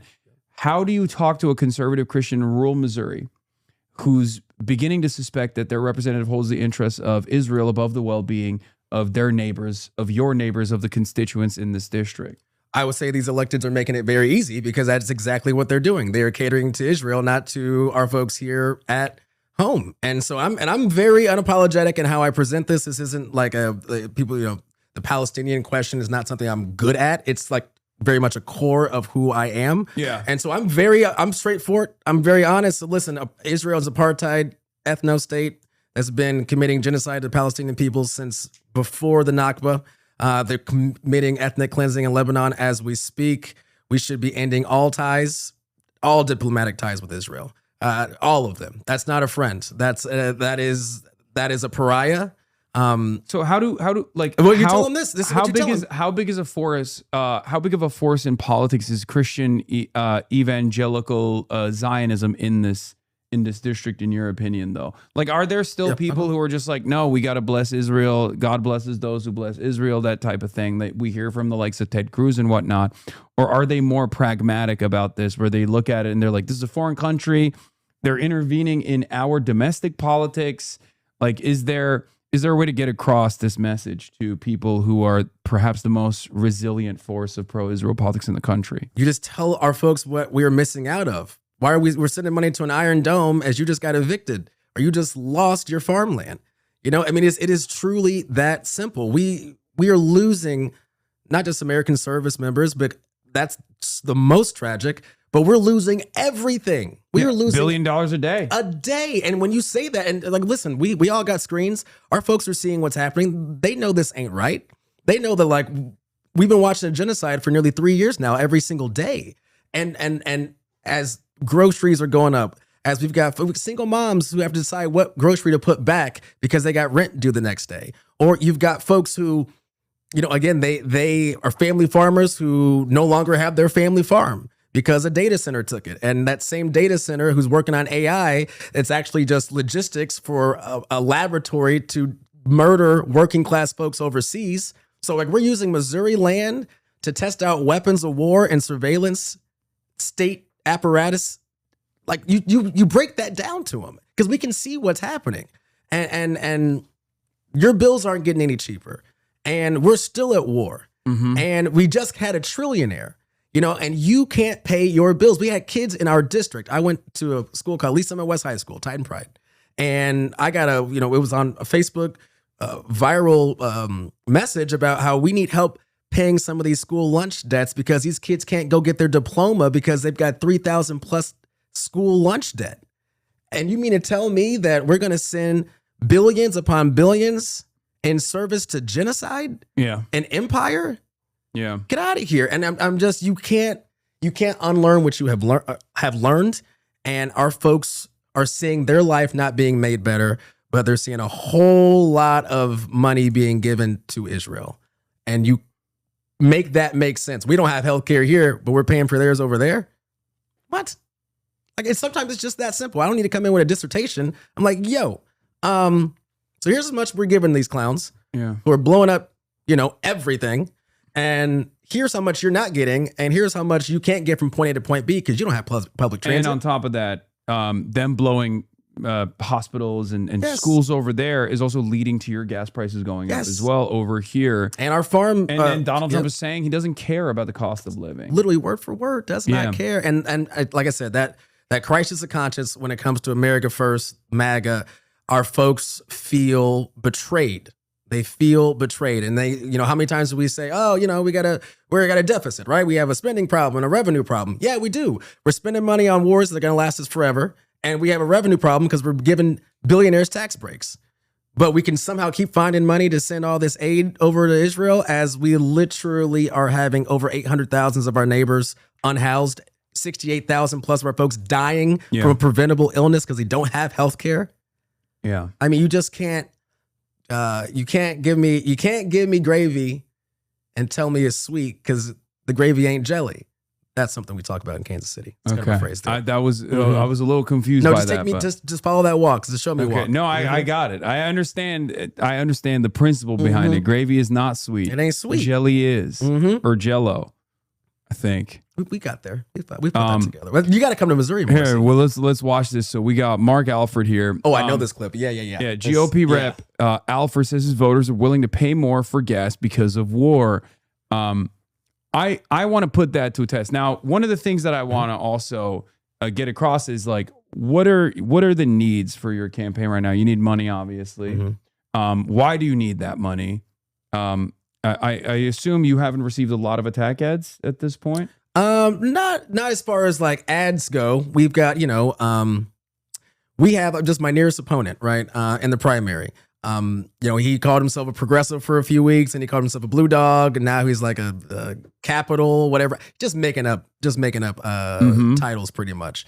And so are there any polling numbers out there? Not yet. No polling yet. Okay. Hopefully, if things go well today, cha-ching, then we'll get some polls done. Yeah, there will be attack ads after this though. They'll be absolutely. They'll call you. We're gonna clip this thing till kingdom come, and that's fine because listen, we need that moral clarity. I know who I am. I know where I came from. I know who brought me to the dance. It's our working people. I don't shy away from who I am and who got me here. Yeah. I am a democratic they'll say socialist. You're a radical. They're going to be like, oh my God, what's this guy went radical on. is that we got kids who can't get their diploma because they have school lunch debt. Yeah. That's radical. All right, I'm just getting you ready. Like they're going to say, this guy went on a broadcast of a person who said, America deserved 9/11 2019. He was talking about the concept of blowback, but we're still going to rehash that. We're going to reheat those nachos over and over again to make it seem like he was saying something that most Americans don't intrinsically understand. We've gotten death threats on this campaign. I'll be completely honest with you. I know mom's watching, pops, but like, it's true.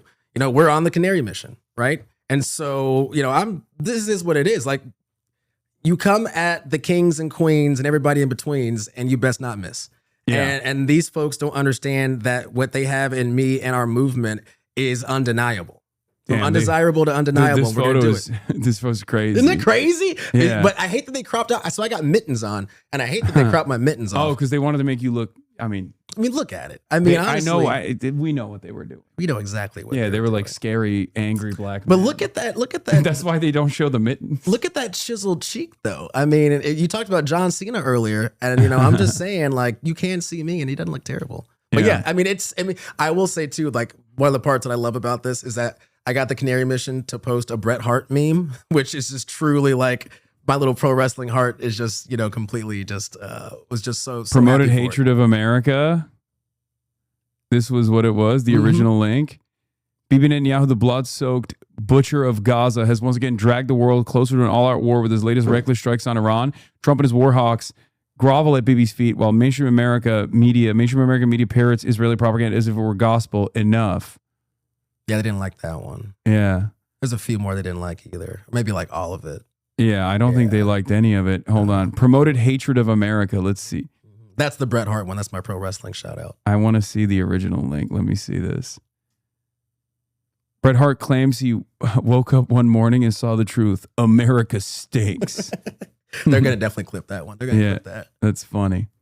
You see, that's the other thing, though. I think a lot of these things, a lot of these like attack ads and a lot of these counters that would work in a pre-Trump universe don't have the same emphasis anymore because Americans are by and large, and especially Republicans, are by and large sick and tired of this like, oh, you made a joke at some point. You posted this meme, this like wrestling promo. I'm going to take that seriously. I'm going to take that like it's your fundamental plank of your campaign. I think, and maybe you can correct me if I'm wrong on this, but I think people hear that and they go, really, what are you going to do for me? That's what I want to hear. That's it. Like, what are you going to do for me? Are you going to make sure that my healthcare is adequately funded? Are you going to help me make sure that my rent is stabilized, that like the cost of living is manageable? Because I think that's what people care about at the end of the day, but they've forgotten to care about that because unfortunately, Democrats don't offer that as an alternative. No. They also engage from a defensive posture in like culture war things, like culture war battles. It's a muzzle. And they refuse to focus on material changes that people are desperate for. And I think that is why I think your race is a huge test for that, is a huge battle against that. This lie that establishment Democrats have told us over and over again, that like what Americans have an appetite for in a state that voted for Trump by 46 points, what Democrats have an appetite for is a moderate position on Israel and giving Israel maybe not like $10 billion, but instead like $5-6 billion instead of cutting checks for Americans. And when and there's too many of our folks who will weaponize their identity as a way to silence any sort of answer. You know, I was listening to, this was, I think after Trump's first speech when Trump 2.0, the address he made to Congress, and it was on MSNBC. And Rachel Maddow was talking to Hakeem Jeffries, and it was like the heart of the Fighting Oligarchy tour. And so Maddow was like, so when are y'all going to do something? Like, what is happening? We got, all this stuff. And like his next sentence was something about like being a descendant of slaves and like something about, it just didn't make any sense. Like just the weaponization of one's blackness or the weaponization of any sort of identity as a way just to squash any sort of criticism or any sort of plan or policy. And it's like, that is, and maybe that's another reason why I'm running. It's just, I refuse to have folks use that as a shield. As someone who is a black man who lives the black experience every single day. This country was built on the backs of slaves in bondage and also those who chose the sea also. And so I understand that when we take care of that anti-black racism, so goes the rest of those dominoes. But as we do that, it's a working class agenda too. Yeah. We take care of working class black folks. We take care of working class everybody. And so that's why it comes for me. It's not an illusion of access. It's a guarantee of coverage. And that's what is lost across the board with these bought and paid for sellouts. And that's why we got to get more of us in there to cook. Because we're taking our pain, making it policy. In the organizing space, they say, take its crisis to its creator. And it's not just the oligarchs and the C-suite. Some of this creation has been done by our electeds, Democrats and Republicans, and too many Democrats too. And so we come for them as well. So let's get back to the realm of sports a little bit. Something that I'm not very familiar with, but you are. But this angle I am a little bit familiar with. In 2024, the Royals and Chiefs tried to ram a sales tax through Jackson County to hand billionaire owners a brand new stadium. They spent $3 million on the Yes campaign, and it lost by 16 points. Beat that ass. Now they're back with a $1.9 billion ballpark with up to $600 million in public money, and this time with no public vote at all. What was your role in stopping your neighbor's tax dollars subsidizing the profits of a billionaire? And if elected, will you work with local representatives to carry out the will of the voters and stop the new ballpark deal? Yes, absolutely. And so my role is just a rank and file member of a lot of good folks who made this happen. From tenants to, again, I alone didn't do a damn thing, but like when we brought that fist to its, we let these folks have it. We had a coalition of socialists, of communists, of libertarians, of conservatives. Again, the through line is that we're tired of getting fucked by billionaires, right? Yeah. And so, what I was able to do is just help amplify this working class message that said we're not going to pay for our own displacement. And so, circling back to that same mayor who tried to get me fired for practicing my First Amendment constitutional right, that same fella who did the Trumpian tactics to get me fired is also trying to do this Trumpian tactics to move money around. It's crazy. I don't wake up every morning answering my phone and asking a billionaire how I can help them. I don't know how people do that. I don't have their numbers in my phone, and I sure as hell wouldn't cater to them. That's for sure. And so, in fact, the Missouri Workers Center, so it's a collection of working class folks. It's our big advocacy group here in the state. They submitted signatures to put this onto a ballot. You lost once, you're not going to skirt around us. Yeah. And so, but he seems to say his exact words that ship has sailed already. Are you kidding me? So he thinks because we can maybe buy some shovels and break a little ground that we're just going to bypass the will of the people? What are we doing here? There is no reality where I will ever sign off on giving a tax break to a billionaire to do anything. To do anything. You want to pay for that playground? Do it yourself. It still might be a bad idea. Yeah. But we're not going to do that. And the fact that we talk about a better world is possible in DSA, right? Again, who is that better world for? Because we talk about, hijacking our nostalgia, hijacking our civic pride. You should have seen all the ads. The Royals are going to leave. The Chiefs are going to leave. And yeah, the Chiefs are going to leave. But you know what? Fuck you. Because the fact that you would take what we gave you, our heart, our soul, our dollars, and because you want a bigger handout, you're going to go across the state line? All right, see you later then. Because it's a bad deal for them in Kansas too. And so, I'm getting worked up because it's personal for me. And it's personal for a lot of us. And yeah, where's the Kansas City pride? They're trying to put it in somebody's pocketbook, baby. That's the problem. That is the problem. And it's not going to be allowed to happen anymore because we're going to make sure it doesn't happen anymore. So yeah, expect us again and then keep expecting us. This shit is nonsense and we're not going to allow it. We're not going to just find loopholes to continue to find reasons for us to pay for our displacement. That's nonsense. It's not going to happen. We're going to fight back. These are, and by the way, these are losers. These are losers. So it's time to throw these losers under the bus. I'm not going to simp for a bunch of billionaires who took an L. We just showed we can beat you. We're going to beat you again. Yeah.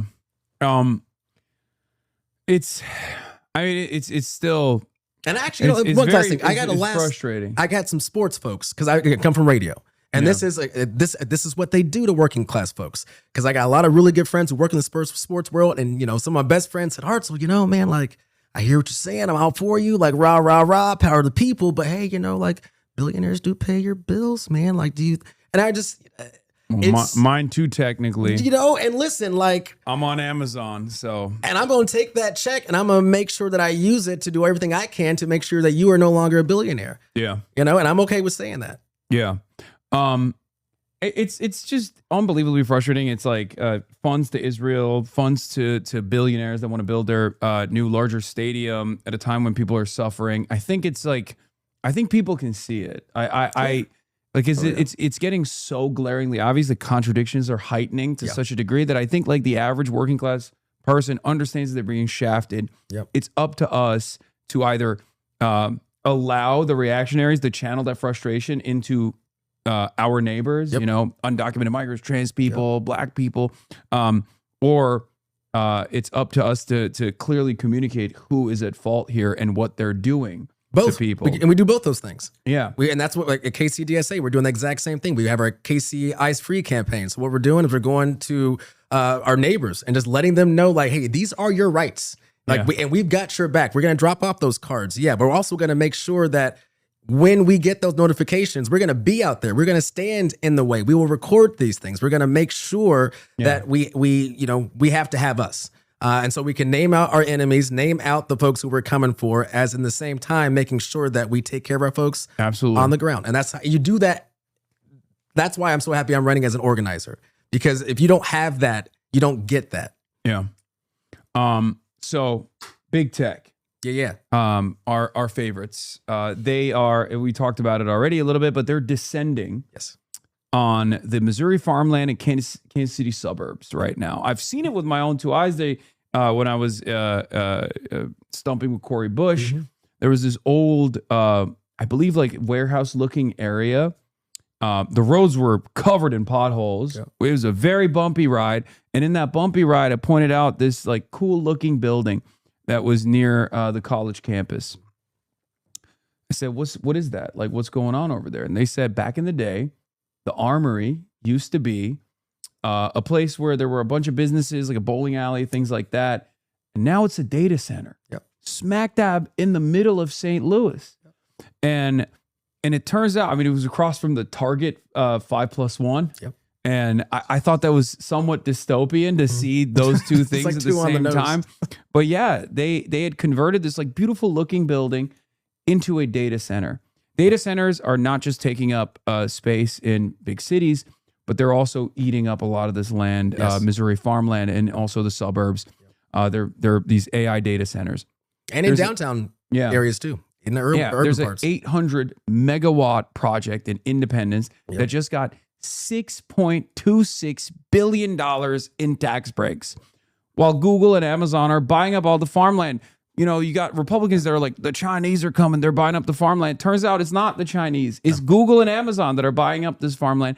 Your opponent, Jordan Herrera, he won't touch this issue with a 10-foot pole because he's terrified. How do you stop big tech from draining our water, our resources, jacking up our electricity bills, and paving over farmland to power AI slop?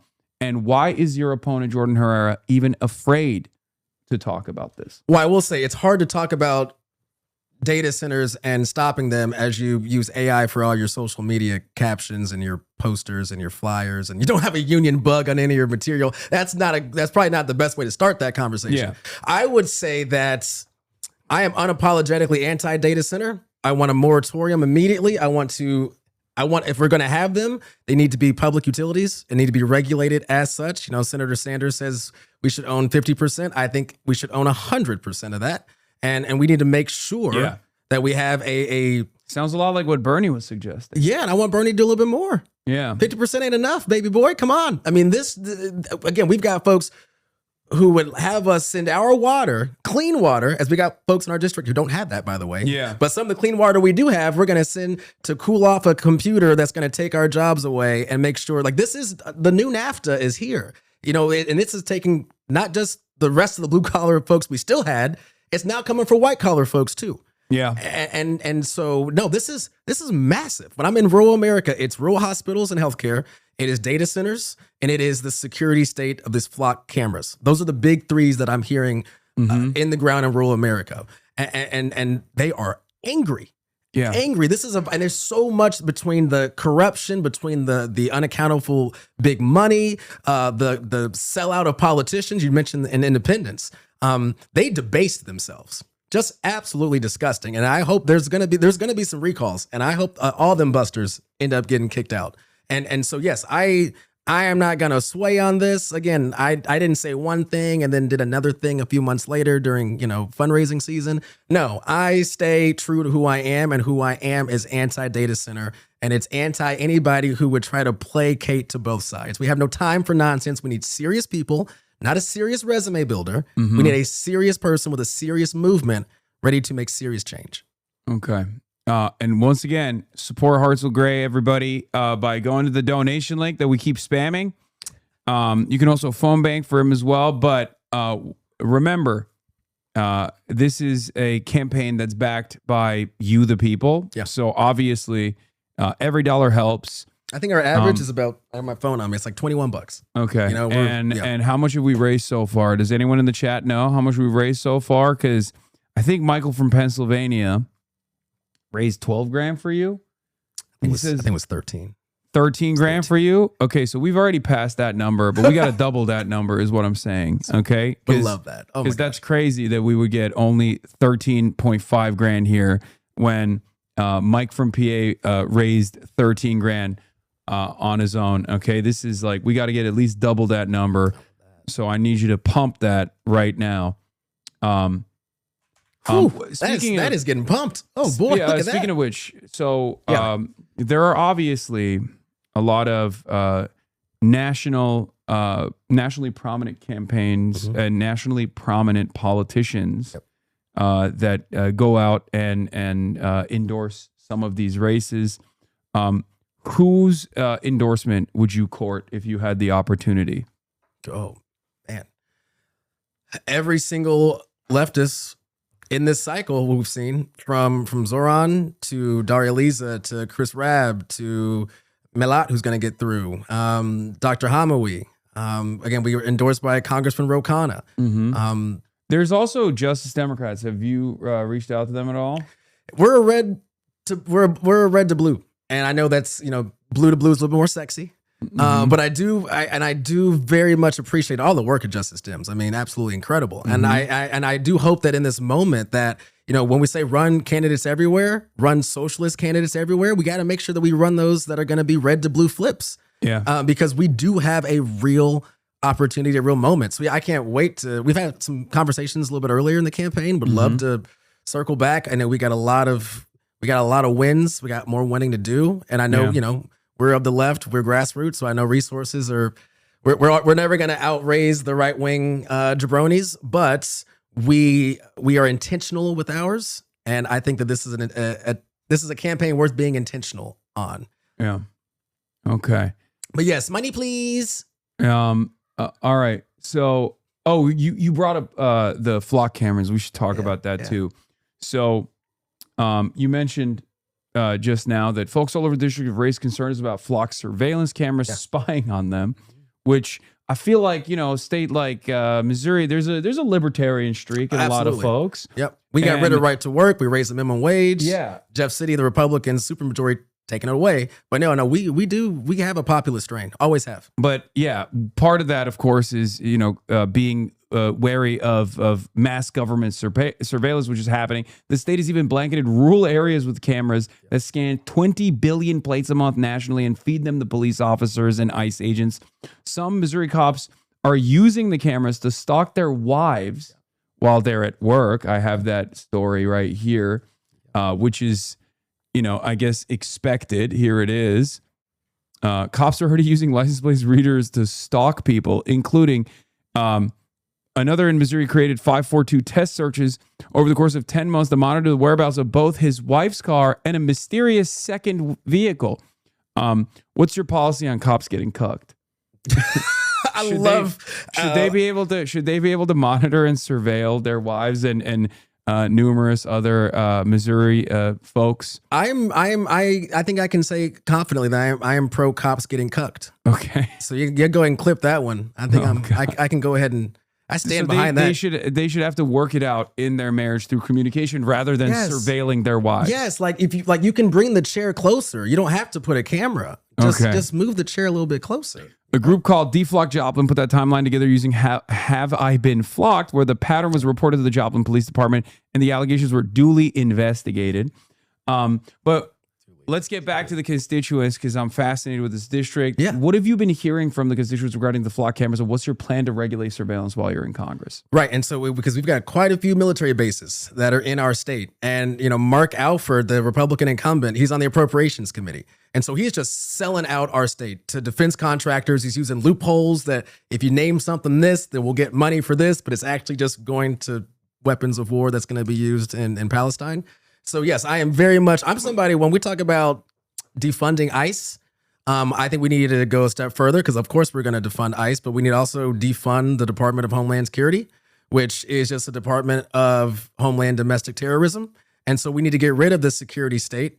When I'm talking to folks, and this is when I say they're surveilling you too. Yes. Like they're not just surveilling me. Okay, if you're watching from Missouri and you're like, well, Hasan guy, keep an eye on him. They're surveilling you too, and sometimes it's the cops doing it. Yep. Exactly. And so we and our folks, rural America, just like all Americans, what do you don't look at me, don't spy on me. Yeah. And so I'm going to be, I've got some legislation that I'll be putting together, especially when it comes to, we talked about the military bases, whether there's any kind of testing of different weapons, because, they have the ability to test these things and not tell you what it is they're testing.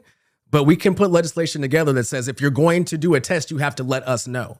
And I think that's enough of a, eye raiser that folks can, what are we testing over here, right? So again, it's raising the consciousness, right? Yeah. And it is also being firmly against it. I want to make sure that we do everything we can to regulate. And by regulate, I mean hearings, investigations. We need to prosecute these folks. Again, we talk about in the online space, I think we also need to make sure we have a digital bill of rights or some sort of online personal bill of rights, just so that we have our protections, just so we know that our data isn't just being sent.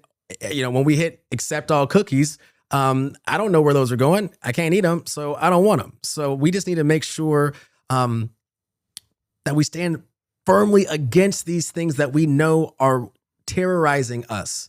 But we got too many folks who are Democrats who won't say that because they're taking Palantir money, Hakeem Jeffries. Yeah. All right. So let's talk about the World Cup. Yeah.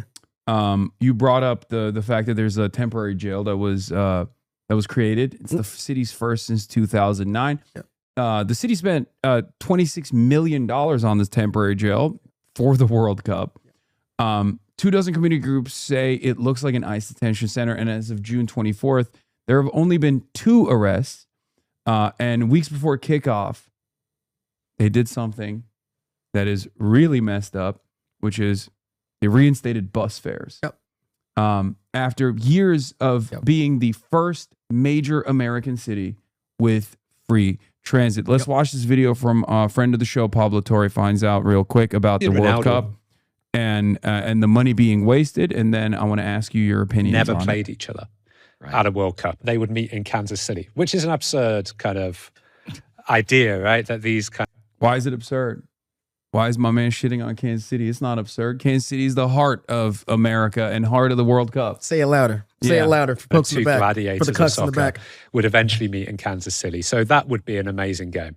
And so what did the public pay for the possibility, the privilege of hosting such matches? There is a particular big ticket item funded by taxpayers in Kansas City that, again, required a bit of a pop-up construction here, Adam. Yeah, I mean, this is, of all the stories, I think, in the lead up to the World Cup, this is one of the more bizarre ones. A modular jail. So they said, we need a jail. And they said, we need a jail quickly because we might. That's what I always think. I'm like, oh, a wonderful opportunity for the city, maybe boost some commerce. Right. Boost some attention, bring some shine to Kansas City.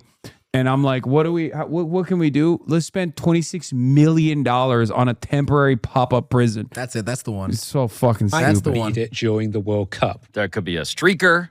There could be. Who knows? A guy in a wolf costume could turn into a bank robber again. Yeah, and I think it was maybe based on perceptions of soccer fans that some people would argue are fair and accurate, that other people would say are typecast. and a little bit outdated. This is now 25.8 in totality. Yeah. Who pays for that? Essentially, 0.25% sales tax.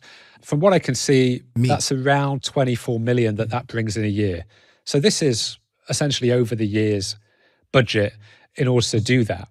And the city architect gave a construction update in which she provided some of the images for this jail. You able to see that?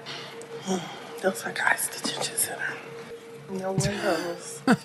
I should say, I mean, Melissa Robinson, Good morning, Melissa Robinson, 3rd District Vice Chair. who is the council member who said that, actually voted to approve the project. So this was city council members, I guess, seeing the fruits of what they had voted for. I mean, this is like the worst episode of House Hunters. It looks like an ICE detention center. Yeah, it's we like- love it. This is public money going towards the construction of this modular jail that is being built by a private contractor whose previous work is also worth noting here. Why is it worth noting, Pablo? Well, because the company's name is KBR, and you may know them from previous detainee facilities, such as the one at Guantanamo Bay. Which is, again, just like, great. Glad we got the Guantanamo Bay guys in Kansas City. I'm glad the World Cup has brought us all together in We've reached 23,000, by the way, but that's not enough. We got to get to 33,000 Oh, now. man. this global village. Thank y'all. And just the construction, the completion date of this, it said May of 26. This is the catch of the whole thing. The World Cup jail is not ready for the World Cup. Messi and Ronaldo have never played it. Yeah. Yeah. Your thoughts? I mean, it's insane. It's insane. It's actually insane. And he didn't even mention, there's another jail that we just put up. They didn't even mention that one. So what does that say about the priorities? Like, what does it say about our priorities that we can find $26 million for a pop-up jail, which might ultimately get used by ICE, but we're recharging working people just to ride the bus? Yep. I mean, our city wasn't looking for a real public transit solution. They wanted a headline. You know, it's crazy to me that we can and in fact, doubling down on the World Cup, which I'm a former Division I athlete. I ran track, sprinter. Anything more than the lap is called punishment. I stand by that. Like I was out. My wife is Croatian. We watched Croatia win the other night. We were downtown. Watched the game through the windows. It felt like awesome. It was great. One of the reasons why the World Cup is here is because Kansas City is fucking dope, and we have the best people in the world. And the powers that be hijacked our nostalgia, like I said earlier. How is it that we're going to add bus fares? We're going to add bus fares for the World Cup. We're going to add actually even more bus routes. Okay, this sounds great. World Cup's over. Guess what's going to happen to those extra routes? They're gone. They're gone. We have a streetcar. No, the bus fare remains. Bus fare remains. Now we have a streetcar, son. Streetcar that goes downtown. Pretty parts of downtown, affluent. I live downtown, right? So like I use the streetcar. Mm-hmm. Why is the streetcar free?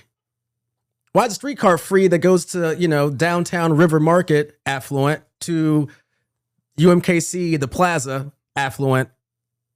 But hold on now. Make that make sense. Why is that? Again, who is this city for? That's the question. It's not for us, apparently. Yeah. And we have a mayor who would rather take PR trips and go to Super Bowls and jump in pools and we call him his name's Quentin. He does this thing called the Quentin Shuffle. It's kind of like the Cupid Shuffle, but like just a whole lot less rhythm, like no rhythm at all, pretty much. And so you can do that. You can jump in circles for billionaires and answer their phone calls. But when single mom, when the disabled veteran needs to get from point A to point B, all of a sudden the city's nowhere to be found. It's a joke, and I love my city. I love the people of my city. In fact, I like some of the electeds in our city. But it is painfully obvious what is happening right now. This is gentrifying an entire city, not just certain parts of our town. It's all of us. We brag about all the out of towners who have moved into downtown now. As I'm gonna have to probably get forced out. My rent is still too damn high, and I'm running for Congress, and I'm looking at places where I'm gonna have to move because if all of this redevelopment happens, they put the stadium down there. It's not just it's not the footprint of home plate to outfield. It's all of the area. It's going to kick us out. It's going to have all the profits go to the same rich folks who bought out our politicians, the same folks who bought out the people who are going to be constructing it. and they're going to get their C-suites, and they're going to get their tickets to the games. They're going to get their campaign donations, and such is life until it's not going to be life anymore, because we're not going to allow it to happen. It's not going to be business as usual. We refuse. We've seen this, like I said, with our KC Ice Free campaign, with KCDSA. We stand up, we fight back. We match the courage of the folks of our district. Our district is fascinating. We beat that stadium fight by 16. That's not just a bunch of wokies. That's not a bunch of commies. That's a bunch of people, working people saying, fuck this.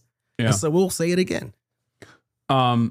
So I know this is almost like it's the same old song and dance over and over again, and it's becoming a bit of a cliche here as far as like horrible priorities for city and state government. But the Trump administration right now is scouting a warehouse in South Kansas City to turn it into a mass detention center and could cage as many as 10,000 people. ICE arrests in Missouri are already up 76%. And last year, masked agents stormed a Mexican restaurant in Liberty, grabbed a dozen workers, and a federal judge later ruled the raid warrantless. As a congressman, what is your plan to protect the immigrant families in Kansas City and around the country from a federal kidnapping operation that's snatching people off the street? And what is your take on ICE as well? What should we do with ICE? Yeah, we're going to abolish ICE. It's not a few rotten apples. The tree is rotten. And so we're going to make sure that we abolish ICE. Again, we come from the organizing space. We show up for our folks. I guess just this morning, tragically, we just had a bunch of our folks abducted. I just was on the plane and saw the updates.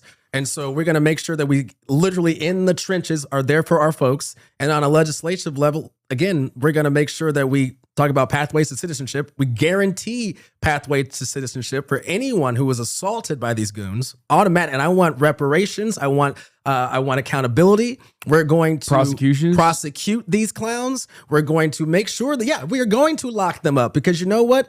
That's barbaric. That is gangsterism. Illegal. It is also illegal. Yeah. And so we will prosecute. It's time for law and order. It's time for law and order. It's time for law and order. No, but like actually, it's time for us to uphold uphold American law, and I'll just be a human. And so, we will make sure all of these folks are held accountable. They will be prosecuted. We're going to introduce articles of impeachment. I don't care if we don't have the numbers to convict, although we might after November. But we need to have a merry-go-round of Democrats, a merry-go-round of progressives every single day for this entire cabinet. Every single day. We need to make sure that we, again, don't talk about reform. It is abolished, and it is to be remade in the image of people with a North Star of, I want you here. I don't want you not here. I want you here. Yeah. And we got to quit shadow boxing these right-wing conceptions. When Kamala VP Harris said, don't come, you should have told him to. When you talk about we want a lethal military force at the border, who are you talking to? If they wanted a Republican, they vote for Republican. Yeah. And so, yes, it all comes. But again, remember, you're not just working to defeat a moderate Democrat who's wishy-washy and no one can identify exactly what his policies are, but you're working to unseat, or you're working to take out a Republican as well. Yep. And these issues still are issues that pertain to everyday existence of working class folks, regardless of their political ideology. Well, because we can't expect to have any help from these reactionaries, right? Like, we know that they are the worst. We know that these are not serious people. And so again, we continue to show up for our folks, but like Mark Alford doesn't give a damn about us, right? Yeah. And so it is very much as we name that villain and attack that flank, we also need to say, like, where is my opposition party, dog? Like, what are you doing? And so it's not, we can walk and chew gum at the same time. Yeah. We can say do better as these folks continue to do worse. Yeah. So you're running on publicly owned, permanently affordable housing and on repealing the Faircloth Amendment, the federal law that's blocked the construction of new public housing for decades. Yep. What does social housing look like in Kansas City under Congressman Gray? And how do you break the death grip that landlords and developers have on this country's housing supply? Yeah. So we need to take on these corporate landlords. We need to get private equity out of our lived experiences, out of our life. So when I talk about social housing, and I'm informed by the tenants of our city, it is a home that is yours democratically controlled. It's off the market, and it is funded in perpetuity. And it's all throughout our city. And it is based on the fact that housing is a human right. It's not that we need looser zoning restrictions, because also who's the one deciding what should be loosened, by the way? Yeah. It's the fact that we don't have it funded. We need funding. And that was under President Clinton that we got the Faircloth Amendment, which is just gutted public housing. President Clinton and the Telecommunications Act is it's one of the reasons why we're in the media landscape that we are today. While there is no radio, while there's the big 4 or 3, it seems like it's getting smaller NAFTA every single day. Exactly, right? There's a reason why people in Missouri don't like the Democrats. And I think a lot of people automatically assume it's because, they're racist or this or that. And I'm sure there's, some voters who lean on that side for sure.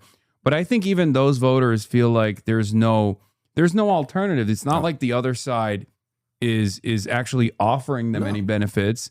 And all they've done as far as their form of governance, as far as their legislative agenda, has been jobs being shipped overseas and their quality of life diminishing. And in that anger and that frustration, they turn to the opposition that says, you're right to be angry. You're angry at what? You're angry at undocumented immigrants. Right. Actually, they're the ones who stole your jobs. And that's not the case, right? It's a capital owner that shipped your jobs away. And it's sometimes a Democratic Party that was working at the behest of these capital owners that shipped your jobs away. You remember that clip? It was right after Trump got inaugurated the second time. There was this. It went viral. This guy, farmer, Trump guy, under Biden and the IRA, took a bunch of the subsidies to completely revamp his farm, his equipment. Ton of money, right? And then of course Doge happened. Trump took all that away. He could gutted all that. And he was on MSNBC, actually, big old burly white dude who was bawling his eyes out. And he was, but his takeaway was that I will never do business with the government again. And so that's why we say we need socialists running everywhere, including in red to blue. Because my brother, you are so close. It's not the government. Yeah. It's the fact that you have these sellouts and oligarchs who are trying to make it so that you cannot be made whole from your government. Yeah. And so that's why it's I'm not educating, I'm not connecting that dot for you. I'm saying, my brother, I got your back, number one. And number two, you feel what I'm saying, right? And sometimes it's just that simple. And so I need, and so next time, I don't want him to not do business with the government. I want him to call out the folks in government who are fucking him over. Yeah. And right now it's Trump and these reactionaries and these warmongers. Going back to the primary, though, your main primary opponent, Jordan Herrera, is running as a bipartisan bridge-building moderate. Okay. He worked as an assistant attorney general under Missouri's far-right Republican attorney general. He won't touch the data center fight at all. He's been slippery on abortion, and he won't even say the word genocide when it comes to Gaza. What do you say to primary voters? Because that's, what you're going into right now. What do you say to the primary voters who've been told a moderate is the safe choice? And why is now the right time for a Democratic socialist instead of, I guess, MAGA light, even though Kamala Harris basically lost on that front as well? I want folks to tell me what they think moderate means. When we talk about a better world as possible, I want folks then to tell me what that means. What does the air feel like? Can you get from point A to point B? Can you go get a checkup? What do you all think it means to say a better world is possible? Because so far, when I hear folks saying to go towards the center, all I'm hearing you say is a better world isn't really possible, and I don't really feel like working on it. That is the difference right now, is we need someone who is going to fight unapologetically. I'm not going to be swayed or moved based off of what the algorithm says today or based off of what I think is supposed to be said today. No, I am running with a movement and of working folks' lived experiences. And I'm an organizer who comes from the space of co-governing, right? So our folks, our movement, we should always be in lockstep. We should always be doing these things together. And if you're going to be wishy-washy on one thing, how can I, again, I'm circling back to the clip. I should have sent it to you, how can you be someone who says you want to champion working folks, you want to champion healthcare, and then go on a podcast and make fun of quote unquote meth heads? How can you say you got so much great area? We love our folks in the Ozarks, but just don't talk to the meth heads, and then double down and say they make themselves known as a punchline. Yeah. So what is that moderate? Is that centrist? Is shitting on working folks with addiction? Is that moderate? Because if that is, I don't want nothing to do with it. Yeah. But I think what our folks do want is healthcare, housing, a job, and to make sure that, you know, we have a climate that's going to be around for a while. Because like I want to go outside. I want to make sure that we don't have these crazy droughts that's making our yields even lower than the yields already are. I want to make sure that our folks are guaranteed it all. And if you're going back and forth because you're trying to play politics, I don't play pundit. I'm a person. We don't play games, period. We live and we win. And we don't win by someone who doesn't quite know what it is they want to do. Yeah. You got to either shit or get off the pot. Yeah. You got by the way, you have a beautiful bidet in there. That was really. Oh, yeah, thank you. Yeah, good. no, I have a bidet in every bathroom in this house. I feel like bidet for all is my. Yes. If I was running for office, that's what I would make. Bidet, baby. Yeah. Okay. So, we talked about Jordan Herrera. You've been blunt about the state of Black political leadership. The Congressional Black Caucus has been seen as a way to defend entrenched political power and not create new opportunities for young Black men and women that want to rise through the ranks. You've said too many Black faces are being bought up in service of a genocide, in service of tax breaks for the rich. You've called out Hakeem Jeffries taking Palantir money while Palantir profits off of bombing children. What is your critique of Black political establishment and the Congressional Black Caucus, and what's your vision to change it from the inside if elected? I've been extremely disappointed with the Congressional Black Caucus. Remember, formerly the conscience of the Congress. If that is our conscience, if this is where we are, then I think that we need a new conscience. I mean, how do I say this? And I guess it touches on what I said a little bit earlier, right? It's just the weaponization of one's Blackness in service to capital, in service to empire, in service to, you know, in some cases, a Black bourgeois. Why isn't the Congressional Black Caucus championing Medicare for all? Yeah. Why isn't the Congressional Black Caucus championing the War Powers Resolution? Why are we taking AIPAC money, period? Why are they the most outspoken when it comes to genocide in Gaza? And that's one of the reasons why I ran initially in the 5th against Congressman Cleaver, is that, you know, that seat before we were gerrymandered was a D plus 1,000, you know, like that should have been a seat that sets the agenda for the nation, a radical, bold, progressive, leftist, socialist agenda. And that is just not what we had. And you know, I think, for example, Wesley Bell in St. Louis, you know, case in point, you know, we're not endorsed by Jamal Bowman, but he's a friend of the campaign. We saw what happened to Jamal Bowman with Latimer in New York. I mean, and even into my specific example, the person that reached out to me was a Black woman. Yeah. So, you know, it's a shame. It is disappointing. I'm not sure if I'd be allowed in the Black Caucus, to be honest with you. I'm going to try to, I'll try to get in, but I'm going to be very blunt, is that the era of do nothing goes to everybody. And so we're done with doing nothing. And we need, again, what happened to the conscience of the Congress? What happened to your moral clarity? What happened to love and liberation? Yeah. What happened to any of that? And so, no, I haven't, you know, I haven't gotten, no one's reached out from the CBC to me. But my number is always open, and I would love to have a conversation, because I would love to tell our folks some things that we need to do better, or just do, period. Because right now it's been very disappointing, especially, you know, to shill for apartheid is just a level of, not even cognitive dissonance. It's just a level of fecklessness, a level of corruption and sellout. You know,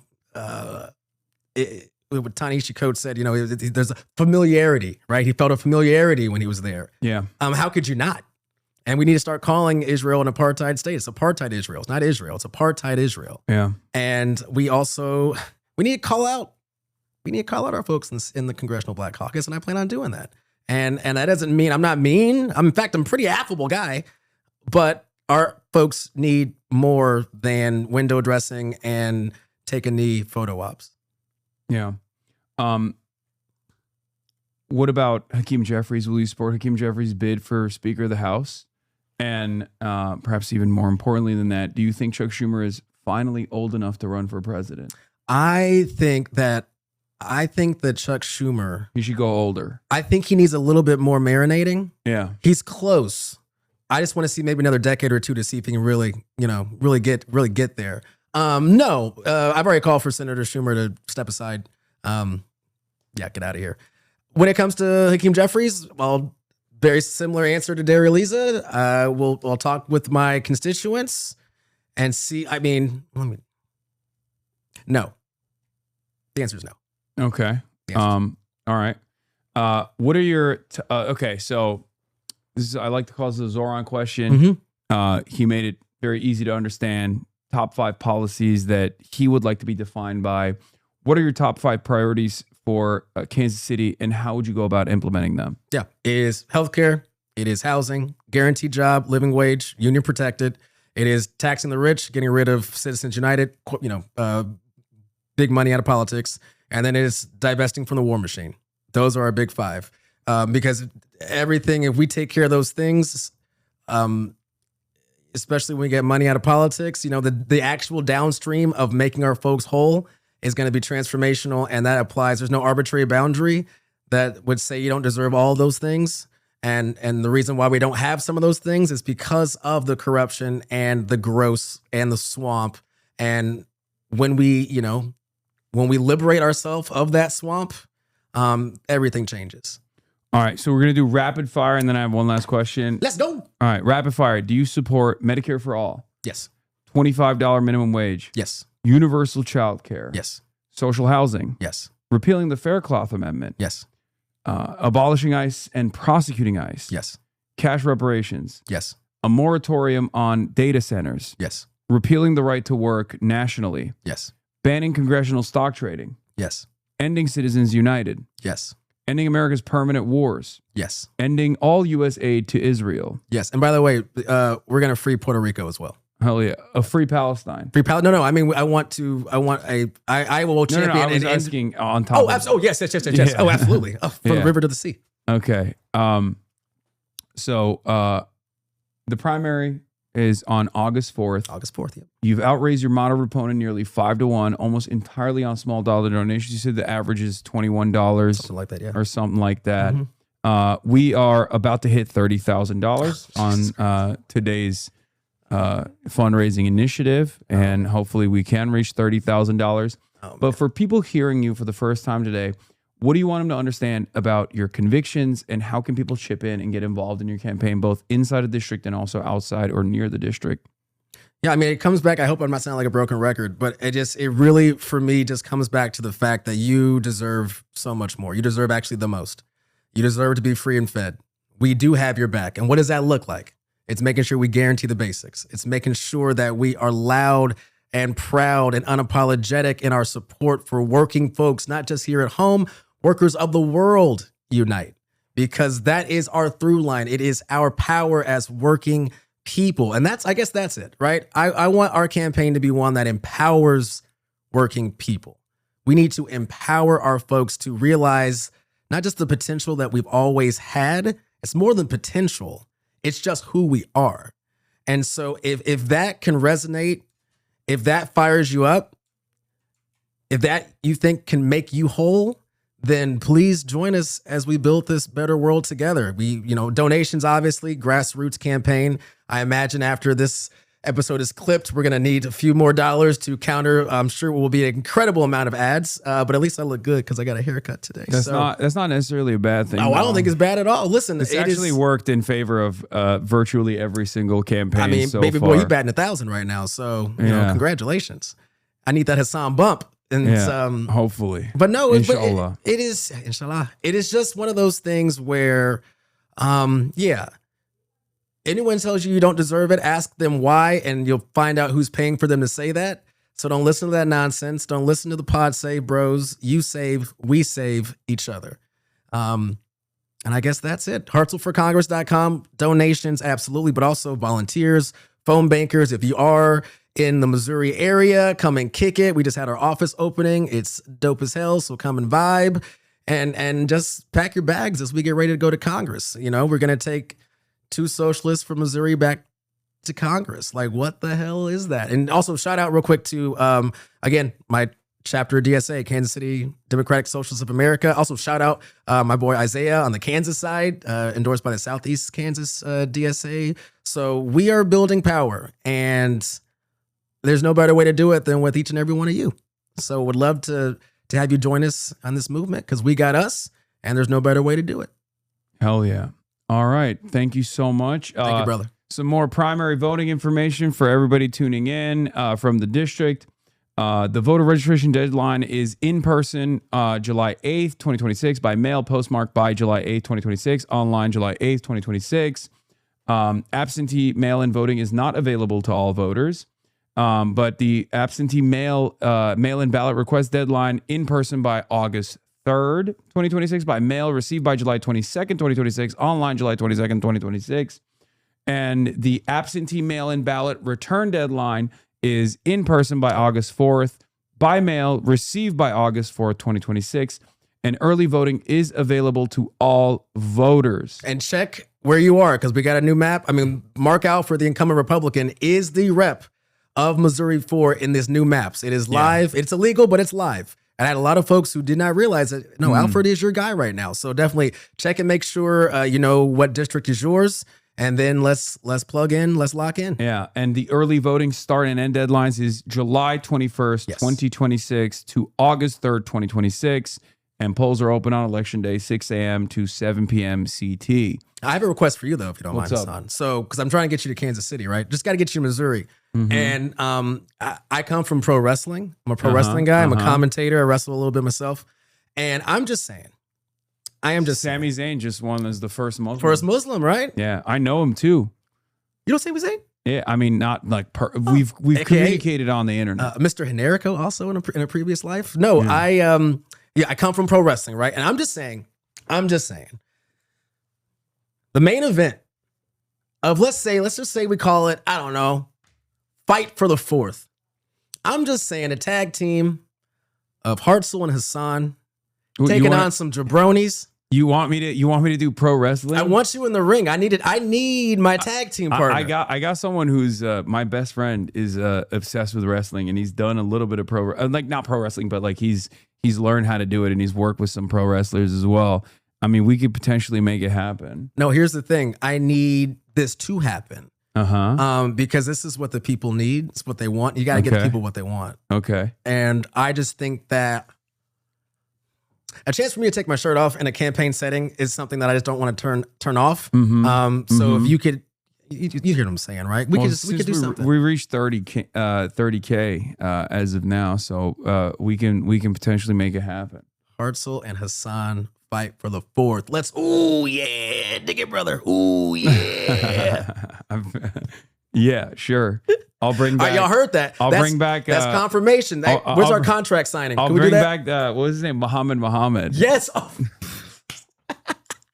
Kids, ask your parents. There you go. Yeah. No, we've watched it on the stream. It said it's actually insane. It's like such that whole a funny thing character was because crazy. back then, when you watch it back then, he's obviously like the villain. But like, if you listen to what he's saying with today's perspective, you're like, wait a minute, he's like not wrong. It's literally, he was just doing Mandela. Like, what are we doing? What are we doing? He was literally talking about how like all Muslims are being blamed for the crimes of the few, and it's like America's actions have actually destabilized this region. Oh, he got deep. It was a hell of a promo. Muhammad Hasan. Yep. Yeah. I think he now owns a car dealership. Oh, he does. He does. He's also not Muslim. No, not at all. Or not even Arab. I think he's like Italian or something. Yep. It's so funny. And it was always hilarious because his manager was speaking in Farsi. Yep. And he didn't speak Arabic at all, but he would just like say a couple Arabic words. But then his manager would come out and speak in Farsi, and you're like, what the fuck is this? If you know anything about if you're from the Middle East, you're like, what the fuck? It was wild. None of this makes sense. Absolutely crazy. But it was awesome. I love, like, I'm fascinated with like American versus the Undertaker. American, American culture, and some of that is, racism. And I think there's some very funny moments that come out of that when they're just like trying to piece these things together. Pro wrestling, it goes through Kansas City, the heart of professional wrestling. It really does. Handsome Harley Race, all kinds of stuff. Yeah, man. So what I'm saying is we can add Hasan's name to the history books of professional wrestling. I'm Kansas City. also an old man though. I'm 34. I'm about to be 35. So. We're the same age. What do you mean old? You ain't unked up. Yeah, but you're athlete. You're an athlete. Yeah. I'm not. I play. I now destroy my ankles every time I play basketball. You know what I mean? It's just it sucks. I saw you didn't push. I saw you did some pull-ups the other day. Yeah, I did some pull-ups for Claire's campaign. You know, I had to do it. So Hey, it worked. We'll see. We'll make it happen. But thank you, my brother. Hartzell. I appreciate you, man. This was Thank you great. so This much, was wonderful. All right, everybody. I'm gonna play you this. Wait, not this clip. I'm gonna play you GOP Rep Alford while I walk Hartzell out and take a photo with him, and then we're gonna be back to doing regular commentary. Thanks, y'all. Okay. All right. This is temporary, and then I think the gas prices will go down. If it doesn't end quickly. I'm saying your premise is wrong. It will. Okay.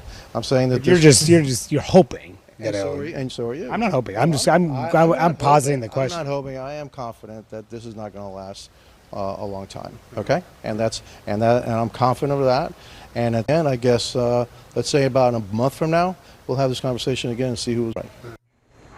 I mean, that's really what the Republican plan is to deal with gas prices. Hope that this ends sometime soon. Hopes that the economy the crude oil market will stabilize. Hope gas prices will come down, and hope that it does not undercut their affordability message come November. But you talk to other Republicans, they say hope is not a plan. Josh Hawley, being one of them, told me that they need to act, do something now, look like they're doing something at least. Otherwise, voters are going to really take it out on Republicans. And the question is, have they even convinced voters that this is a sacrifice that they need to make? That's another thing I heard from a lot of Republicans too, like Congressman Mark Alford from Missouri, saying that we need to convince voters that they may have to pay 30 cents more per gallon at the pump because it's worth it. And Lindsey Graham, I asked the same question today to him. I said, what about these gas prices? He said it'd be much worse if Iran had a nuclear weapon. And so that's the convincing that they have to do. But they're all over the place, and they're not making that case to the public.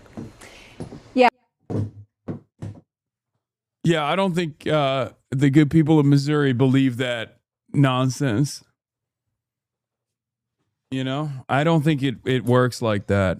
I don't think it's a convincing message. Be like, sorry, your gas prices are going to go up. Sorry, we just have to keep burning $1 billion, and we got no money in the tank for you.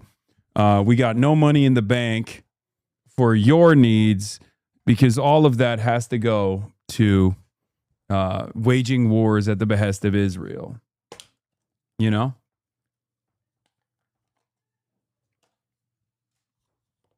Anyway, maybe we'll bring Will to Kansas City as well. Okay. That was a lot.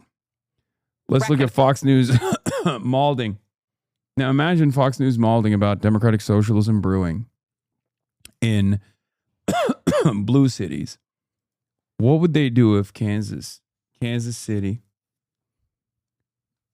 and St. Louis, the SLU, brought 2 democratic socialist electeds into Congress?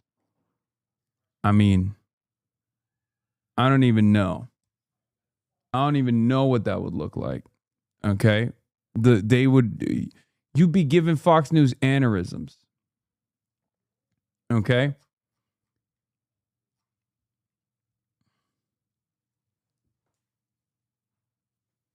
They would vomit live on air. I think Jesse Waters might have an actual aneurysm. Like, he might actually crash.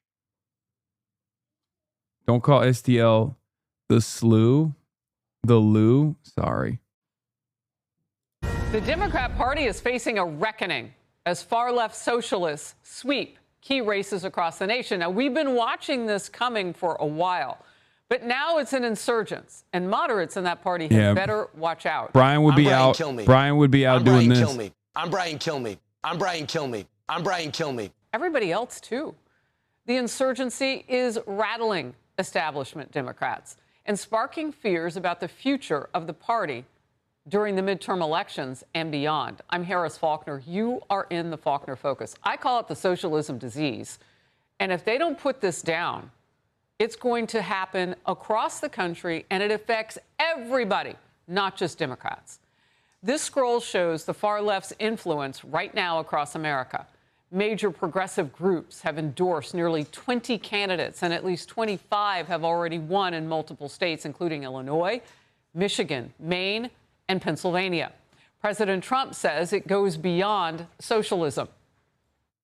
Why do you think it is that now the endorsement of Zohran Mamdani means more than the endorsement of Hakeem Jeffries? Well, they're going radical left. They're going really, you talk about the Democrat socialists. It's really communist. If you look.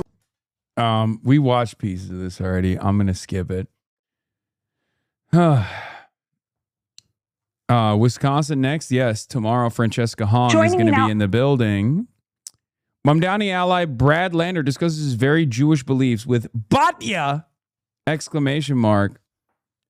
I'm going to skip because I don't really care about Batya Sargon of Akkad. And joining Batya Ungar of Akkad. Anyway, Chris Murphy says Democrats should accept Trump voters, not embrace socialism in this full interview. Chris Murphy is another one of these like moderate guys who has been trying to reposition himself as somewhat of a progressive now, but it's not really working for him, especially considering that in the immediate aftermath of the defeat of Kamala Harris, he thought we should just lean fully into pivoting to the right rather than reconsidering where our priorities lie. He did that thing, and then now he's trying to be more progressive, but he's not fully invested in being progressive. So he also endorsed Mallory McMorrow. So I don't think he's too fond of the little movement that we've built. He's Pino, progressive in name only. I love Pino. Pino is so stupid. Pino is such a stupid fucking term, and I love it.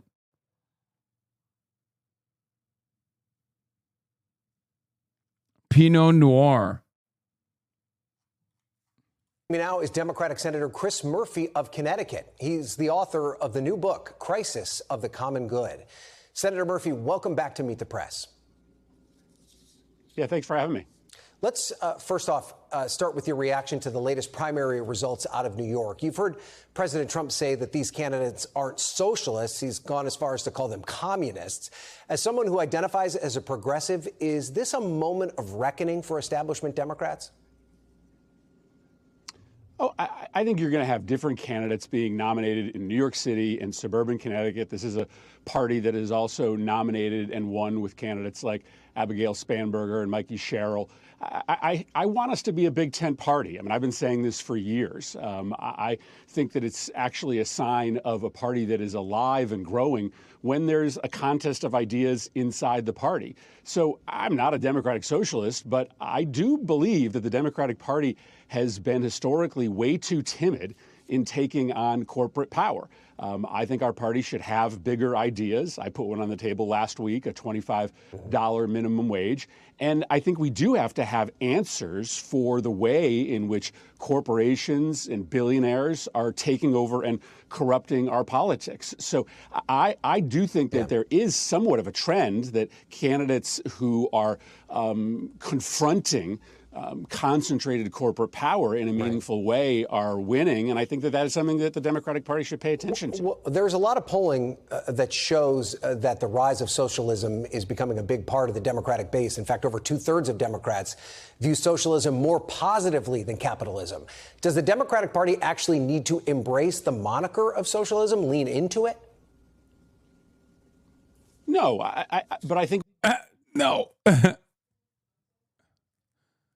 Obviously, he's not going to say, yeah, well, let's lean into it, you know? We have to understand that people do not believe that this version of capitalism has worked. And frankly, it hasn't worked. I mean, you have 40% of Americans today that are working full time and don't have enough money saved up in the bank for an emergency car repair. Meanwhile, we just saw the first trillionaire made in this economy. This version of capitalism isn't working. Now, I make the argument in the book that we should embrace, what I call a common good capitalism, a capitalism where we have more shared prosperity, where we want more millionaires and less trillionaires, where we have a higher minimum. This kind of stuff is pretty good. honestly, because it literally forces these guys to come to our side reluctantly, because it recognizes that there's a real crisis in capitalism, right? It's not far enough, obviously, and because because they have this like weird predisposition to this moderate pivot, no matter what, we just keep pulling the Overton window to our side, and they just come along with it reluctantly. You know, oh, we haven't done real capitalism. It's going to be real capitalism. I promise. It's going to be like, they just love to ratchet. I've begun to realize that a lot of these centrist Democrats, a lot of these liberals, they have no real ideology. Sure, some of them defend corporate interests. Sure, many of them defend capitalism. But ultimately, there are plenty of people who just love the ratchet. Okay? They just love ratcheting. So if they're just fucking windsocks, we make sure that we blow the winds in our direction rather than the right. Okay? That's it. And eventually they're just going to be like, oh, we want redistributive capitalism. We want capitalism with real safeguards, real protections. And eventually you just pull them so far that they're like, honestly, okay, fuck it. Capitalism is not working. Whatever. These dudes just find a million different ways to say they're Keynesians. Yeah, but they're not actual Keynesians, right? So eventually they'll get there. And then eventually they'll go further beyond. I really do believe it.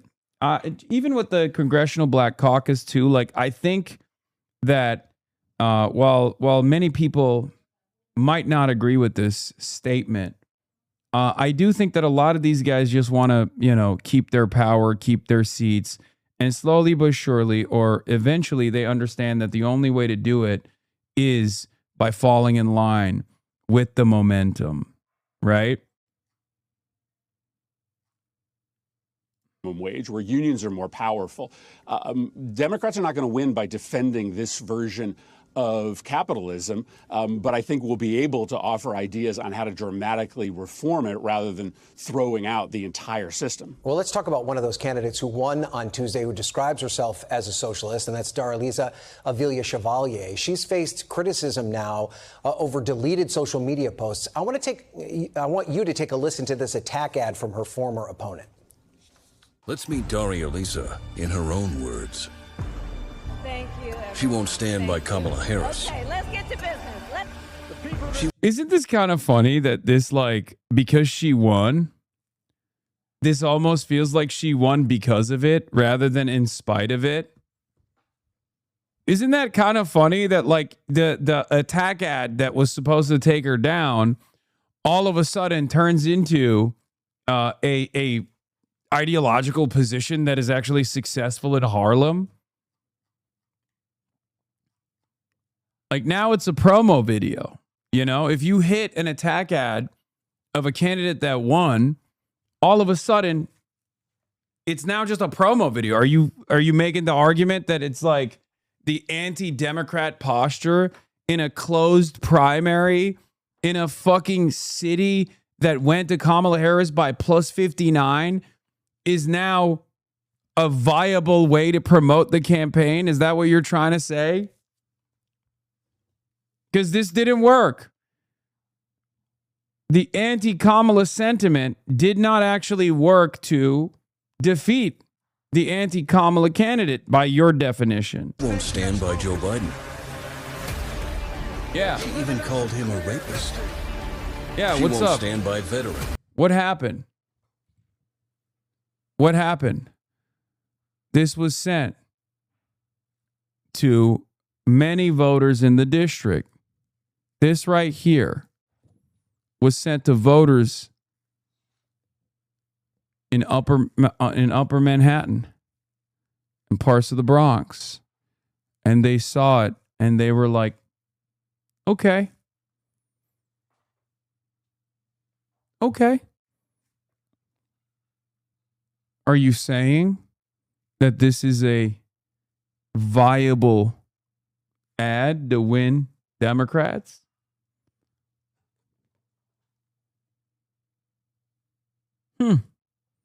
Interesting. A collector's item, folks. Yes, I will be framing it. Make no mistake, I will be framing it. Mint condition. PSA 10, I'm going to get that shit graded. For the American flag. She stands with dividing us by race. Meet the real Daria Lisa, the one she tried to delete.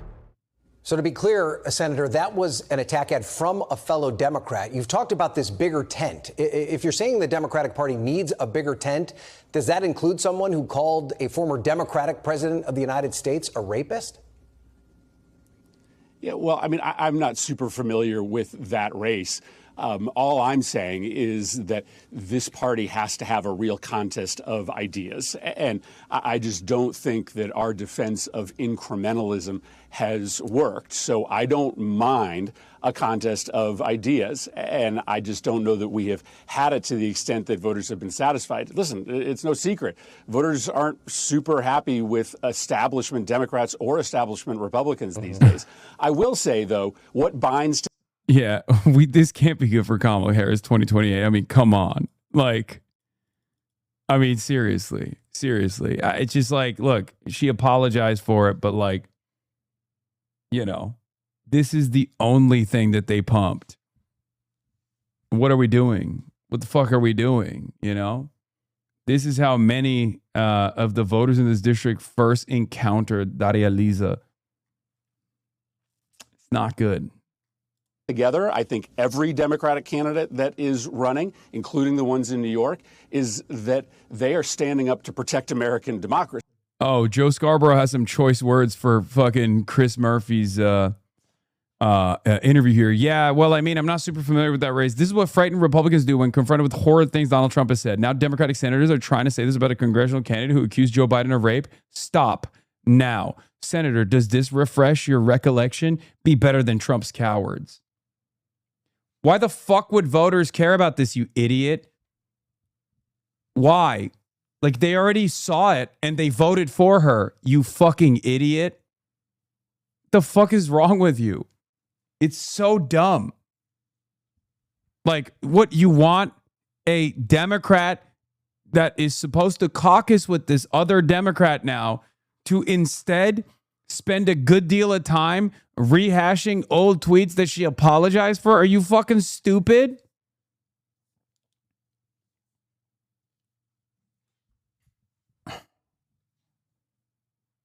It's so dumb. Comparing Daria Lisa to Trump is also extra dumb, but that's besides the point. And right now, the biggest threat to this country are not a handful of House candidates in New York. It is the president of the United States that is trying to destroy American democracy. And the Democratic Party, left, right, and center, is united around the fact that we need to protect this nation from Donald Trump's attacks on the rule of law. Okay, to that end, I do want to read to you part from your latest book, Crisis of the Common Good. You say that many leading Democrats and even more in the pundit class treat populist leaders like Bernie Sanders, Alexandria Ocasio-Cortez, and Zoran Mandami as fringe threats to the party's electoral success. Voters chose Trump because they wanted a revolution, but my party doesn't yet seem completely ready to seize the moment. How do you seize the energy of the left wing of the party without alienating mainstream voters and maybe even some Trump voters that might be willing to cross over and vote for Democrats? Yeah, the argument that I make is that there are a lot of Trump voters who believe that the economy is rigged, and they mistakenly thought that Donald Trump was going to unrig it. They now see him as a fake populist, and so they're open to listen to a Democratic Party that is for increasing the minimum wage, breaking up concentrated corporate power, bringing back the strength of labor unions. Now, I think we have been probably far too judgmental of some of these voters on the right because they don't share all of our cultural and social views. I don't argue that the Democratic Party should change our views when it comes to issues like guns or climate or abortion. I just think that we have to accept into the coalition. Dog, you win them over by offering them things, okay? You force the argument to not be on the grounds that Republicans cut, which is, how many trans people you want to eradicate from public existence, But you force the argument to be on the boundaries of, do you want health care or not? That's it. I've never been one of those guys that's like, oh, we can't win any Republican voters. I just have a different theory of change. And my theory is, if you go to these Republican districts and you tell them, like, we're not gonna allow AI data centers to prop up in your backyards, they're gonna jack up your fucking electricity prices and destroy your clean water supply or take over your clean water supply. We are going to stop that. If you tell the voters in that district, like, we're gonna fight for your health care too. You know, I know the Democrats are not exactly beloved in this district, right? Maybe you're too worried. And for far too long, you've thought Democrats don't mean anything. Democrats don't actually do anything for you. They don't do right by you, but we are different. We are going to give you health care. We're going to give you public housing. We're going to do a federal jobs guarantee. If you go in there and you tell them, like, here are the things that you need, we're going to improve your lives. The Republicans have lied to you all this time. They've told you, oh, your enemy is trans people there. Your enemy is undocumented migrants or whatever, and that we have to spend billions and billions of dollars on fucking Israel and Israel's wars and billions of dollars on a domestic occupation force and tens of millions of dollars on flock cameras that are engaging in mass surveillance and peeping on you instead of your roads, then yeah, I think that argument is very convincing. That argument is unbelievably convincing. Argument always has been the same. It's like gun fuckers or Bible thumpers. I mean, no, but the thing is that it's like okay. Gun fuckers and Bible thumpers, no matter how like transphobic or racist they are, you know what they also need? Roof over their heads. They need health care. So when you fucking go to them and you're like, I'm gonna serve you health care, I'm gonna give you a roof over your head, I'm gonna do public housing, I'm going to do government-funded housing. I'm going to do a federal jobs guarantee. You're going to have a good-paying job. You're going to have health care. But you got to cut it out with this trans shit. Like, they're going to have it too. They're going to say, maybe there's going to be people who say, no, I really hate trans people and I can't do that, right?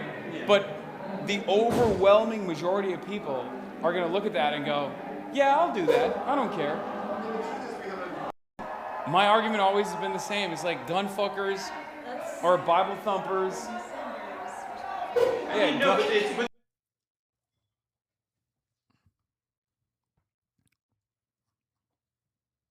They're playing Solidarity Forever in the background. Tear to my eye. What are your thoughts that right-wingers think Republicans stand for law, order, justice, despite Epstein, wage theft, and fraud? Yeah, it's bullshit. And we gotta hammer home that point. here we are. Denver Pride crowd reaction to Maylot Kuros could be heard from miles away. The one and only Maylot.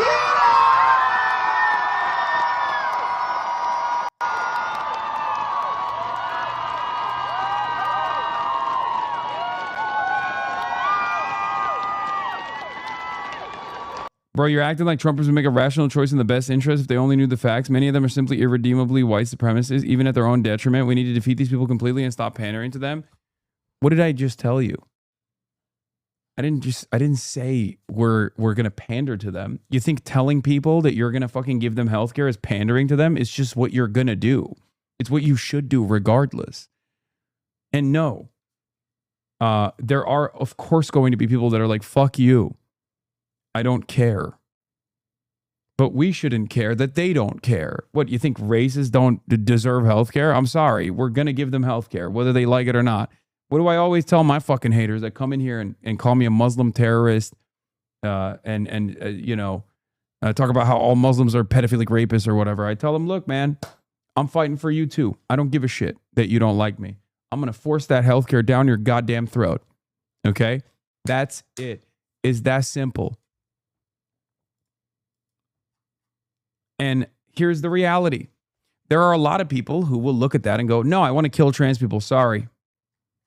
That's my number one priority. There's going to be people that say that. There are going to be people that say, no, I don't care. Undocumented migrants are scary. We got to purge them. We got to purge all migrants. We got to purge all black and brown people. There's always going to be people like that are not winnable. But there are certainly a lot of people who have even voted for Donald Trump, who are independents. Okay. And there are going to be people that will look at that situation that haven't ever been offered this alternative, this rational alternative, this self-interested option.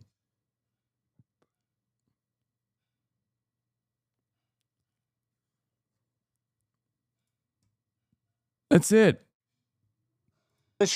People that may have voted for Donald Trump and wants a party that is going to unrig the democracy, but may not be ready to join us on all of our social and cultural views. We should give them a place in our party. And I think the only way that we give them that place is by being stronger in the way that we confront the consolidation of I logged on to tell you that your audio quality on that was so quiet. It was like how LaCroix tastes, a hint of Hasan from one room away. Wait, what? Really? corporate power in this country. Okay, let's zero in on that topic that you raised earlier, and that is your new bill to raise the minimum wage. You are calling for a minimum wage of $25 an hour. It has not been raised nationally since above $7.25 an hour since 2009. The most recent analysis from the Congressional Budget Office said that even a $17 per hour raise would result in massive job cuts. Would your bill actually do more harm than good? Of course, NBC News, reactionary at the behest of Capitol, immediately, oh my God. Well, economists say this is going to kill business owners. It's going to kill business. Okay, dude, fuck off. No, it wouldn't. And there's plenty of economic analysis to show that It's if true. you gradually...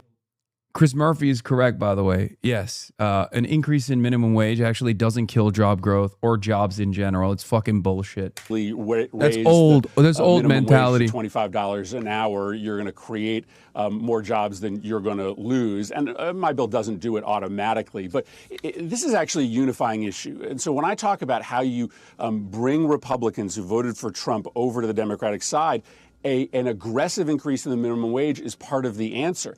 If you ask Democrats in an open survey what they think the minimum wage should be, they say $27. If you ask Republicans and independents, they say $26. You know why? $25 is just the minimum wage you need to pay your bills in this country. And in the most affluent, most powerful country in the world, if you work full time, you should be able to pay your bills. And by the way, we can afford it. It's not like we can't pay a $25 minimum wage. We just choose not to because we've become okay with dozens and dozens of people in this country making hundreds of billions of dollars. So this is the kind of idea that shows that the Democratic Party is ready to fundamentally change this economy. And I think this is the kind of idea that brings Trump voters over. Remember, there was a meme online about a year ago in which folks were claiming to the right that Donald Trump had already implemented a $25 minimum wage. Right. And people in his coalition were super pumped about that. We can't let Donald Trump pretend that he's actually going to raise wages, but we got to show that the Democratic Party, if we get power, is really willing to do it. So on the issue of affordability, there was a bipartisan housing bill that passed both chambers of Congress, but it's currently stalled after President Trump said that he won't sign the bill until the SAVE Act is passed. One of the elements of the SAVE Act requires voters to show ID. If there was a vote that came to the floor that just required voters to show photo ID, would you support it? Well, I mean, it depends on what it looks like in Connecticut. You know, we have safe and secure elections. This whole idea behind the SAVE Act is trying to push a mythology that our elections aren't secure, are rigged. That's not true. The problem with the SAVE Act is that they don't really care about the voter ID provision. That's not why they're pushing the SAVE Act. They care about a provision that would create a national voter list that would allow Trump to go in and take people out of it so he could claim that the wrong people voted in state elections. It's actually why a lot of Republicans in the Senate don't support the SAVE Act. Donald Trump is the most unpopular president in the recent history of this country, and so he is trying to rig the election, but Senator, in part by creating this national But Senator, voter if I could pin you down on that, though, do you think establishing a standard by which a photo ID is necessary to vote in elections is something that should exist in the United States? Just that simple premise. Yeah, I think that. Are these guys also trying to be the pro-Trump? Are they just fighting over one another? All the mainstream outlets are fighting over one another to be regime propagandists?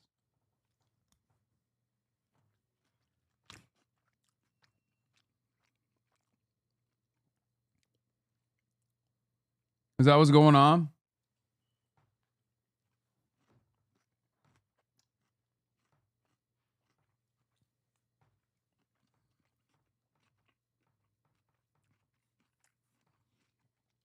It's sold as a solution for a problem that doesn't exist.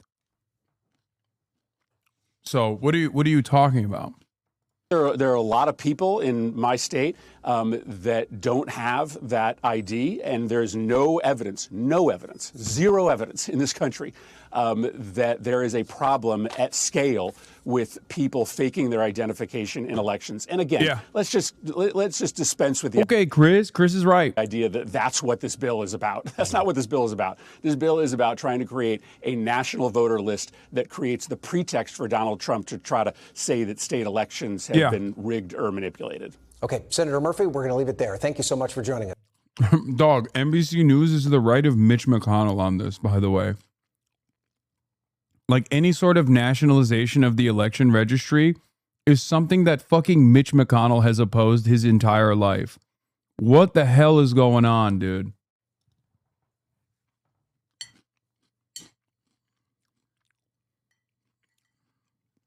Yeah, that bleeding heart libtard Mitch McConnell.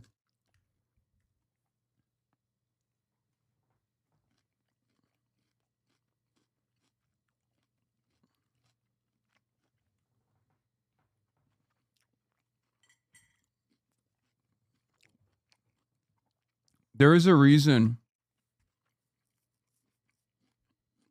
There is a reason why there aren't enough votes in Congress to get this done. Because even Republicans don't want it. Yes, we appreciate it. Thank you. We thank you for watching, and remember, that's why Trump is malding. Oh shit. My goat's over at the Sunrise Movement. Mitch hasn't been seen in 2 weeks, by the way. Yeah, bro. He's having sex. Okay? He went to a med spa and he's getting his fucking back blown out. What is it to you? You know what I mean? Let him fucking have his fun. He has served Congress dutifully. Let him get his shit pushed in, dude. What the hell? No way, not today. Cory Booker, Texans don't want you. Texans deserve better than you. What are you doing here? Texans don't want you here. What are you doing? Families apart across the nation, and you're only calling for reorganization and reformation? What does that even do? Our current administration is tearing apart America. They're using up our national resources, and all you're doing is taking money from AIPAC donors and not fighting for our communities. Senator Booker, why should Texans listen to you when you've accepted at least $1 million from AIPAC? Deserve better Democrats and moderate Democrats like you, Senator Booker. We deserve better than sellout Democrats like you, Senator Booker.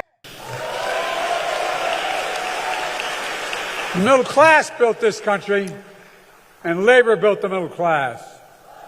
Look, it's not just his. I can't do this. I also know the story of America, like many of you.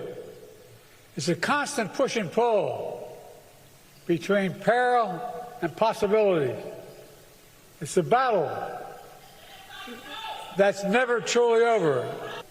She had won the last election by Looking really good, Mr. President. 19 points. That seat just happens to represent a quaint little place you've all heard of, Mar-a-Lago. He's running. Look at him. He looks great. He looks so good. Yeah, he should have stayed in the race, honestly.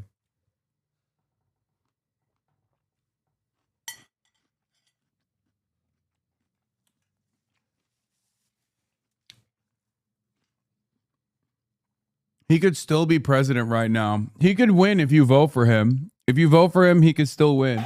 We're the United States of America. There's nothing. There's really nothing beyond our capacity if we act together. So let's get up and fight back, God darn it. I love you. Thank you, thank you, thank you.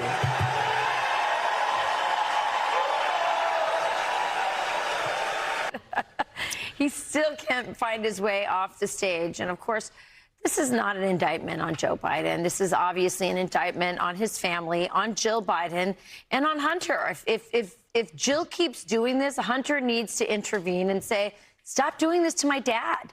You know, he sounds like he has marbles in his mouth. He's disoriented. It's not helping his legacy or his image. It's certainly not helping the crowd. I mean, here they are yelling Genocide Joe at him. Listen. It's a constant push and pull between peril and possibility. It's a battle that's never truly over. And we'll look. That's your legacy, old man. I hope you got still enough brain processing power to understand that that's your legacy.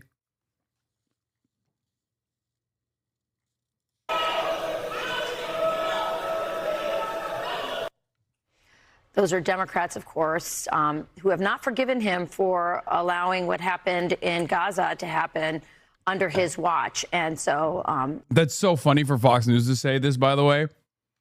Like, what? Do you think Israel's committing a genocide, Fox News?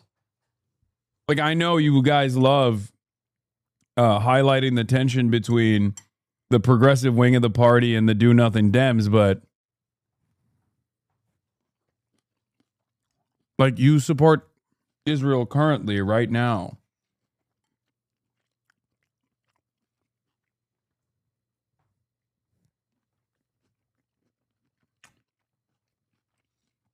You support everything that Trump has done at the behest of Israel right now. you know, it's just bringing up more anger in the party. It's painful to watch. You know, remember we made fun of him for, as president, lying on the beach in Rehoboth, Delaware? Like, go back to the beach. You like it there. You can relax there. Like, this, being put in this position is really, you wonder if he really understands how bad it looks for him. Yeah. And Democrats don't want him. The Democrats are ready to turn the page and move to the next candidates. They don't want this. And so why they keep insisting on allowing him to do it is baffling to me.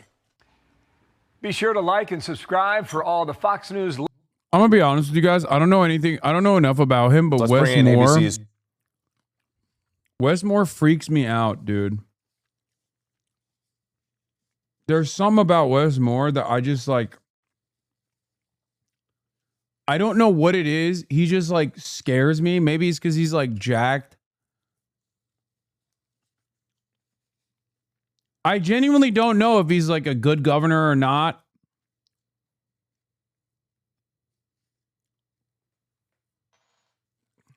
Don't talk about my governor. Is he good? I don't know.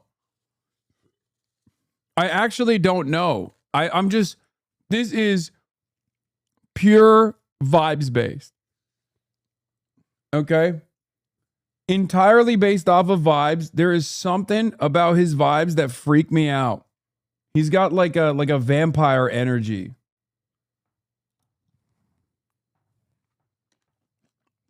And I don't know if it's like totally unwarranted of me to feel this way about him.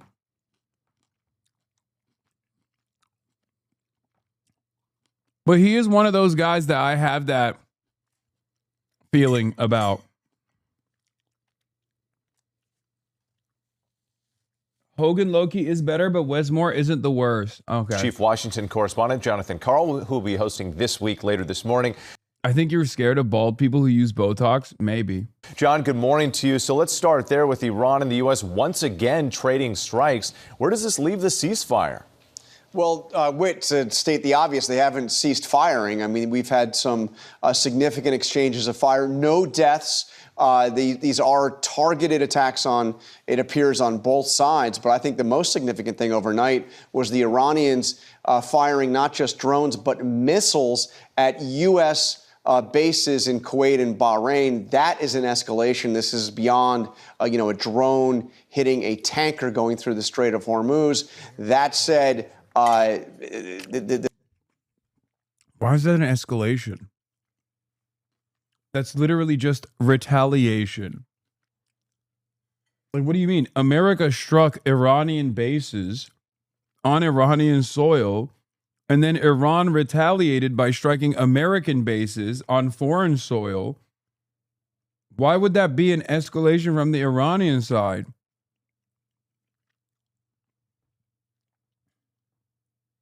What the fuck? They're like, no, you don't understand. You're not playing by the rules. You're supposed to literally stick to just the tankers. You're not supposed to hit America back when America hits you. Okay, that's cool, I guess. I don't know why anyone that plays by those rules, but the all right. ceasefire, the shaky ceasefire that does not involve the total ceasing of all firing, does at this moment appear to be holding. These are tit-for-tat strikes with limited damage so far. Yeah, it just goes to show how delicate the situation is, though. John, I do want to turn to politics now. You also have an exclusive interview with New York City Mayor Zohran Mamdani this morning. Let's take a look at a clip. Republicans are going to make you the poster child for the Democratic Party. Let them. We don't have to ask ourselves what life looks like if a socialist wins. I won last November, and over the course of these last 6 months, what we've delivered for working people are the very... This was beast mode. I'm glad he's getting more confident as far as saying, like, look, I got a record to show for it in a very short period of time. Things we were told were impossible. So, John, many are wondering if this Mamdani movement is limited to areas around New York City, or could it really have a national impact on the Democratic Party? I mean, that's the big question, and it's a big part of what I discussed with Mamdani. By the way, fascinating. One of the things that's super funny to me, at least, is the idea that these guys can't comprehend anything beyond, like, individuals and their personal political pet projects. This is not fucking Zohran Mamdani's project. This is democratic socialism. This is socialism in general. Like, and he understands that, obviously. But it's just really funny that these guys cannot contend with a world where it's not like one person that's building their own personal machine. Because that's all they've seen their whole lives. So they, like, can't contend with a reality where people all around the country, all around the nation, are actually working to serve the same cause, working towards the exact same goals, to make our politics more responsive, to make sure that the people that we elect in a position of power actually defend us, rather than the interests of corporations and foreign lobbies. And it's hilarious because, like with Espaillat, Espaillat built a machine, right? It was a machine of Dominican political power in the city, but it was a machine that only served him, right? It wasn't a political machine that he built, or a movement that he built to I don't know, unlock additional benefits for Dominican New Yorkers or working class New Yorkers broadly. It was just a machine that got him elected and gave him more power in his little fiefdom, right? And it clearly wasn't even successful enough to, make sure that he gets reelected, right? But that's basically all these guys care about. So it's funny when mainstream media looks at a guy like Zohran and they're like, oh, this is just a guy who's like, this is the Mamdani project. This is a guy who's like trying to, this is a guy who's just like simply trying to build his own personal movement or whatever. You know what I mean? Interview. I mean, he is unflappable. He has been called by President Trump just a couple days ago the biggest threat to America in 250 years, his National Democratic Socialist movement. And Democrats have been almost as harsh. There was a manifesto put out of sorts, a statement, open letter by a group of moderates. If this was the Mamdani momentum, then the rest of the DSA slate that he did not endorse, but he obviously wanted them to win, would not have won their seats, right? It's purposeful as to delegitimize a bigger movement, boss? No, I don't think so. I don't think so. You know what I think it is? I think it's a lack of vision for these guys, and it's to our benefit. It's not bad. It's good. If they don't understand that this is a national movement, then that's to our benefit. Okay? It's good. So, as long as they don't grasp the severity of the changes that we're fighting for, they will continue underestimating our power, hopefully, and they will continue to not actively try to defeat these incumbents or defeat these insurgents. And then, worst of all, I could totally see them trying to make sure that the opposition, like a Republican, wins, as they tried to brute force Andrew Cuomo into the general against Zoran, just to make sure that their theory of power remains at the heart of Democratic Party's national politics. Running for Congress, many of them currently in Congress, declaring we are capitalists, not socialists. They see him as a threat, too. He sure thinks that his movement has potential way beyond New York. Well, a fascinating conversation. John, thanks so much for your time. We appreciate it. We'll be looking forward to it and tuning in this morning for more of Jonathan's exclusive interview on This Week with New York City Mayor Zoran Mamdani. She was Lebanon's conservation queen. I'm assuming this. But what? Oh, this was unbelievably racist, too. Hold on.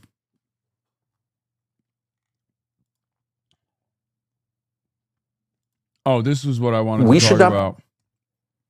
Tucker Carlson walks back views on Islam as the problem, but then also, and then we'll get the fun stuff, okay? We're going to get the fun stuff. Don't worry.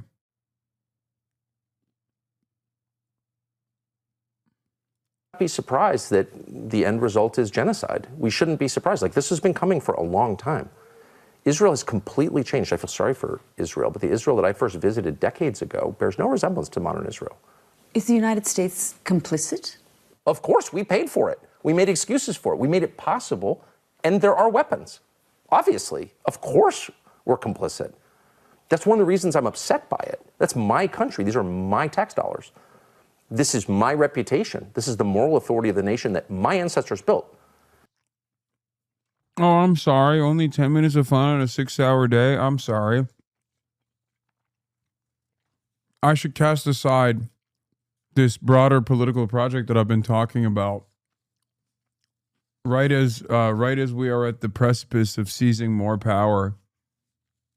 My apologies. I should have told Hartzell Gray, hey, sorry, buddy. We're going to watch Jubilee videos today. Unfortunately, I can't interview you and fundraise for you because some of my chatters wanted FUNDAY because it's Sunday. What do you want me to do, man?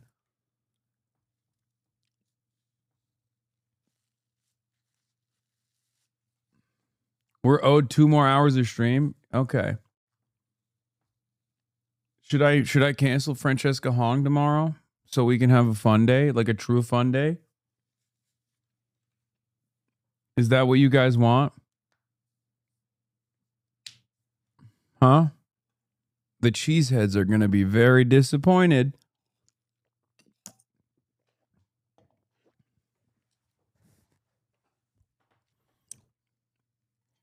You don't want to disturb the balance between Madison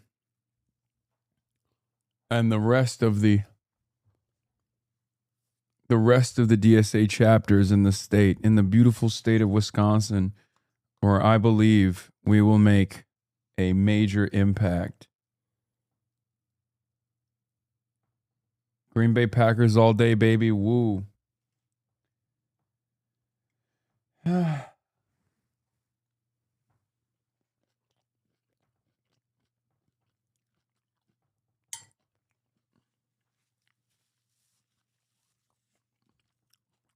You will never get new viewers, big bro.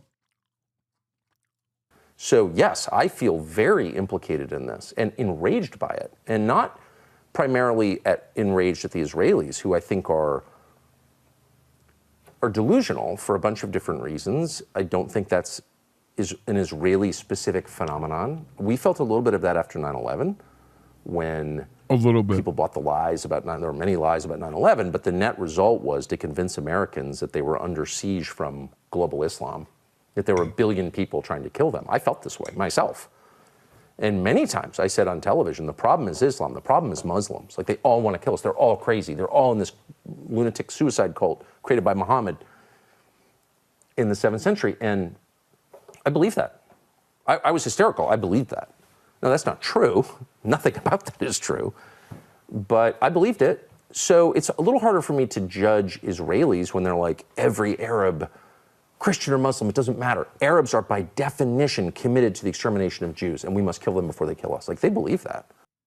You know, many would argue that Trump 2.0, this second term, has seen the president almost totally... Do I believe him? Some people will say it's Qatar funding that's making him talk like this. I still think that he's... I mean, first of all, regardless of my opinion, him saying that matters.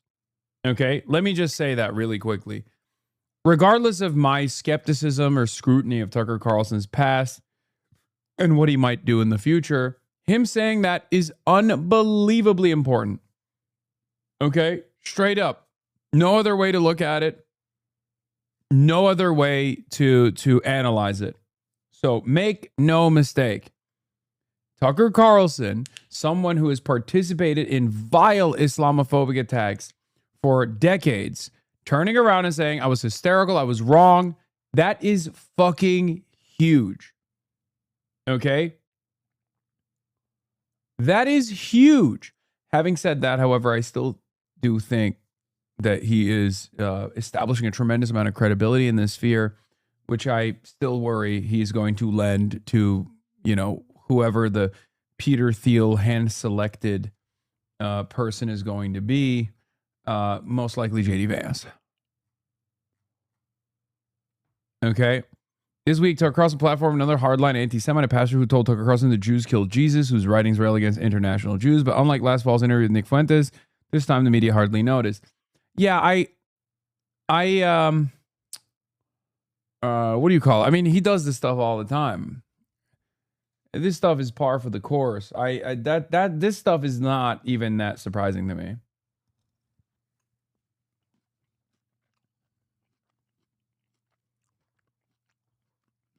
Like, there are plenty of way more aggro, out and about anti-Semites in the right wing anti-Israel sphere than Tucker Carlson. You know what I mean?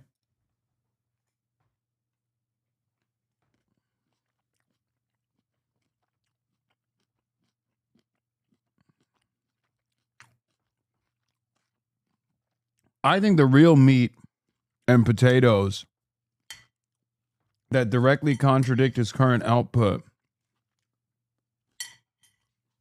is not him fomenting anti-Semitic conspiracies or leaning into like notable anti-Semites to interview. As a matter of fact, I think this kind of commentary is only going to boost his credibility. It's only going to boost his credibility. It's only going to foment more anti-Semitism because he's such a good propagandist.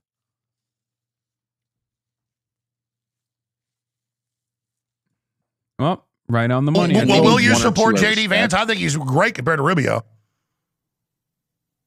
Obviously, he's great compared to Rubio. Obviously. Look, I'll support the best person. I always have liked J.D. Vance enormously. I think he's really smart.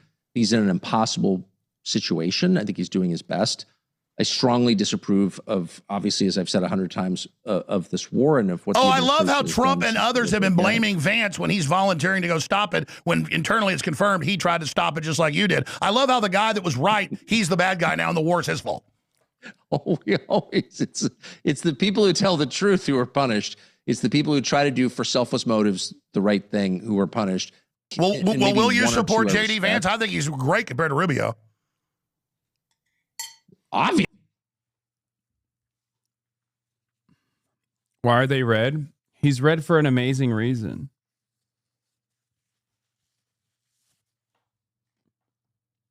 What is this?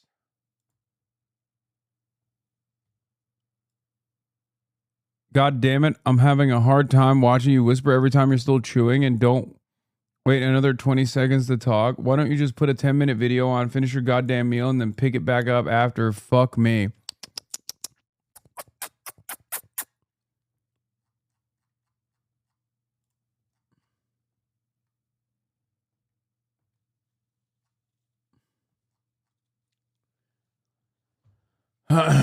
This is Tucker reading the room and building credibility for the most Nazi campaign you've ever seen, either to run himself or be the power behind the throne propagandist. Yeah.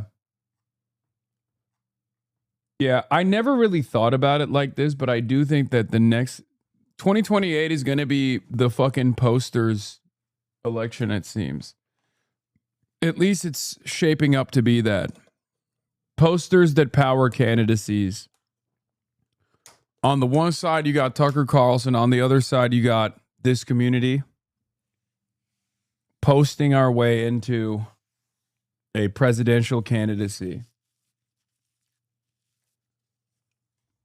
But yeah, as I was saying, like Tucker Carlson, like pointing to Tucker Carlson's animosity towards Israel, which reads to the average person as like a sincere, a sincere position held by the majority, and then tying it back to anti-Semitism is always going to be a foolhardy endeavor that actually makes people self-identify with anti-Semitism. I think the real way to counter Tucker Carlson's statements is, one, his own personal association with J.D. Vance, and two, something that I've said over and over again. Him and even Nick Fuentes want to turn America into Israel. Do you fundamentally oppose the things that Israel is doing on the grounds that it's like murdering children, it's an ethno-supremacist state, it's an ethno-state, or do you oppose it because it's Jewish while also doing an ethno-state? Nick Fuentes has made it very clear. He's said openly on numerous occasions, like, no, we want to do what Israel is doing, but not for the Jews, but instead for Christian nationalists, right? And I think Tucker Carlson has a similar opinion to that as well. And I think that's the adequate way to oppose this agenda, this way of thinking.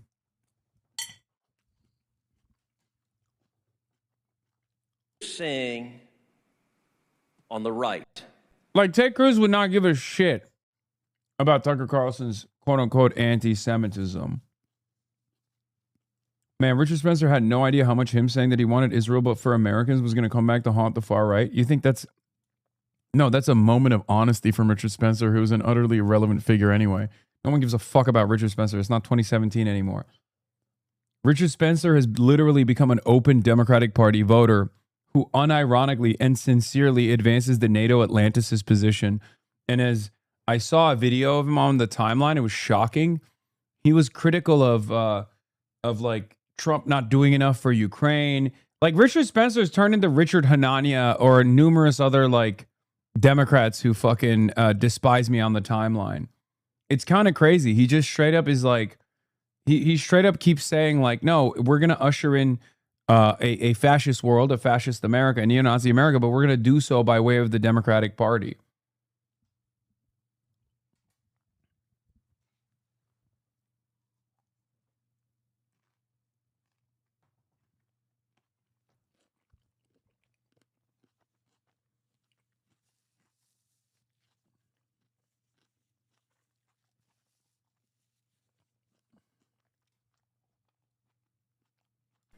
A cancer on the right.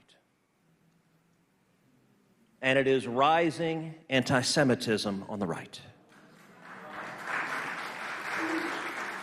Look, the left a decade ago. Scratch a liberal, right? No, it turns out scratch a fascist and a liberal bleeds. It works in the opposite direction too.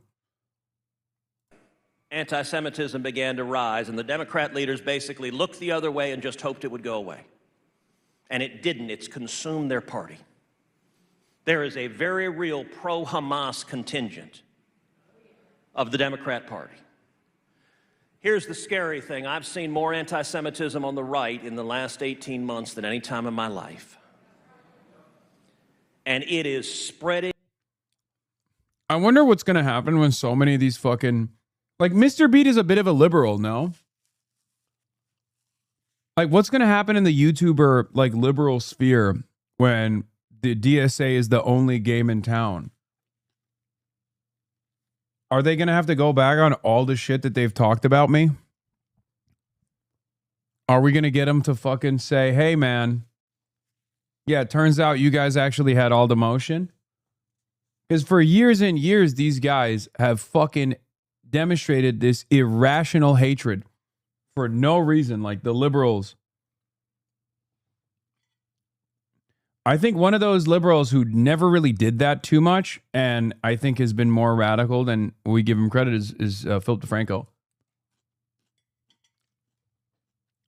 But yeah, it seems like he likes the DSA. Mr. Beat is cool with DSA, to be honest. He was on that PV stream with you and Oliver and stuff. Yeah. I thought that these guys were, for the longest time, they were like objectively anti-socialist, anti-communist, hated people like myself, may have even called me a terrorist, you know what I mean?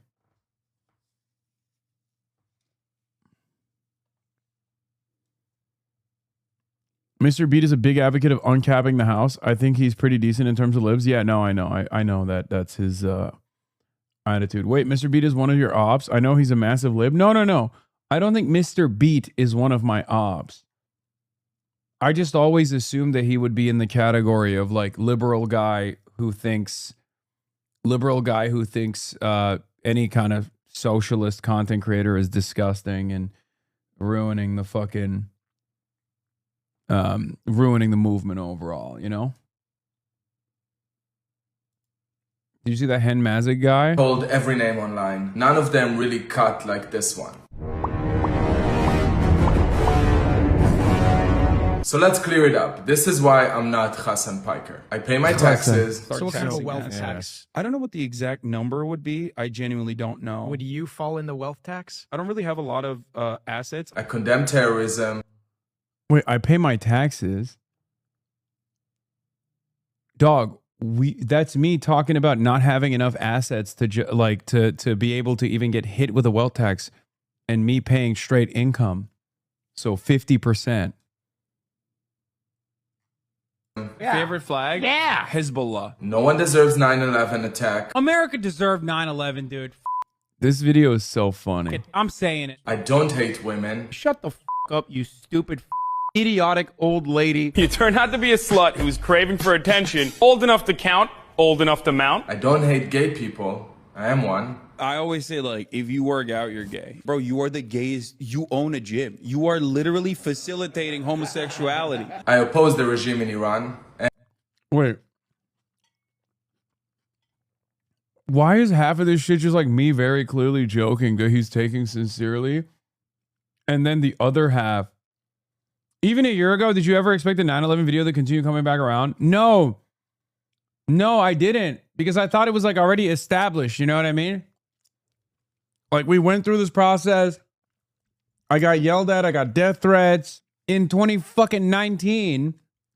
And then we moved on. And, you know, there's new shit about how, I don't know, how fucking I'm in favor of current terrorism as opposed to terrorism of the past. Like, that's what they say now. But it is kind of funny because, like, people constantly bring that up, and I just don't think many Americans give a shit about that, where they're like, okay, so he said Americans deserve 9/11 in 2019. Like, what the fuck does that... Like, what am I supposed to do with this information? You know what I mean? Like, okay. And then if they read a little bit further into it, they understand what I was saying or hear that I already fucking apologized for it or whatever.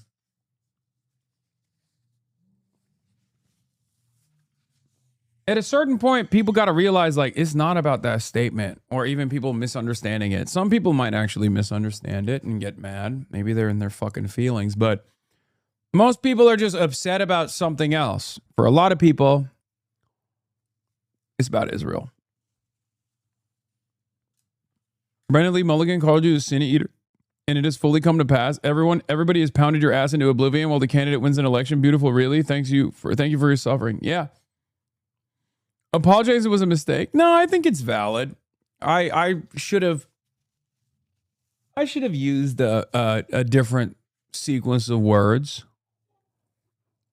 But yeah, the reason why they do this barrage of fucking silliness is because they can't be like, we hate that he's fucking defending the Palestinian resistance, and we think Israel is awesome, and we hate that he just like says it sucks shit all the time.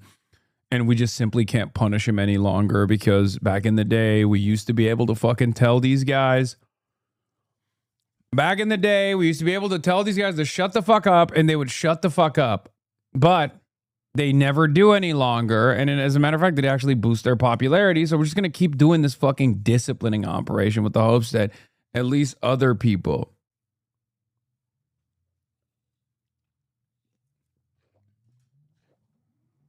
The old enough to count thing is all over Facebook recently. Dog, that's literally fucking bro tips. Look at me. Like, that wasn't shot with a camera that was built in this decade.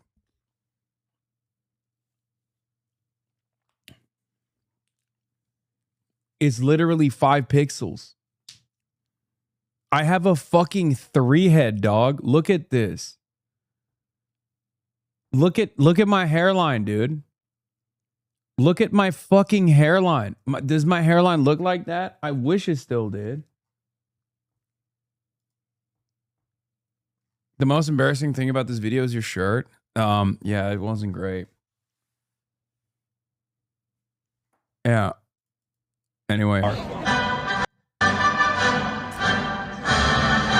I would never go on a 5-star trip to Cuba. It's incredible. It's truly one of my favorite places officially. I've never shocked my dog. America, Kaya, please just just stop. And even though we are 2 Middle Eastern men, we are not the same. Middle Eastern men. Did you get your subpoena? No, I never did. Damn, your hairline did run away a little bit. I mean, honestly.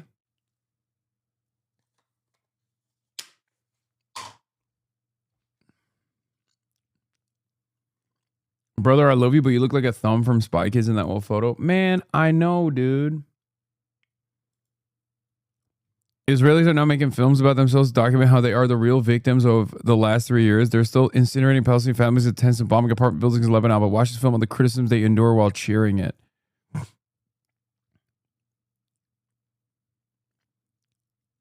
Every one of these Jewish horror stories goes like, I wonder what would happen. Nothing happened, but I did wonder. I mean, yeah, Golda Meir quote, when peace comes, we will perhaps in time be able to forgive the Arabs for killing our sons, but it will be harder for us to forgive them for having forced us to kill their sons. Peace will come and the Arabs will love their children more than they hate us. That's what Golda Meir said. Monster. Disgusting monster, dude.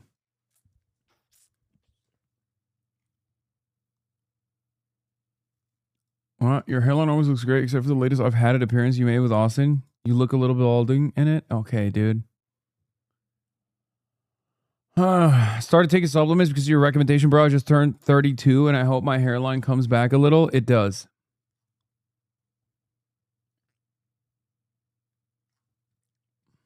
Like a cancer. Anyway. Let's go.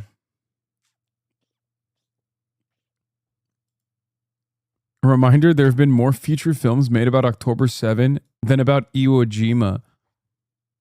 Ay, ay, ay.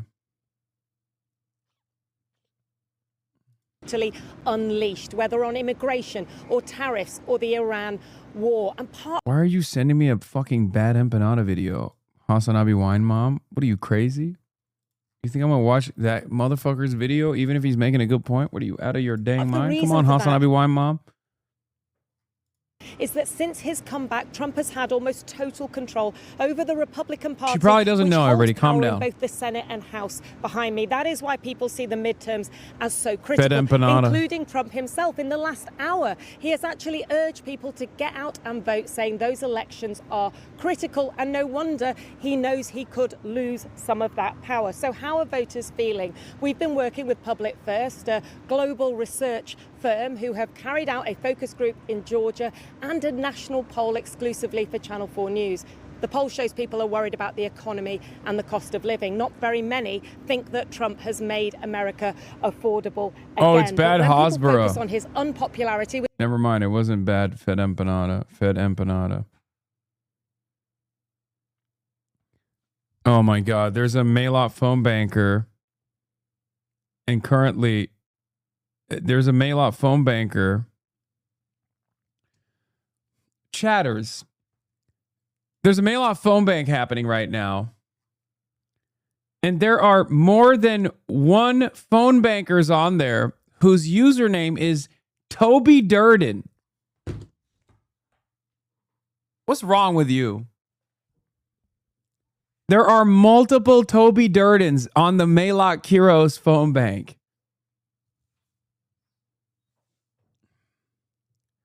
First of all, it's not Toby Doden. It's Turby Durbin. Okay? So get it right. It's Turby Durden.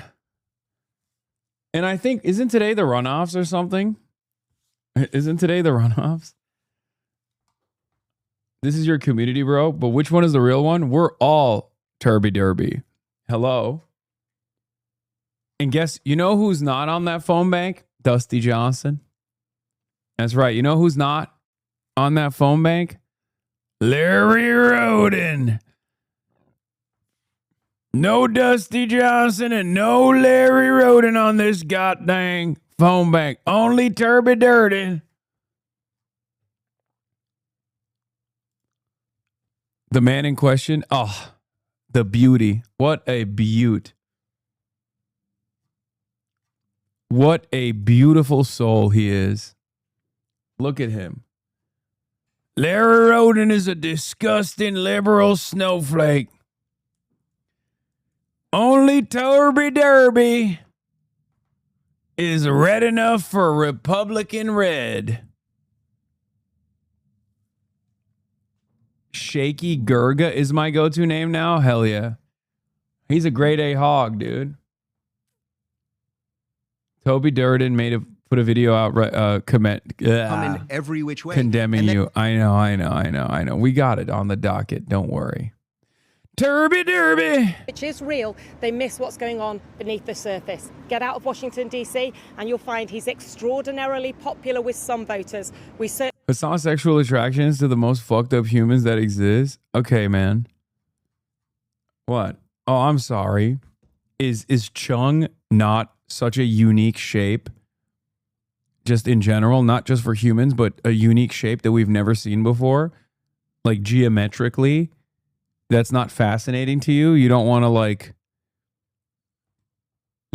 kiss him a little bit? I do. What state is Turby Derby from? South Dakota, brother.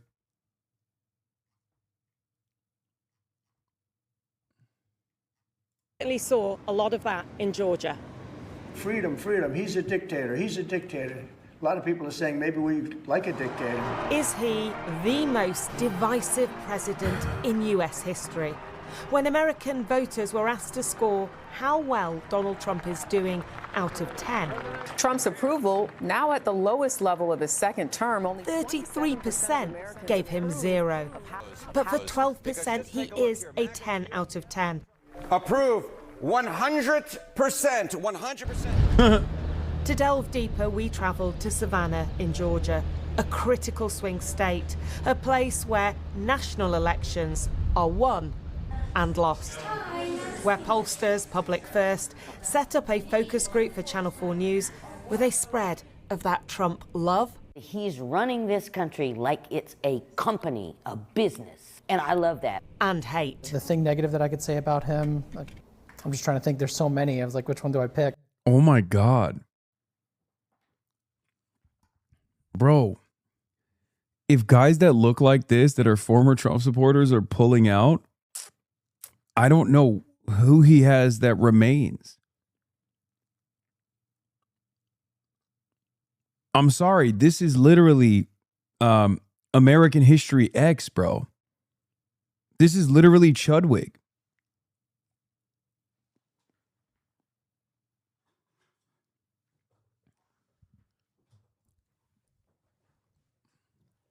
Like that guy, this is Chudwig. Also known as Ludwig, also known as co-worker wig. The elderly and the mentally handicapped. I mean, low key, yeah.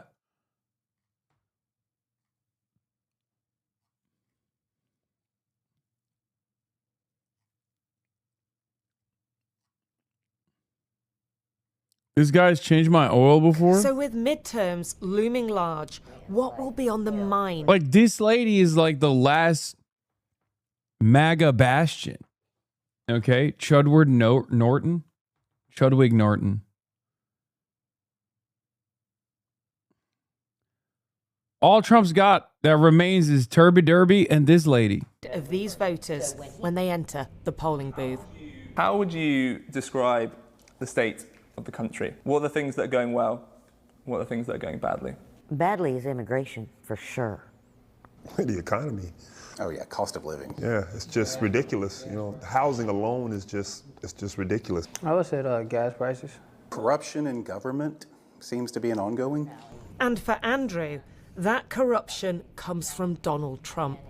But on this issue, the panel is split. You'll notice that under your chairs you have a piece of paper. How would you rate Trump's performance since taking office? The spread here is slightly more forgiving of the president than our national poll, but the divide still stark. A 0, 2 4s alongside 3 perfect 10s. Okay, we've got a range of numbers here. A judgment on which the room let rip. Shameful, unqualified, disastrous.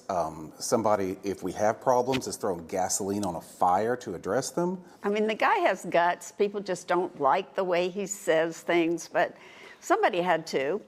You know, they don't like it, but I don't care about that. I care about the results. And it's not just what Trump says, it's what he posts. Endlessly on Truth Social, stretching from first thing in the morning long into the night. He tweets more than anybody I've ever seen in my life. This man is 70 plus years old and he's tweeting all the time. I'm like, why are you tweeting? Stop tweeting like a petulant child. He's intense and he does a lot of stuff that upsets people, and I get it. But this man's 70, honey. If he wants to tweet, let him.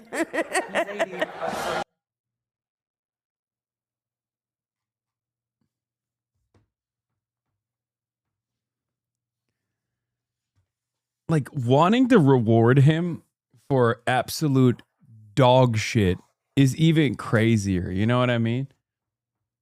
I'm sorry, but fuck old people. No. Not all old people are like this, okay? Actually, he's just turned 80, celebrating by staging a UFC fight on the White House lawn. But could the contrast between opulent scenes like these and the reality of life for average Americans hurt his Republican Party in the midterms? I work 2 jobs. I'm 39 years old. I think I'm a millennial. I'm probably going to be a forever renter. I feel sometimes there's just no way to get ahead, you know, and I've always been a hard worker, just kind of put your head down and just grind it out. But I've been grinding it out now for 5 years. I don't know many people that don't have 2 jobs. That's like the norm.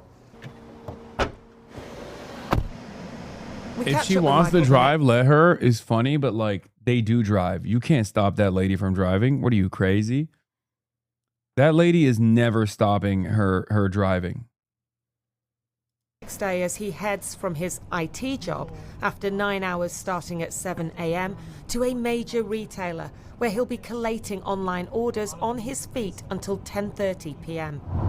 Do you think Donald Trump understands what it's like for someone like you? I don't think he could possibly understand what it's like to to put in the amount of hours that I put in personally every day, to not see your wife and your daughter, you know, certain days a week because you have to be gone to make a living. Michael isn't on the breadline, but says these supermarket hours are needed to maintain a middle-class lifestyle for his family. Back in the room, where there is a security guard, a pedicab driver, a factory worker, and a veteran, affordability is the top issue and will dominate the midterms.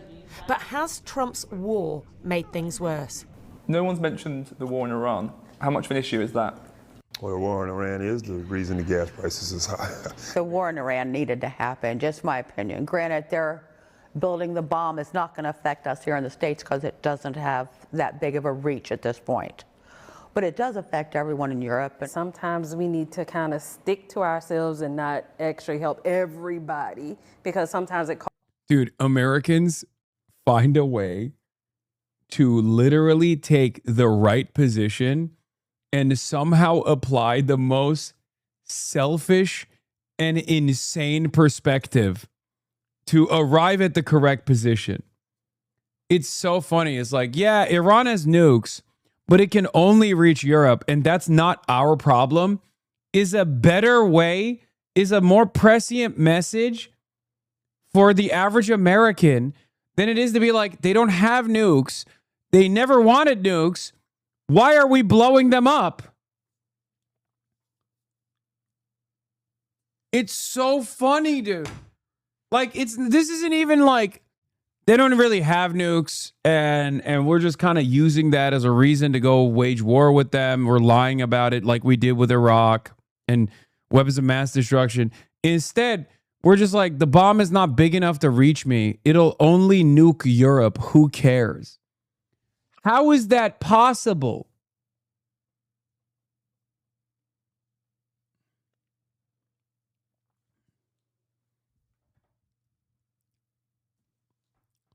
causes more pressure on us over here. Mr. President. On the question of Iran and so much else, Trump's talking points were certainly cutting. I guess we'll take those. Fuck it, right? I mean, I don't know. I don't know anymore, man. I don't.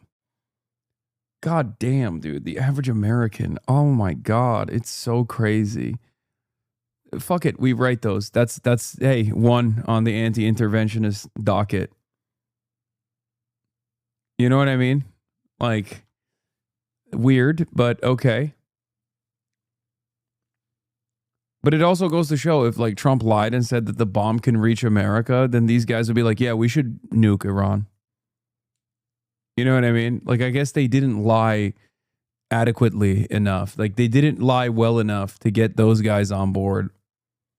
Because they just said like, oh, it'll only nuke Europe. We have to protect Europe. And America's like, I don't really care about protecting Europe.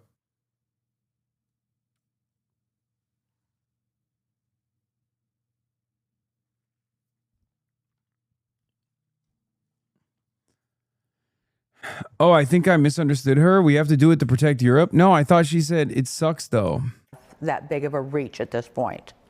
But it's going to affect us here in the States happen, just my opinion. Granted, they're building the bomb is not going to, war in Iran needed to happen, just my opinion. Granted, they're building. She said it needed to happen. The bomb is, but it does actually help everybody. This lady said, the first lady said the war in Iran needed to happen because we needed to fucking protect Europe. This lady said, maybe it's better not to help everybody. Because sometimes it causes more pressure on us. Yeah. Yeah, no, I didn't misunderstand her. I misunderstood her. No, I'm saying this lady arrived at the correct position, but took the wrong way home. Yeah, she said, we shouldn't be helping everybody. It's fine.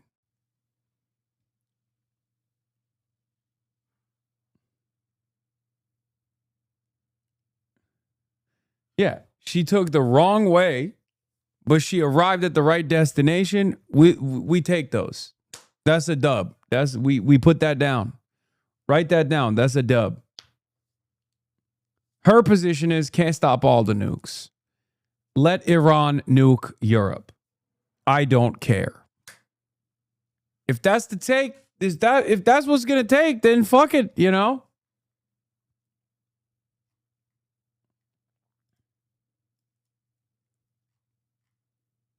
What? I am not making enough to eat, you fucker. I am food stressed. I'm underweight, you idiots. That's my family. What? Who are you talking to? We don't know how much you weigh. Over here. On the question of Iran and so much else, Trump's talking points were certainly cutting through to his strongest supporters. Waste, fraud, theft, and abuse. Numbers of fraudulent people on Social Security. Look at fraud. Billions of dollars being thrown away. Barack Hussein Obama, who sent Iran pallets of cash. Obama dumped all that money in Iran. Pallets of money. I look at London, and it's been so changed. Now they want to go to Sharia law. And Trump is using Great Britain as an example. See what happens when your government is taken over from the inside. By what? The entire panel raised concerns about What does that mean? What are you saying? Oh my God. Oh my God. These people, man. Oh God, it's so fucking... It's so fucking tough sometimes. I just hear... I hear what these guys, what Republicans have to say.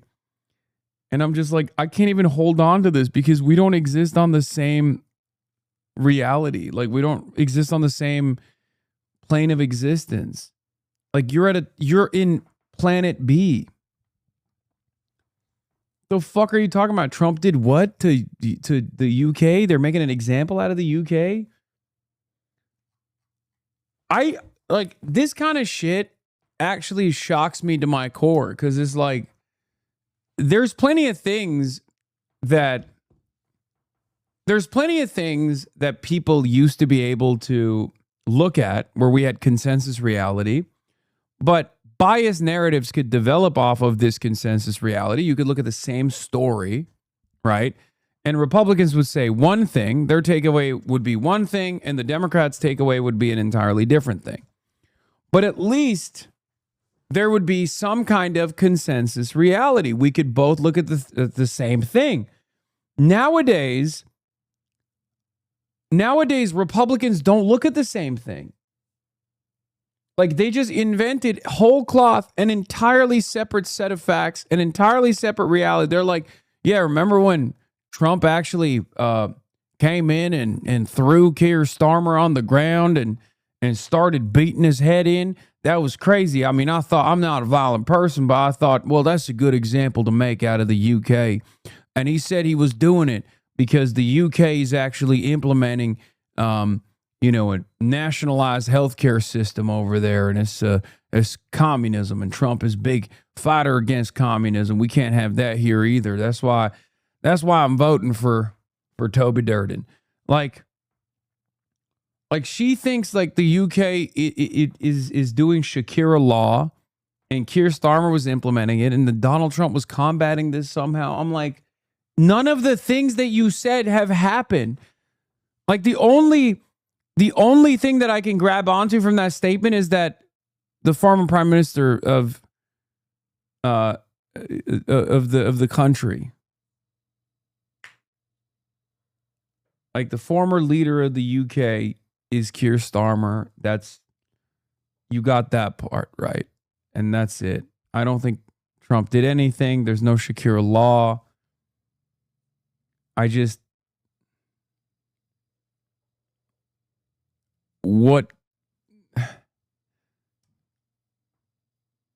you thought about rebutting their phrases with nuh-uh? No. Yep, my conservative friend doesn't believe that Cuba is under a blockade. Oh, immigration is a massive issue. Immigration. None of them were that across UK politics. Okay, what about Trump's relationship with the UK? Have you seen much of that? Has anyone seen? No. I haven't seen it. Okay. Does anyone see anyone saw that Keir Starmer resigning? I didn't see that I one. saw it. That's news to me, yeah. That's news to anyone else? But they were very engaged in what was happening at home, with a critical Senate race in Georgia this November pitting a Trump-endorsed Republican, Mike Collins, against Democrat John Ossoff, who some think might run for president. But what about those names more often talked about? J.D. Vance. Would he make a good president? For him? J.D. Vance. I would vote for J.D. I might. And just Oh my God, I'm Brian Kilme. Both of the people who were like, the one person who was like, we have to intervene because Iran is nuking Europe, and the person who said we don't intervene because Iran is nuking Europe and I don't care about Europe, are both voting for J.D. Vance. Yeah. Marco Rubio, Secretary of State. Okay. Hands up if you'd vote for him. I'd give him a maybe, yeah. Some maybes here. All right. So what do you do when a country is this divided? Stephanie, how you doing this morning? I'm doing great. The next day, we brought Trump-loving Stephanie, Bear with me on the turn, and Trump-hating Andrew back together again. She tends to not talk politics with her Democratic voting daughter, he Stephanie. with his Republican voting dad, trying to avoid arguments like these. When you look at Biden, your buddy Biden, I wouldn't say he was my buddy. I voted for him out of necessity. then he's your buddy. Stephanie thinks the Democrats have gone woke. LBGs and HYZs came along, and Andrew, who grew up gay in the South, worries the clock is turning back. And I'm seeing those rights come under, what progress we were able to make come under attack again. Can you foresee a future where the division is less? Where you're not holding up a 10 and you're not holding up a 0? I would like that. well, the 10 was for Trump. Yeah. So there'll never be a president like him again. Bro, what is happening? Yo, there's something seriously crazy about the frequency in which Trump operates that make these ladies go nutty mode. Like, they want to fuck him, they want to suck him, they want to be him, they want to wear his skin, they want to be his children. Like, what the fuck? She sincerely said, there will never be another man like him. That's God. That's God for you. How is that? Like, what happened? What the fuck has he done for you, lady? There's plenty of other racists out there. You know what I'm saying? It's not like Trump is the only racist, man.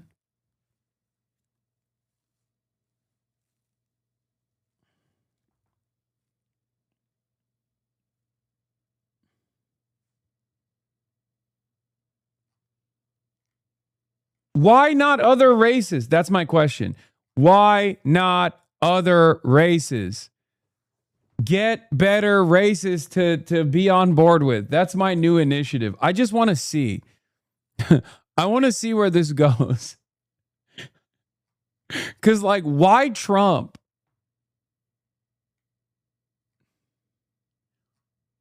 You know what I mean? He doesn't have a lot of redeemable qualities, especially at this point. He's gone back on virtually all of his campaign promises. So why Trump? Why not another racist? I want to see. Is there another guy that could captivate your attention this hard? What are they seeing that I'm not seeing? I wish there was an opportunity for me to, like, put on their glasses for one day and just stare at Donald Trump to understand what the fuck is happening in their minds.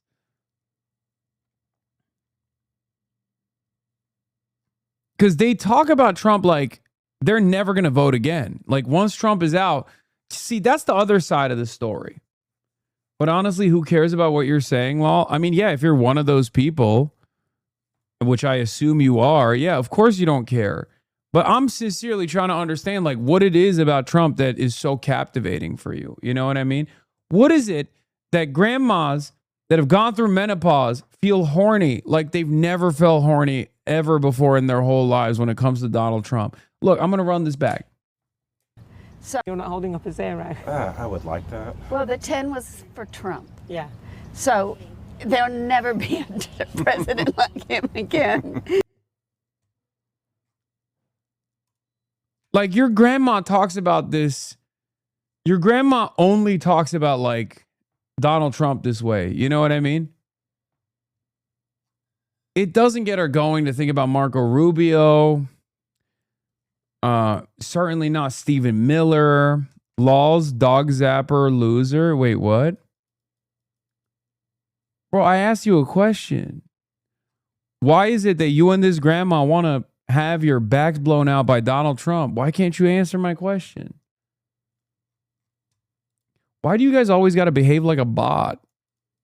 Come on. I'm asking you seriously because he's goated. Okay. No, but like actually, would you ever vote for another Republican? Like, do you like JD Vance? Do you like Marco Rubio? Or is it just Trump?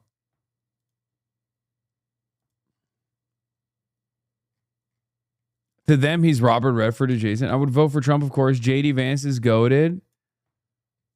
Okay. How is Trump goated? Like, what has he done that you like? How has Donald Trump materially improved your life? I know you're going to say he closed the border, but that's not like, how did that materially improve your life? Trump is goated because he made eggs cheaper. They're not. Inflation is actually at all-time highs still and only got worse since the war in Iran. Yeah. Okay, border closed. It made eggs cheaper. So the first one is not correct. And then the second one, you don't even explain how it ends up materially improving your life. Hasan, you're just LTN and Trump is Chad. What is just a LTN? Oh, I'm a low tier normie? I'm a low tier normie and Trump is Chad. Okay. Yeah, I don't think this guy can vote. And not because he's under the age of 18. Like, I think he's medically not allowed to vote. Because he's, like, medically 12.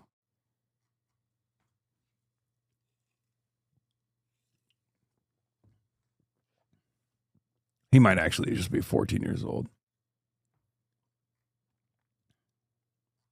Actually. We are alike.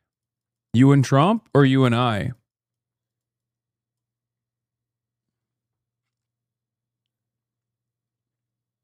POV is he's a billionaire business tycoon. Me and Trump. You and Trump are alike.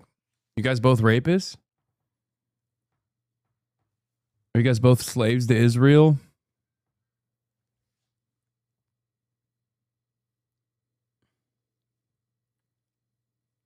You guys both take billions of dollars in tax revenue and direct it back into your pockets? You and Trump together? This is like the Enver Hoxha meme, you know? Me and Trump both made $6 billion last year. I made 0. He made $6 billion. But together we made $6 billion. You know, every dollar he puts in his pocket kind of feels like I'm making money. You know what I mean?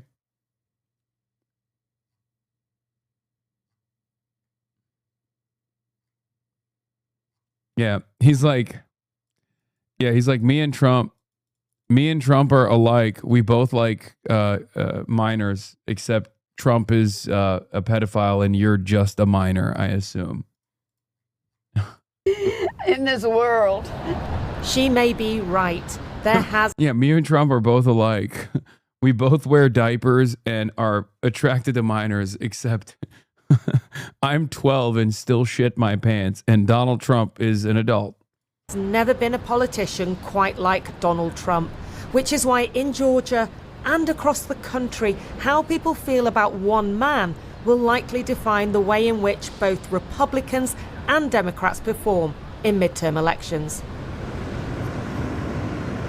It was so interesting to hear how those voters saw so much through the lens of Donald Trump. Not one of them raised a positive message about the Democratic Party. Michael, who did 2 jobs and will vote against Donald Trump. Chatter, I don't mean to alarm you, but this is the reason why your parents divorced, and you should know that it was literally because of you. I know they didn't tell you that that was the reason, but I'm going to clue you in on it. It's because of you. They talked about it behind your back. At least you'll have 2 Christmases, though, so that's good. But I just want you to know, your parents unironically did not divorce for any other reason but because of you. They were like, how could we have created such a demonic spawn, such a loser? You know, when there's like, You know when there's like a kid that you meet and you're like, this kid's not gonna he's not gonna make it. This is ass. We got to do it again. We got to try again. This mixture didn't work. This concoction didn't work. We got to try again with different people. That's what you did to them. But he wasn't happy with the Democrats either. The Public First host did hold up pictures of California Governor Gavin Newsom and of Kamala Harris. The response was muted. One Democrat did get a reaction in both directions, Alexandria Ocasio-Cortez on the left of the party, which speaks to the debate in the party right now after left-wingers won the New York primaries. But look, something else interesting happened. The Vice President, J.D. Vance, said something extraordinary last night. He said that if Watergate, probably the biggest political scandal in U.S. history. Yeah, it's true. I hate that he said it because it's 100% true. Happened tomorrow, it would be a 12-hour news story, and that it's crazy that it took down a presidency. He sounded like he thought his party was untouchable, but if it loses control of the Congress in November... By the way, divorce statement was kill shot. He stopped talking after that because he knows it's real. Okay? Fucking clocked. Headshot.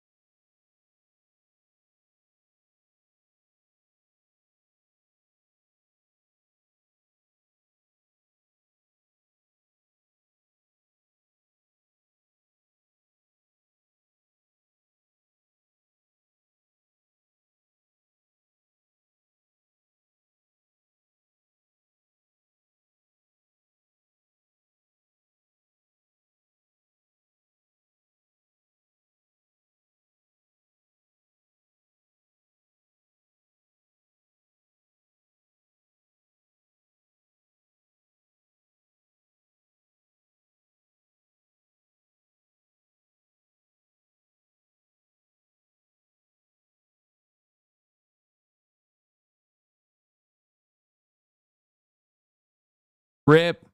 I'm done. Join Team Abdul.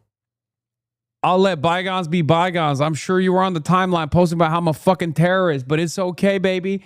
Get on the winning team. It's your time. It's your time now. New polls dropped today. I don't know. I guess this Wedgwood polls. I don't even know what kind of poll this is. This has got fucking 29 followers, so I don't know. It's literally like a fucking Google Drive, so I don't know if this is a reliable poll or not.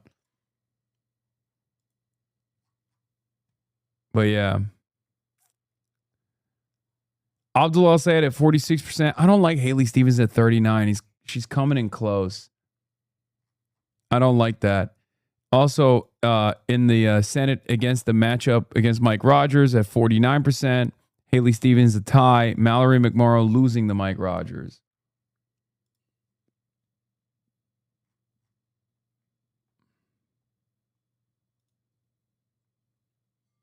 I guess they deleted that last post saying, okay, yeah, I give up.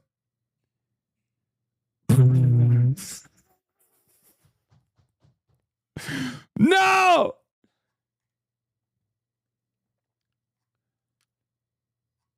Plot twist, they're a Stevens fan account now. Don't you want women to win? No. Yeah. I want some women to win. I'm going to Colorado, to Denver, specifically to aid and abet 2 women winning. Not 1, but 2. But not all women. It's a man's world.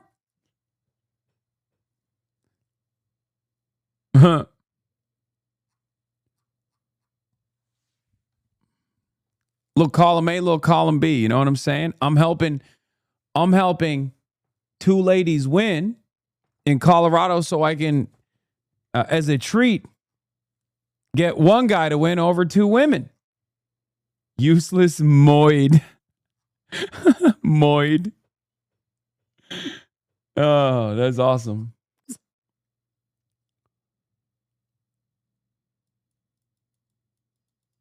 I just got done with phone banking for Maylot. Had a guy go on a rant about you because she was going to campaign with you. He thought you wanted to put liberals in re-education camps, so he thought that Maylot must secretly want that too, Lamau. Did you tell him yes, he does? And you're going to the camps unless you vote for Maylot? That's what you should have told him. You clocked him. The issue she had was not related to his ethnicity, but rather he was campaigning with someone who publicly sympathized with terrorists. Fucking clocked it. Someone says, it'd be wise for you to stop peddling this bullshit. We know it doesn't actually hurt Abdul in any way. All it does is raise his name recognition, and the more people see of him, the more they like him. Regardless of whether it hurts him, it's a bad thing you should stop doing. And so I'm going to speak up about it. There are people who see this kind of shit and they're just like, I'm one-shotted. I believe it. This guy is a terrorist. I tried to argue with him, just told him her policy. I tried not to argue with him, just told him her policy and got him off the phone. He said he still might vote for her. Let's go. We take those. We take those.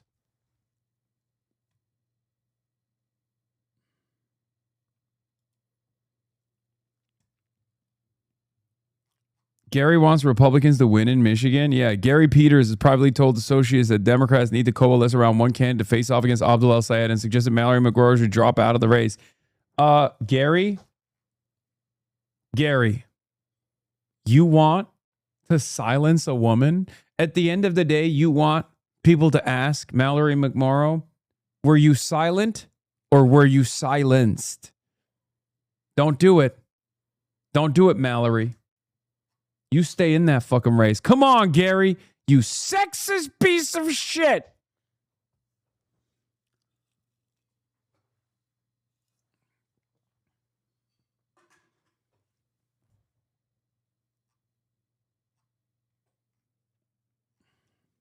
God damn it, Gary.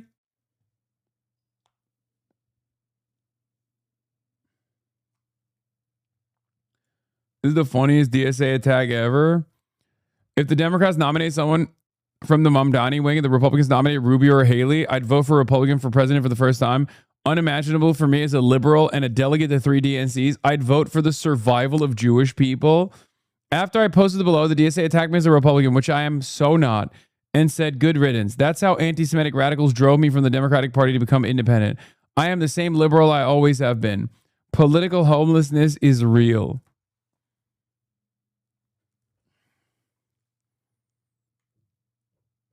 Wait, Todd, you've mentioned this to me many times. I re-registered as an independent a year ago.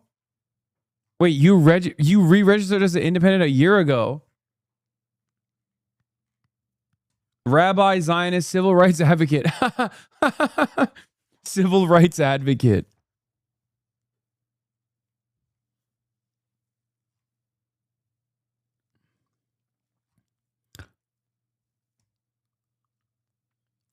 Civil rights advocate who wants to take away civil rights. So I guess he can advocate for more civil rights.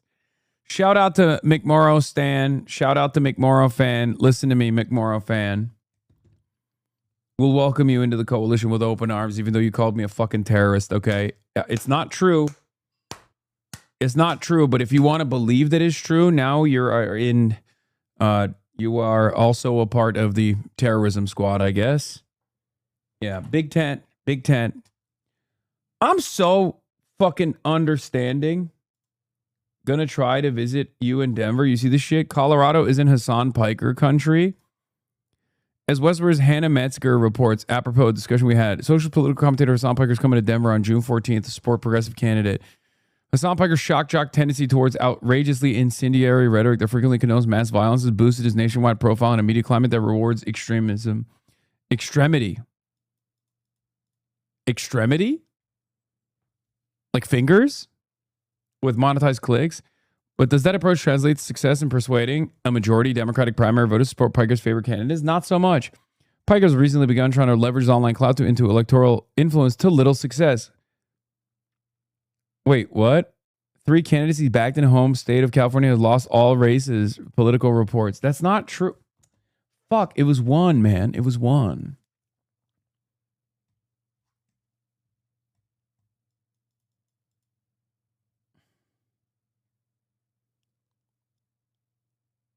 What is this? An interesting piece I saw somewhere about the power the Kim dynasty has over North Korea. When did you last see this? And are you able to produce this page now? We're actively working on this problem. What is this website? Colorado polls.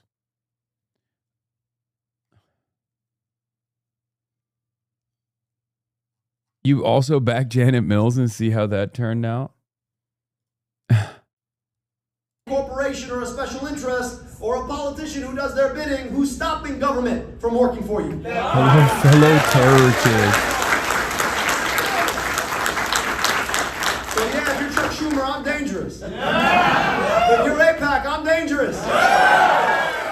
If you're a corporate PAC, I'm dangerous. If you're Blue Cross Blue Shield CEO, I'm pretty damn dangerous. If you're PCE, I for sure am dangerous. But if you're somebody who needs government to work for you, I aim to be the best friend you ever had. Okay. I'm not dangerous. Dude. God damn. What a stud. What a fucking stud. What a goddamn stud. Dude, I've never seen a crop of talent like this before in the Democratic Party.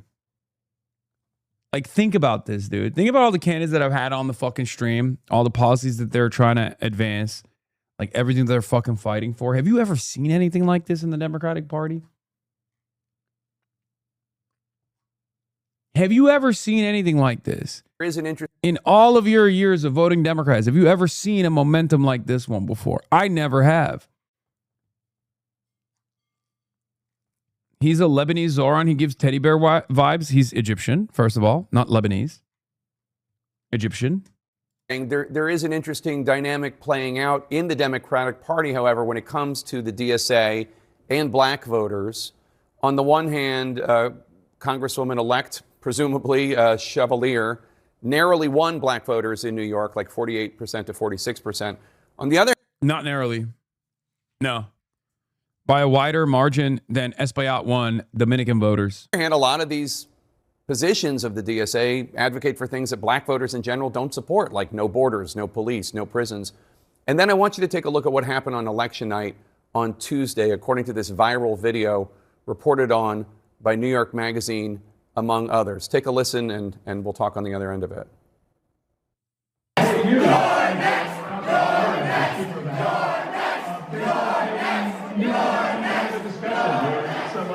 So that's a bar full of largely white DSA Oh, actors. shut the fuck up, Jake. You're such a bitch. God, you are... Oh, my God, Jake Tabor. Sweetie. Bad luck, sweetie. Yeah, they're talking about one of the most powerful politicians in the country, dude. They're talking about one of the most powerful people in the country. This right after you slandered Daria Lisa, who is black. Activists chanting "You're next" as they watch an interview on the TV in this bar. What's going on? Do they want to kill him? Do they want to do a Klan rally? Do they want to light a burning cross outside of Hakeem Jeffries' congressional office? What's going on? I'm stupid. I'm a stupid guy.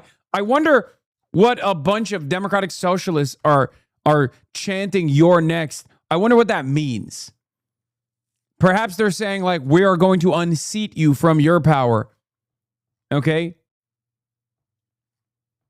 With Hakeem Jeffries, the potential first ever black speaker of the House. What's your take on that? Don't need debate. Don't need debate. Don't need debate. Come on. Remember, liberation theology. Liberation theology. We've seen your old sermons. We've seen your old sermons, Pastor. You know, as I said, we have robust and rambunctious arguments about the direction of our party, but the focus is on the concerns of ordinary people. Oh, thank God. Okay. Okay. Like, I don't even care. I don't. Maybe I spoke too soon. I don't even care if Raphael Warnock eats the bait there and says it's like racist or whatever. It just hurts my soul to see him every time be a corporate Democrat stooge, because I know what his real opinion is. I know what he used to say, what he used to think. So it's just like, it is a somber reminder that no matter how radical someone is before they run for office, once they get into office, the machine just molds them into this wishy-washy, middle of the road, bullshit ass AIPAC stooge. Look, I don't believe in abolishing the police. You can't have security without police. You don't have a country without borders. But this debate will go on. At least he sidestepped the very clearly idiotic statement that Jake Tapper was making about, like, yeah, they're racistly wanting to change the leadership of the party.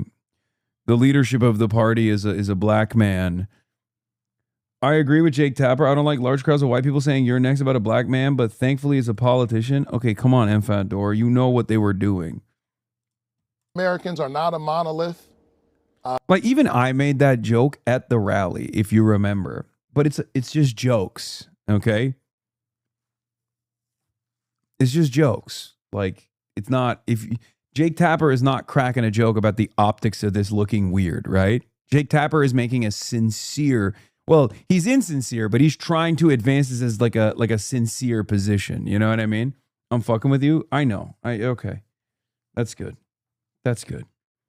They will respond as they are. Also, Jake Tapper is unbelievably racist. That's what makes it even funnier.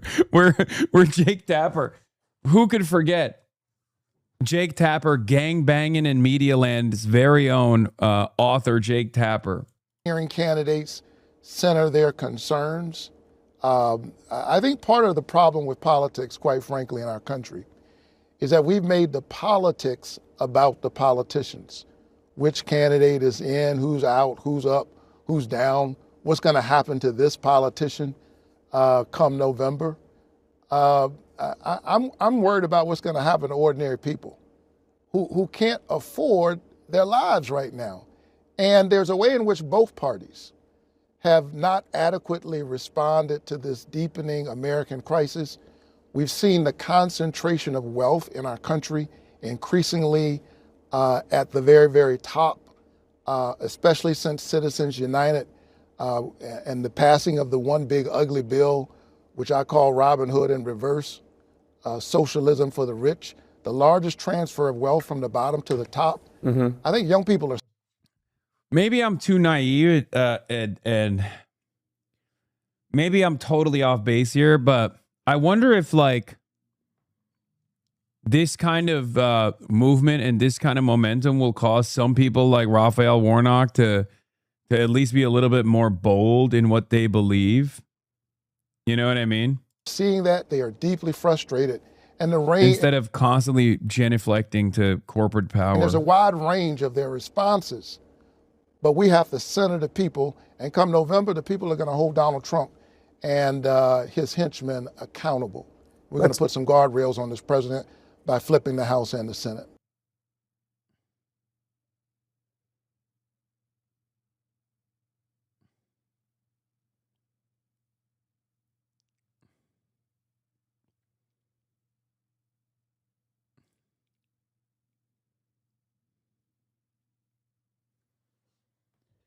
HasanAbi reverse Fetterman stands the stroke. You're Mr. Redemption, so you're going to see it from that angle always. Hopefully you're right.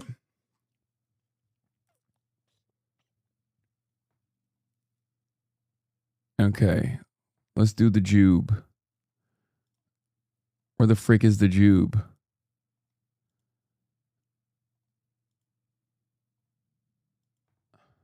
Wait, what was this?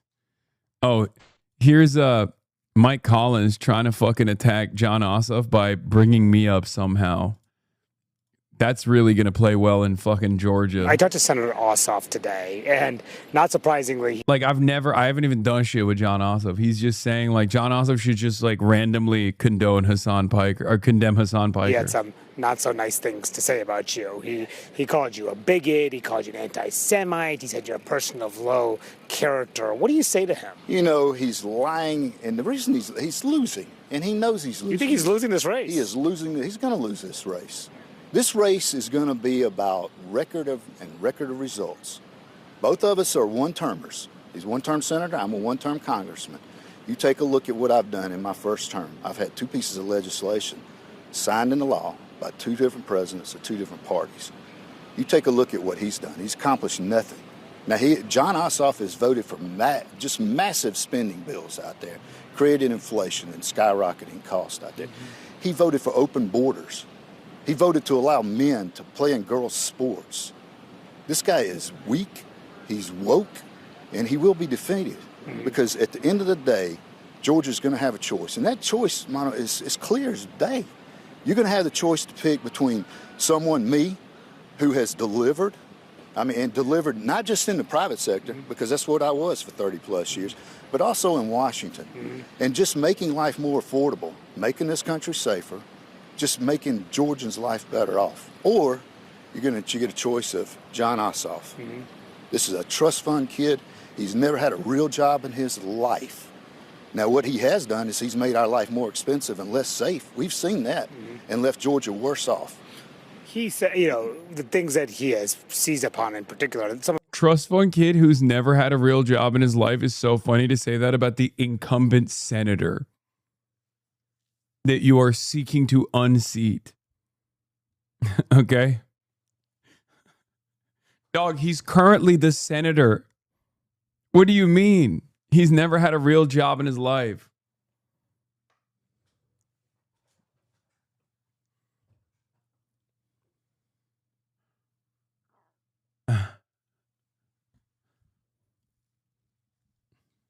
Of your past posts on social media and the like, a lot of them have gotten you into some hot water. Do you regret any of the things that you've said on social media? If I were Jon Ossoff, here's one. You're talking about somebody that voted against Israel twice. You're talking about, so why doesn't he condemn Hasan Piker? What? I have no contact with Jon Ossoff, man.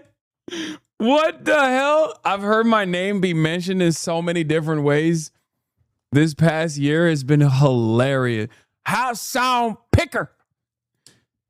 Yeah. Why don't you condemn him? He said he likes you and he's an anti-Semite. Do you hate Jews, Mr. Ossoff? Huh? Are you actually Jewish, Mr. Ossoff? How perfidious.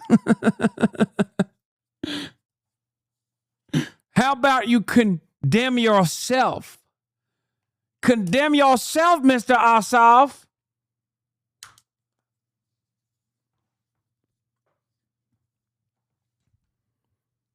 Yeah, Jon Ossoff receiving the HasanAbi bump for free 99.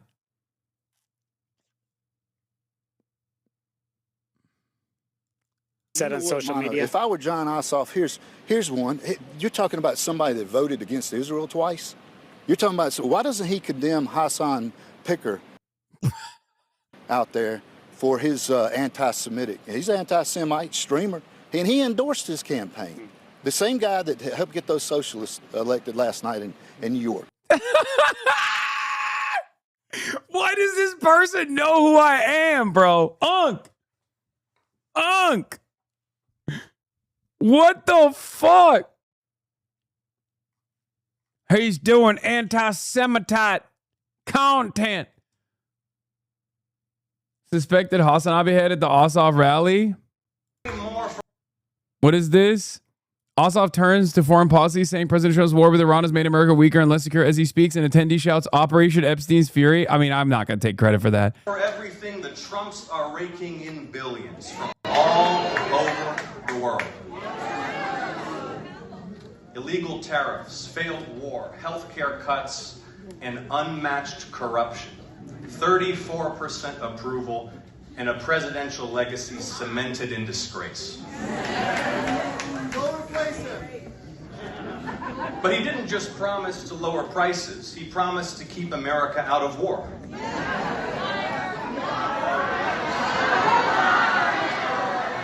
Instead, Donald's defeat sent gas prices soaring and made America weaker and less secure. And just Operation Epstein's Fury. So maybe John Ossoff should look in the mirror before he starts talking. But do you regret any of your past social media posts? You know what? I've always checked my social media posts as much as I could. But when things happened, I took care of that problem, just like any good business person would do. Will there be any other controversies from your past or associations with people that may get you in trouble in this race? You know what? We're going to stick to the issues on this thing. That's what's going to win it. Yeah, issues like Hasan Piker. Hasan Piker. Why has he not condemned him? Get him out of here. He's running for office. I know it. Protection, right? So yes, it certainly can. So has wokeness pushed America past the breaking point, or is the progressive movement the influencer on the left? Did he not just? Wait, what the fuck? You're arguing that things economically were better under Joe Biden. All right, we're skipping. My first surrounded claim is that wokeism did more damage to America than Trump ever did. So, wow, what a claim. Dave Rubin, I worked with him in the past. For those of you who don't know, he was at the Young Turks. He is unbelievably stupid, and I think he should go on every show. And the reason why I think that is because he's so bad at advocating for his cause that it's an automatic L. Dave Rubin could have sat there and have no one show up to the chair on this episode of Surrounded, and he would still lose the argument. Okay? Incredibly stupid guy. It's awesome. And you can tell from the first premise, from the first statement, wokeism did more damage to America than Trump ever did. That's incredible. It's 2026. This motherfucker's still talking about wokeism. All right, if you would like to debate this claim, please get to the center in 3, 2, 1. He's quick. He's quick. Yes, I am. So I find it interesting that you think wokeism has done so much damage to America as opposed to Donald Trump. Wokeism did not kick 17 million Americans off of their health insurance through Medicaid. Wokeism didn't start a disastrous war with Iran that has now led to... What if it did? I believe it did, though. Have you heard about the war against anti-woke? Inflation outpacing wage growth. Wokeism hasn't ripped up institutions or attempted even to destroy free speech, even by your standards, because Ronald Reagan appointed judge ruled that the Trump administration was violating the First Amendment by attempting to deport, arrest, and detain students and faculty members on college campuses for protesting for Palestine. Wokeism, to me, it doesn't even have remotely as disastrous as a track record as Donald Trump. Well, how would you define wokeism? I guess we should start with that. I think wokeism is a pejorative term that's used to describe left-wing cultural politics. Right, and what do you think left-wing cultural politics are? I'd say left-wing cultural politics include just the broad attitudes towards social justice, especially for minority groups that have faced persecution in various ways. Okay, so I think the simplest way to define wokeism is basic. Yeah, shouldn't you be defining that, Dave? Is your statement. collectivism on steroids, and usually as it applies to race and gender, meaning that you should be judged based on the color. You actually should be judged based on the color of your skin and your sexuality and your gender and a whole bunch of immutable characteristics. And depending on where those fall on the left's kind of hierarchy of importance, that's kind of how you can parse out where people should be and how important their ideas are. So even assuming your characterization to be an accurate characterization, which I don't necessarily take, right? Can you give me, we're going to have a lot of trouble getting to a fair agreement on that wokeism. Wokeism has, for example, skyrocketed inflation to outpace wage growth, the way that Donald Trump's war of aggression on Iran has done. Can you demonstrate that wokeism has violated the First Amendment by arresting students and faculty members on college campuses? Okay, well, yes, I can. So let's start. Well, first off, the disaster. Wokeism. Wokeism arrested students on college campuses is fucking awesome. Great. I can't wait. War, the quote-unquote disastrous war that you're talking about. You're talking about a 40-day military operation that stopped an apocalyptic regime from getting a nuclear bomb and exporting terrorism throughout the world. And we're now in an economic embargo of them, right? We've basically done a blockade of the Strait of Hormuz. So to say it's a disastrous war, we've done a blockade. We did lose. Hang on. We did lose 13. We did lose 13 of our soldiers, and that is killed over terrible. 200 children. But things happen in war, right? Yeah, things. Yeah. Well, things do happen in war. You can laugh at that. Hold on. Listen. You want to talk? No, I agree. But that's why war should be a last option. If Donald Trump wanted to prevent the Islamic Republic of Iran from obtaining a nuclear weapon, he could have just stuck with the Iran nuclear deal that he ripped up. Iran did not enrich past the 3.67. Wait, they didn't enrich past the 3.67% agreed upon in the JCPOA. They only got to 60% after Donald Trump left that deal and then started doing. Dave is so good. Yeah. That's a great way to debate. Unbelievable tactics, Dave. You're not even doing the nuh-uh. You're going,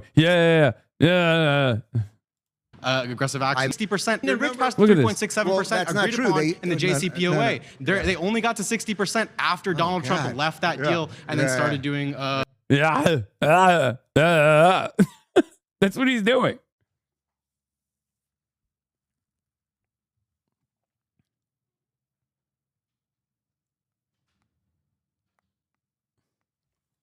It's awesome.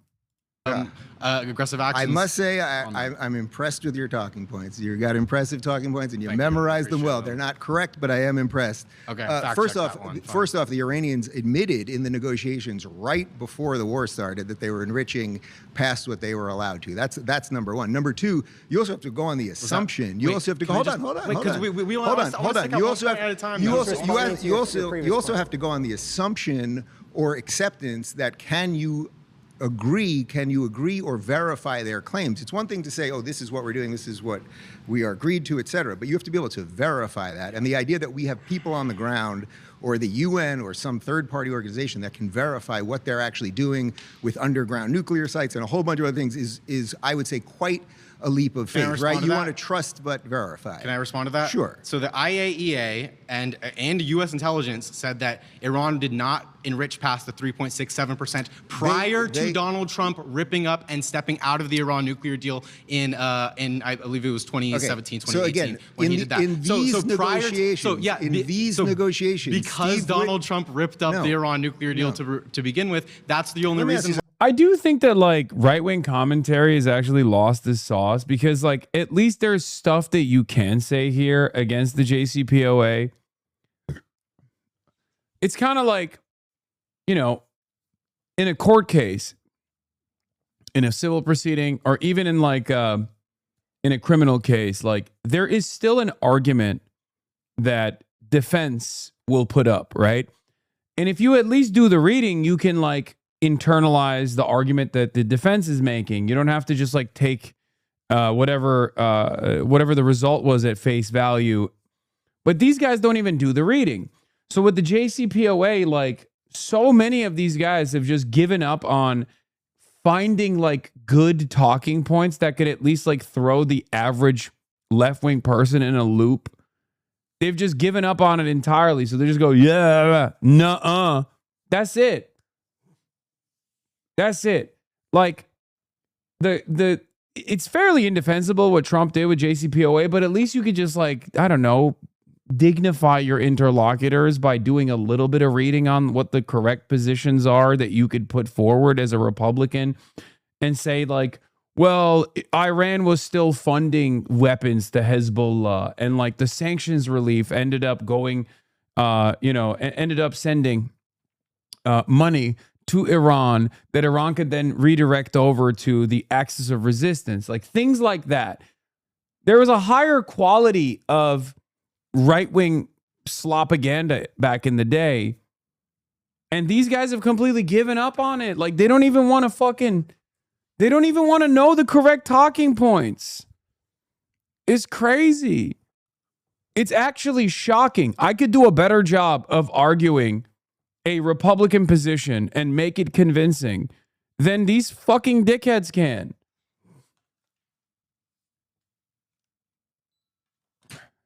Grifters don't even want to fucking work anymore. It's crazy. It makes me kind of mad. Here, the real argument that you should be presenting here is that the JCPOA was established on shaky ground. We can't rely on a multilateral commitment from our foreign adversaries like China and Russia. The International Atomic Energy Agency was in the pocket of the European Union. We can't trust them either. And then all of the Obama era sanctions relief opened up new pathways for the Iranian economy to bloom in the hands of the European markets. And then they could take all of that money and all of the components that they can now get off of the newly opened up pathways and build those missiles that pummeled Israel, that pummeled American military bases. Like, I don't know. Shit like that. Chapo hate raid? That's so funny. Chapo. What's good, Chapo? Hope you guys had a good stream. We're watching Dave Rubin.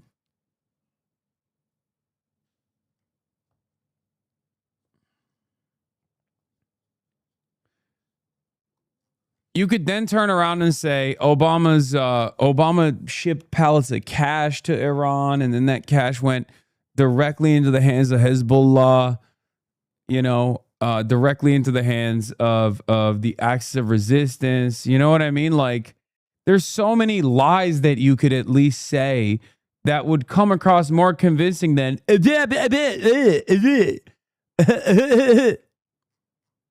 know what I mean? That's his answer. That's not an answer. That's not even a sentence. That's not even words. You're just making mouth noises. Let's try it a different way. I'll try it a different way. The IAEA assessments agree with me, and Tulsi Gabbard, our Director of National Intelligence, testified in front of Congress last year, and according to the entire intelligence community, Iran did not have a nuclear weapons program. Okay.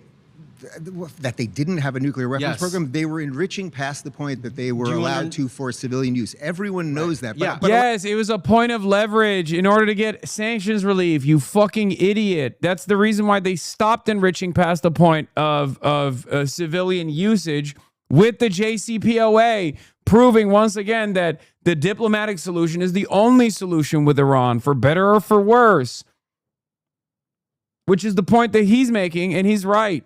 But do you understand a weaponization process is different than just enriching? Do you think the Iranian regime... And this is also before we even factor in a delivery system, okay? Iran has personally restricted their weapon systems to reach maybe like Hungary, okay?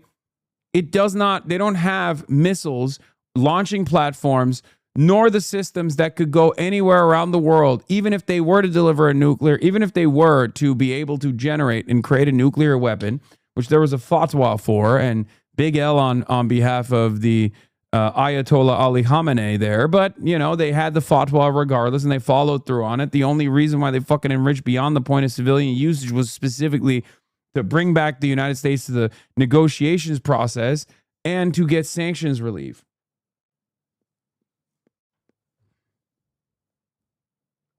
But they don't even have the fucking delivery systems that they need to also design and develop. Before this war, the Iranian regime that has oppressed the people of Iran for 40 years. Also, what the fuck does that have to do with wokeism?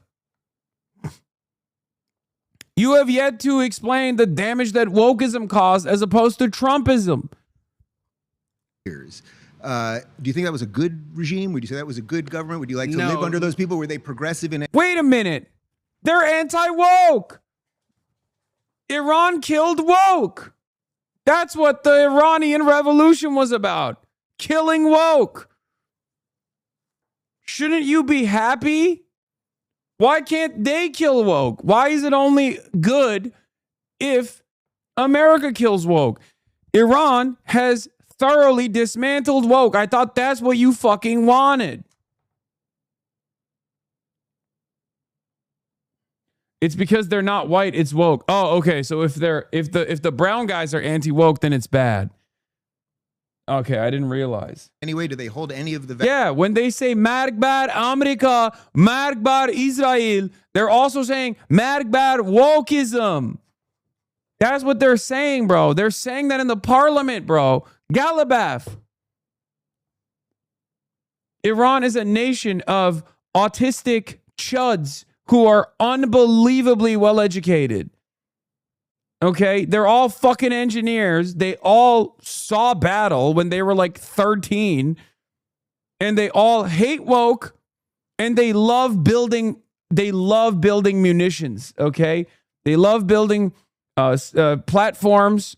They love building launchers that are single use if necessary, and they tackled woke. Values that any of you guys hold? No, but we don't just start wars on countries whose politics we disagree with or who are oppressive to their own people. We're actually an ally to Saudi Arabia and Mohammed bin Salman. They love LGBT? No, they don't love LGB, but they love the T. Ironically enough, they are actually woke on the T. That's the one part. Up that I agree with. You don't do that. Okay, we got something. All right, we got something. We got something with Israel that has committed gross human rights violations in Gaza. I'm shocked that Israel came up. Israel, the only place that has any of the progressive values that any of you guys share. Really? This is actually this is perfect. This is perfect because one of the things that you told me. That's awesome. He just deploys. Yeah. That's it. That's the whole point. At the beginning of this conversation. Oh, you meant the other LGBT. Oh, let's go. Bleep. Bleep. Certain place. Was that wokeism was judging people based on characteristics and collective thought. Israel is literally centered around the prioritization of the Jewish people as a matter of policy. That is literally collectivist thought. So you must hate Israel too. You must think that that's the ultimate form of collective identity, right? How many Muslim countries are there? How many Muslim countries? So you're just pivoting? No. I'm going to answer. But wait, is Israel collectivist? How many Muslim countries are there? I'm sure there are a lot of Muslim countries because there are a lot more Muslims than Jews. Yeah, well, just ballpark. How many Muslim countries are there? I would probably maybe say let's say between 10 to 20 maybe. All right, you're off by about 40. There's about 52 or 53 Muslim countries. In any of those countries, how's it going for minorities, women, gays, Christians, Jews? Yeah, I can say that other nations, it's extraordinarily repressive. But we got to pause there. We got to pause there. You've been voted out by the majority. Okay. Please return to your seat. This conversation fell completely. It's been fun. Off the fucking rails, bro. Get in there, Mason. Oh, she had it. All right. Dave. All right. Hi. Good to meet you. I'm actually a big fan. I've been watching you since all the way back in the Sam Harris era. Oh, yeah? And then I remember you softening me up, okay. No, you brought on Stephen Molyneux, the white nationalist. And I was like, this guy just loves ideas. He just loves all different types. Oh my God, Mason, you fucking asshole. That is, oh my God. He just unlocked memories in my brain. Mr. Ideas, remember? Dave Rubin was always like, oh, I love ideas. I'm Mr. Ideas. That's awesome.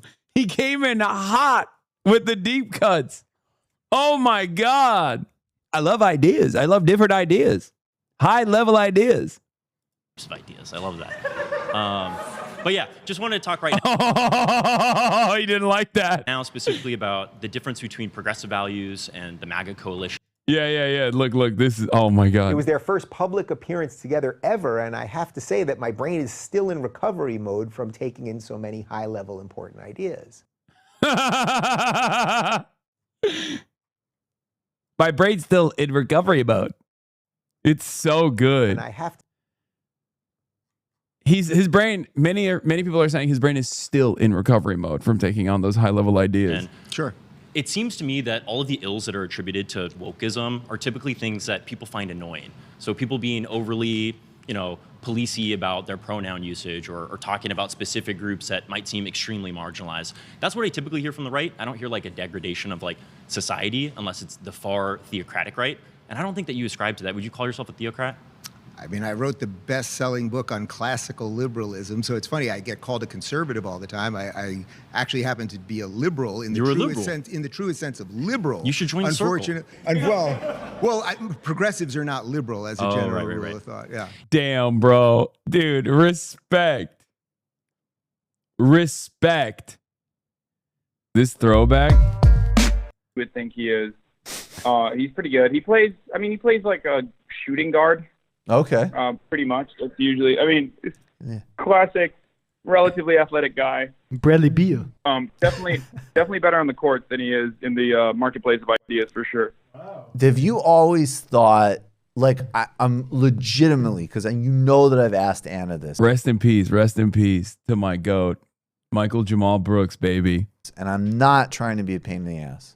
And you know that I've, like, how did you guys work? He's so stupid, Hasan. Like, even if he was right, he's a fucking idiot. Oh, dude. Okay, so here's the thing. Dave Rubin was the first time I really questioned, like, how much leeway I give to ideological allies, like people who I perceive to be on my side. Yeah. Because I genuinely never realized how dumb he was. You know what I mean? And I don't know if it's because he is kind of a liberal who's like portraying himself as a conservative, and that's why he comes across maybe more stupid now, or that he was genuinely this stupid this entire time, but because he was a liberal, I just simply did not see it. But yeah, I don't know. It really shocked me to the core seeing how dumb he has become. I don't think he was this dumb. But maybe he was just repeating liberal talking points, so I never really questioned it. I'm gonna guess that was what was going on, because I have actually looked. I didn't really watch him, or I wasn't really aware of him when he was on TYT, and then I kind of got like, okay, this guy's setting up this new hustle, and he's gonna. This is so boring. This is boring. Who's on the phone? It's me calling into the Michael Brooks show. Rest in power, Michael Brooks. Mason was a majority report, and he said that the only thing that was cut from his conversation with Dave was when Mason mentioned Sam Cedar. Wait, really? Yeah, for me, I just feel like that type of like annoyance that wokeism presents to the world is a lot less dangerous than like, I don't know, the coalition that you're a part of that like condemns people for having children when they're in gay marriages, or says things like, people that are of particular sexual orientations don't deserve the same equal rights. Well, would you say that that's something that's dangerous? A coalition. God, Mason is so good. He's the best of us. Is going to have all sorts of people in it. So it's like MAGA, if we were talking ideological diversity. Right? Yeah, if we were talking about what MAGA is, what I like about MAGA actually is that it's not a specific set of you have to believe this exact set, right? You have to believe these exact some people in MAGA can things. believe like gay couples can have kids, and others can believe like that's degeneracy and those people need to be jailed. Well, those are like the difference of ideas. Well, actually, the tough answer to that is yes. As long as you're not trying to litigate someone's life. I am around a lot of conservatives all the time, and particularly Christian conservatives, let's say, they generally are not for gay marriage. By the way, there's not one mosque in the United States that performs gay marriages, which is worth noting. Why are you so focused on Muslims today? Well, I'm just giving you. I'm just giving you a fact. But what I have found consistently, you know, Donald Trump was the first incoming first-time president that was for gay marriage. I actually really want to talk about that. Barack Obama was not for gay marriage when he first came in. And not until 2013. So what I would say is the MAGA movement, I mean, look, Scott Bessent, who's the Treasury Secretary, is married to a man and has kids. Peter Thiel is married to a man and has kids. Douglas Murray is one of the... Wait, I don't think Peter Thiel is married, and I don't think he has kids.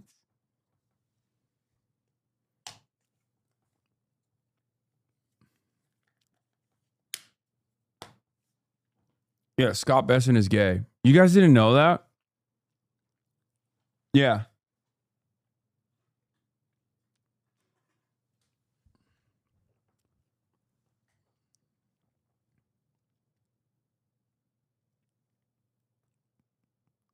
You guys know Peter Thiel is gay. greatest voices we have in conservatism happens to be He's married to J.D. Vance. gay. Yeah. I don't, for the most part, people on the right actually believe in individual rights and don't really care. But that doesn't mean that's where you've lost me, though, because that doesn't mean that everyone has to have the same religious perspective on everything. But you've been around the block for a long time, and just like you alluded to, in 2016, Trump held up a flag that said LGBTQ for Trump. He was asked in a CBS interview, would you let Caitlyn Jenner use the bathroom that she wants to in your hotels? He said absolutely. He didn't have a problem with that. He actually gave a better answer than that. He said, I'm a hotel builder. If you told me I had to build one bathroom, that would be fine with me. I think it's a great answer. But that's what's crazy is that evolution has changed so much to the current MAGA movement. The MAGA movement today, Donald Trump would absolutely not say that somebody could use the bathroom aligned with their gender identity. He specifically banned that. And not just that, but he's also just called for, he specifically wrote an executive order that classifies far leftist groups, like pro-transgender groups, as a danger to the country, which often the entire military can go after. That is insane. That is absolutely a violation of people's individual rights. All right, so you want to talk about the trans issue sort of broadly, I want to talk about the MAGA coalition that claims to be pro-individual liberty, yet wants to police the way that people express themselves. But what are they doing? That also wants to police people's bodies, that want to go after people specifically because of their ethnicity. None of that should be tolerated. So Donald Trump is in the middle of his second term. Gay marriage is here, it's passed, it's a just then cause. Why are I believe in individual rights. Wait, you're friends with Michael Knowles, right? Yeah. So what's that coalition again called? I think it's like Less Equal, that's trying to actually get rid of Obergefell and overturn gay marriage rights. Does that not concern you? Well, first off, I've never heard of that specific organization, but what I can tell you... You're friends with them! Yeah, no, that's like... I mean, that's a real initiative. I don't know why you're, as a gay man, not more worried about that. As a gay MAGA man.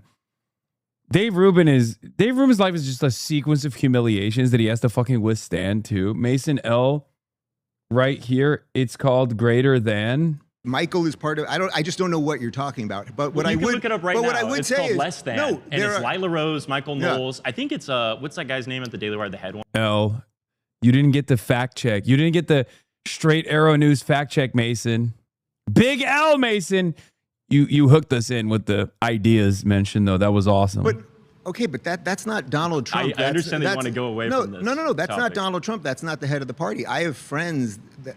Well, first off, Michael and I are friends, but there is a cap on our friendship. What is this? There actually How are you is. friends with someone who doesn't want you to be in love, my man? He doesn't want me to be in love. He's had dinner at my house with his wife. My husband cooked for him. That's against God, so I want to have a word with him. No. But think about what you're saying. I get Dave, it. No. Think about what I'm saying. But what I want to say your is, name. Wait. Hold on, champ. Dave Rubin's life is just eating shit nonstop. It's awesome. Dave Rubin has to just like constantly be around people that literally tell him he's going to hell because he's a homosexual man. He has to constantly be in correspondence with people that tell him that he should not be able to adopt children, which he has. He has adopted children. He's a gay man. His husband's name is also Dave. His husband actually is a wonderful guy. I don't know if he still is, but he was a wonderful guy at the time when I first met him. But yes, Dave Rubin is a gay man married to, a husband by the same name. Yes, Dave and Dave. And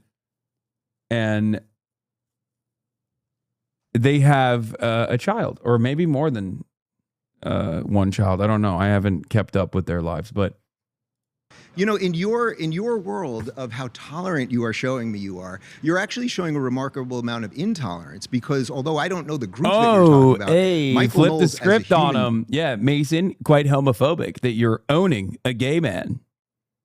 being has been to my house, and my husband has cooked him lamb, and we have enjoyed evenings together and shared personal moments and all of those things. Now, do we agree on absolutely everything? Of course the answer to that is no. And if Michael or anyone else was trying to lead some organization that was going to go against my civil rights, well, that is where obviously we would have our difference of opinion, really, of course. Dave, But I also glad. respect people's religious beliefs. They're allowed to have their religious beliefs. Their religious beliefs are not allowed to legislate my life. This is all very separate from the trans thing, which obviously I sense is going to come up a few more times. I'll just say real quick, like, I'm not trying to come after you. I believe that you should have the full liberty to have the family of your choice. But what I will say is I'm glad Michael treats you with respect individually when you guys are together. But when he goes in front of his platform and says that a video of two gay men having a child is the most disgusting thing that he's ever seen, which is a quote, you can look up the tweet.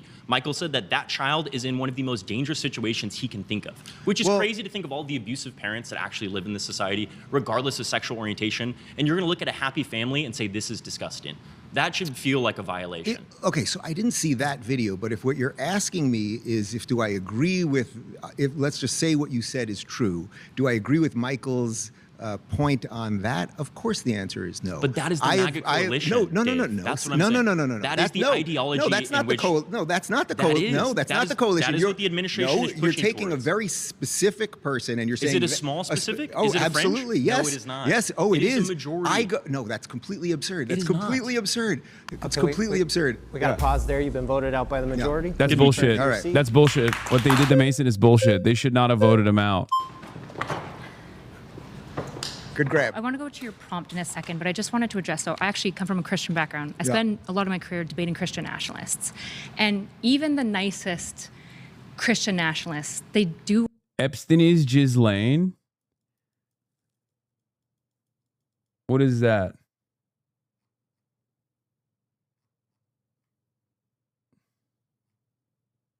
This person, ew. want to take your rights. I spend a lot of time talking to these people, even the really nice ones. So I just want to be careful. And I guess I want to say, like, I remember when you posted about having your kid. The sex pest Ghislaine.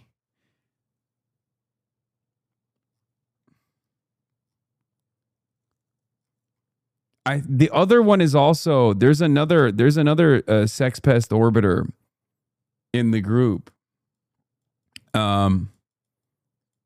I saw her in the background. The one that fucking hates me. I mean, I guess this one probably hates me too. This guy's gonna cook, I think. We'll see. There's another one. There's another one. I don't even see her. Oh, right there. Liberal pearly things? Yeah, just pearly things. You guys are slow, bro. How's it going, Dave? You're quick. How you doing? So she is/was Dee's partner in business. I just quickly wanted to recognize, I love this, by the way. You have a very unconventional... I'm unfamiliar with the expanded Pedonelli universe.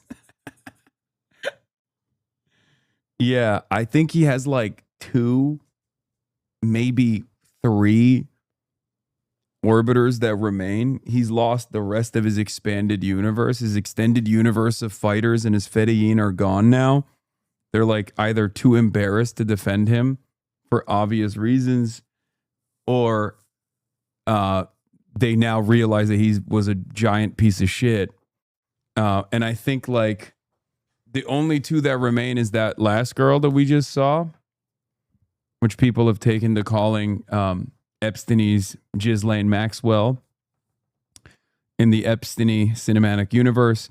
And then the other one, the other one is the other lady who is always yelling at me that wants to be like the liberal Charlie Kirk or something.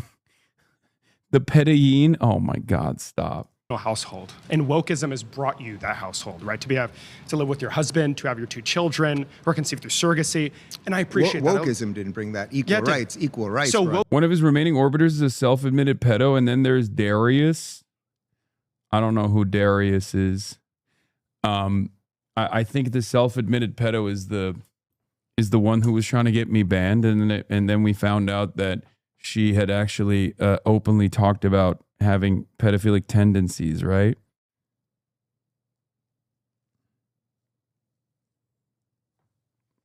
Food slops. Wokeism is, as I define it, as I view it personally, is looking to expand on already existing civil liberties, right? To ensure that, to ensure America practices what it preaches: equal protections, inclusion of everybody, democracy, etc. So it's not a policy prescription, it's a social prescription. Donald Trump is president. He's the head of the executive branch. He has a trifecta, a judiciary that's on his side. Donald Trump's violent. Donald Trump's destroying the pillars of America: democracy, negative rights, the rule of law, our Constitution. The list goes on and on. So I'm just curious to see, what institutional damage has wokeism done? And sure, if you want to engage with Trump being violent, that'd be nice. Yeah. Well, I mean, I just don't agree with anything you said there, period. First off, wokeism isn't what led to, say, gay marriage. What led to gay marriage is a fight for equality under the law. That's literally what is wokeism. That's what wokeism is. What the fuck is wokeism then? I don't like the way you framed wokeism as a thing that is good, because I think it's bad. I'm sure he'll make the distinction. If you believe that Mason said in the break he ran off to ask ChatGPT for talking points. Stop. Heterosexual marriage, that an adult should be able to engage in any sort of contract with another adult, then that has to be equal. That's what equal protection, which you just mentioned, is, and that's actually what the decision was based on. Yes. So that was not wokeism. That was the promise of America, which is the promise of individual rights and equal opportunity. As for a few of the other things that you said there, again, if we could do the, you want to do the Iran thing again. No, I said Donald Trump is violent. Yeah, so Donald Trump is violent in what sense? How So I also want to mention the reason why you left the left, correct me if I'm wrong, is because you believe progressives were turning to authoritarianism. Am I correct there? I mean, that was your PragerU video. You said it. You can't deny it. Settle down, Chip. There was a panoply of reasons that I did. But that's one of them, correct? Yeah. Do you think it's authoritarian for the president of the United States to call for the death of 6 active members of the legislature for making a video that is totally fine and legal? It's interesting. Oh, well, first off, you're talking about the video where they basically, Mark Kelly and several of these guys were basically saying, if you're in the military, you can go against, Trump and all those things. Well, first off, there are some legal actual reasons that perhaps you should not, as a former member of the military, be telling. The punishment for making videos is death. I forgot. Sorry. I'm sorry. I wish these guys would hit on like harder shit. I feel like the first guy hit him on some more significant problems, right? Like war with Iran, it's just, crisis in the cost of living crisis only accelerating further, stuff like that. Because Donald Trump called for the death of 6 congressional members, like members of Congress. I think some of them were in the Senate, some of them were in the House of Representatives. I can't really remember. But that's fucked up. Don't get me wrong, but it's just like he has such a big laundry list of shit that, not to say that that's not fucked up. I'm just saying there's more consequential things that he's done. By the way, the best thing to do here would be to get Dave Rubin to define what wokeism is and why it's damaging, because he's just running away with it right now by he's just like, wokeism. Wokeism is bad things, and things that you call wokeism that are good, I don't agree. It's not wokeism. That's just America. That's his argument, which is fucking so stupid. Hang him. George Washington Wood. Did anyone get put to death? Does it matter? The president of the United That's his eye. Okay, never mind. Dave is so fucking stupid. Did anyone get put to death? Oh, okay. So I guess the president can make the president can actually threaten with death sitting representatives and sitting senators, as long as they don't actually get put to death. It's fine. Would you be fine with that if Joe Biden said that? If Joe Biden came out and was like, we should, do the death penalty to Tom Cotton? Would you be fucking fine with that? Of course not. You'd be like, oh my God, the violent liberals, these violent liberals need to be put in prison. Like, that's what you would say in that situation. And to be fair, you would have good reason to say that. Like, that would be crazy if Biden said that. The United States is actively calling for the death of members of the legislature that oppose him? Is anyone in trouble? Is anyone in trouble because of that? You're missing the difference. No, you're saying Donald Trump. Okay, no, hold on. Hang on. Let's just understand the prompt here. You said wokeism has done more damage than Donald Trump ever did. So can you tell me a single time wokeism is doing something remotely similar? Remotely similar as Donald Trump. You want damage? Being yeah, he should have been like, what do you think about Hasan Piker? What he said about Rick Scott? He's not dead. He's very much alive. Do you think that that's appropriate? You know what I mean?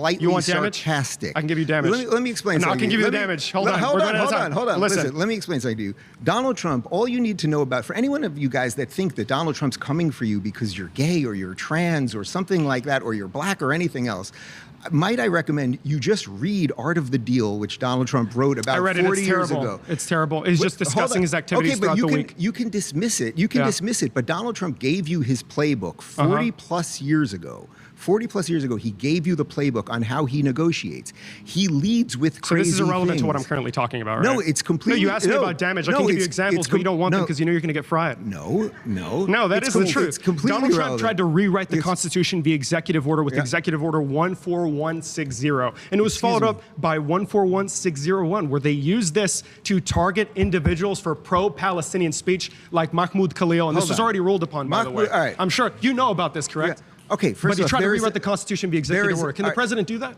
There's a difference. Can the president do that? Hold on. There is a difference between exercising free speech. He's not answering. There's a difference between exercising free speech and closing down a campus and not letting students get. You're an interesting character. Yeah. No, you seem nice. There's a difference between exercising free speech, which I will always defend your free speech, no matter how noxious it is. The president and closing down campuses. No, they weren't. No, Mahmoud Khalil and all of these masked He was almost deported with no cause, and it's literally in the documents of the case. Well, first off. Yeah, he was almost deported with no clause, and there's even a less defensible aspect of this, where you can talk about Remeza Öztürk, right? The Turkish American or the Turkish student on a student visa at Tufts University who literally got kidnapped and was placed in a fucking prison for genuinely just writing an article about Israel. Like, that's it. She was one of the co-authors that was in the Tufts school newspaper. And she got fucking kidnapped by masked agents of the state in broad daylight in the middle of the goddamn city. Marco Rubio has illustrated the point many times. True. If you're here on a green card or a student visa or anything else, you don't have the exact same protections that you don't. Congress shall make no law. What? No. For people. Dave said we threatened his life, by the way. What?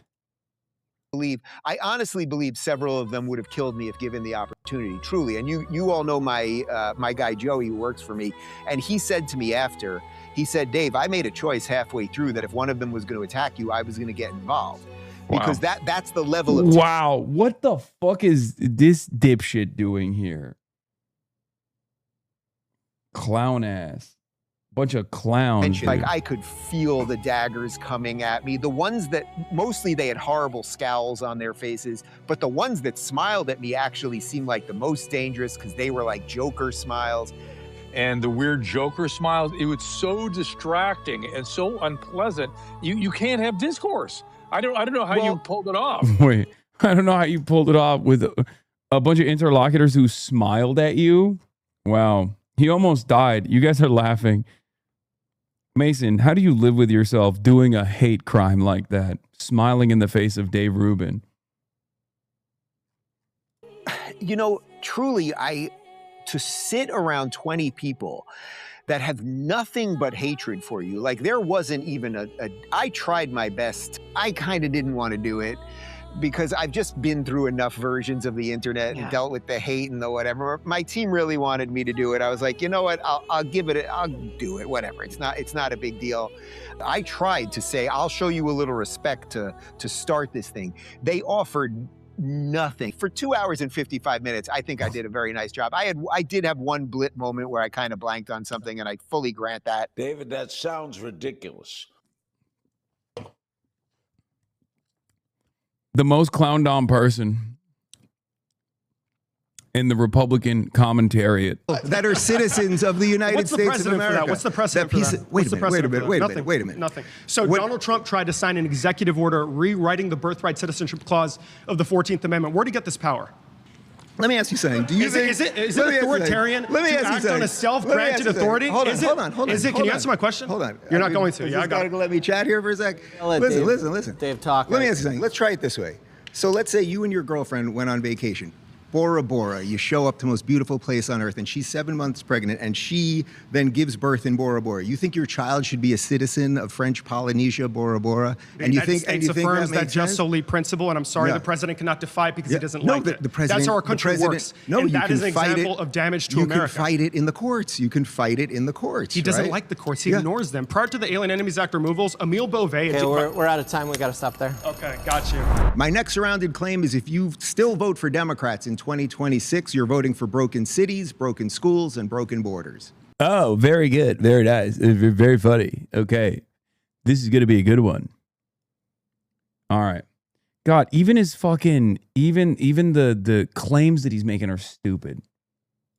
If you would like to debate this claim, get to the chair in 3, 2, 1.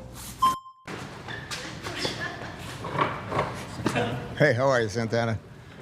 So, can you explain a little bit about what you mean, broken cities, broken schools, broken borders? Sure. Well, broken cities, you can boil it down to crime and drug use. And I can tell you, having been here in Los Angeles for the last 36 hours, I have seen more homeless people, more drug use, more urban decay than I have seen in the last 5 years combined living in Florida. Florida? Yeah. In terms of schools, it's basically brainwashing kids and teaching them what to think instead of teaching them how to think. And then what was the third one in terms of, For the record, every Republican argument in the general election turns into Dave Rubin if the opposition is actually advancing. If the Democrats, hopefully Democratic Socialists, are advancing a clear agenda on affordability and defining exactly what they're going to do as far as like healthcare, Medicare for all, housing for all, government funded housing, federal jobs guarantee, free college, and, embargoing the state of Israel, like things like that. This is all they have. It will be reduced to just this. Okay? These guys, I think, got a little bit too comfortable with not really having to make a convincing argument because Democrats haven't been making a convincing case to vote for them, right? But in any case, we're at 8 hours. I'm going to end it here, chat. I'm tired. I'm sorry. Maybe we'll continue watching this tomorrow. There's a lot of other funny videos on the docket as well. So we'll get to all of that and more. Tomorrow, I got Francesca Hong, running for Wisconsin governor. And on Tuesday, I will be in Denver, Colorado. I will be in Denver, Colorado on Tuesday, hopefully, to notch another W. Okay. I have not taken the Which Leftist Are You quiz yet. I will take it tomorrow, hopefully. Okay. Anyway, love you guys, and I'll see you tomorrow, okay? It's a good day today. Peace. Stunning lo-fi introduction, starting off the day. All the chatter's trickling in, hustle people hate. Sunny Los Angeles, California, says Hasan. Stun luck to the stun luck to the topic's just begun. 'Cause there he is again, Hasan is streaming. Hasan is streaming. There it is again, Hasan is streaming. Hasan is streaming. Reviewing a Chinese train, telling Kaya place. Sun and Asmin Chatterloss, giving Grinning's grace. Zoran winning NYC, woke two back with the force. The Rogan of the left, to me a dumb himbo still of course. The Charlie Kirk assassination, the Fear and Online show.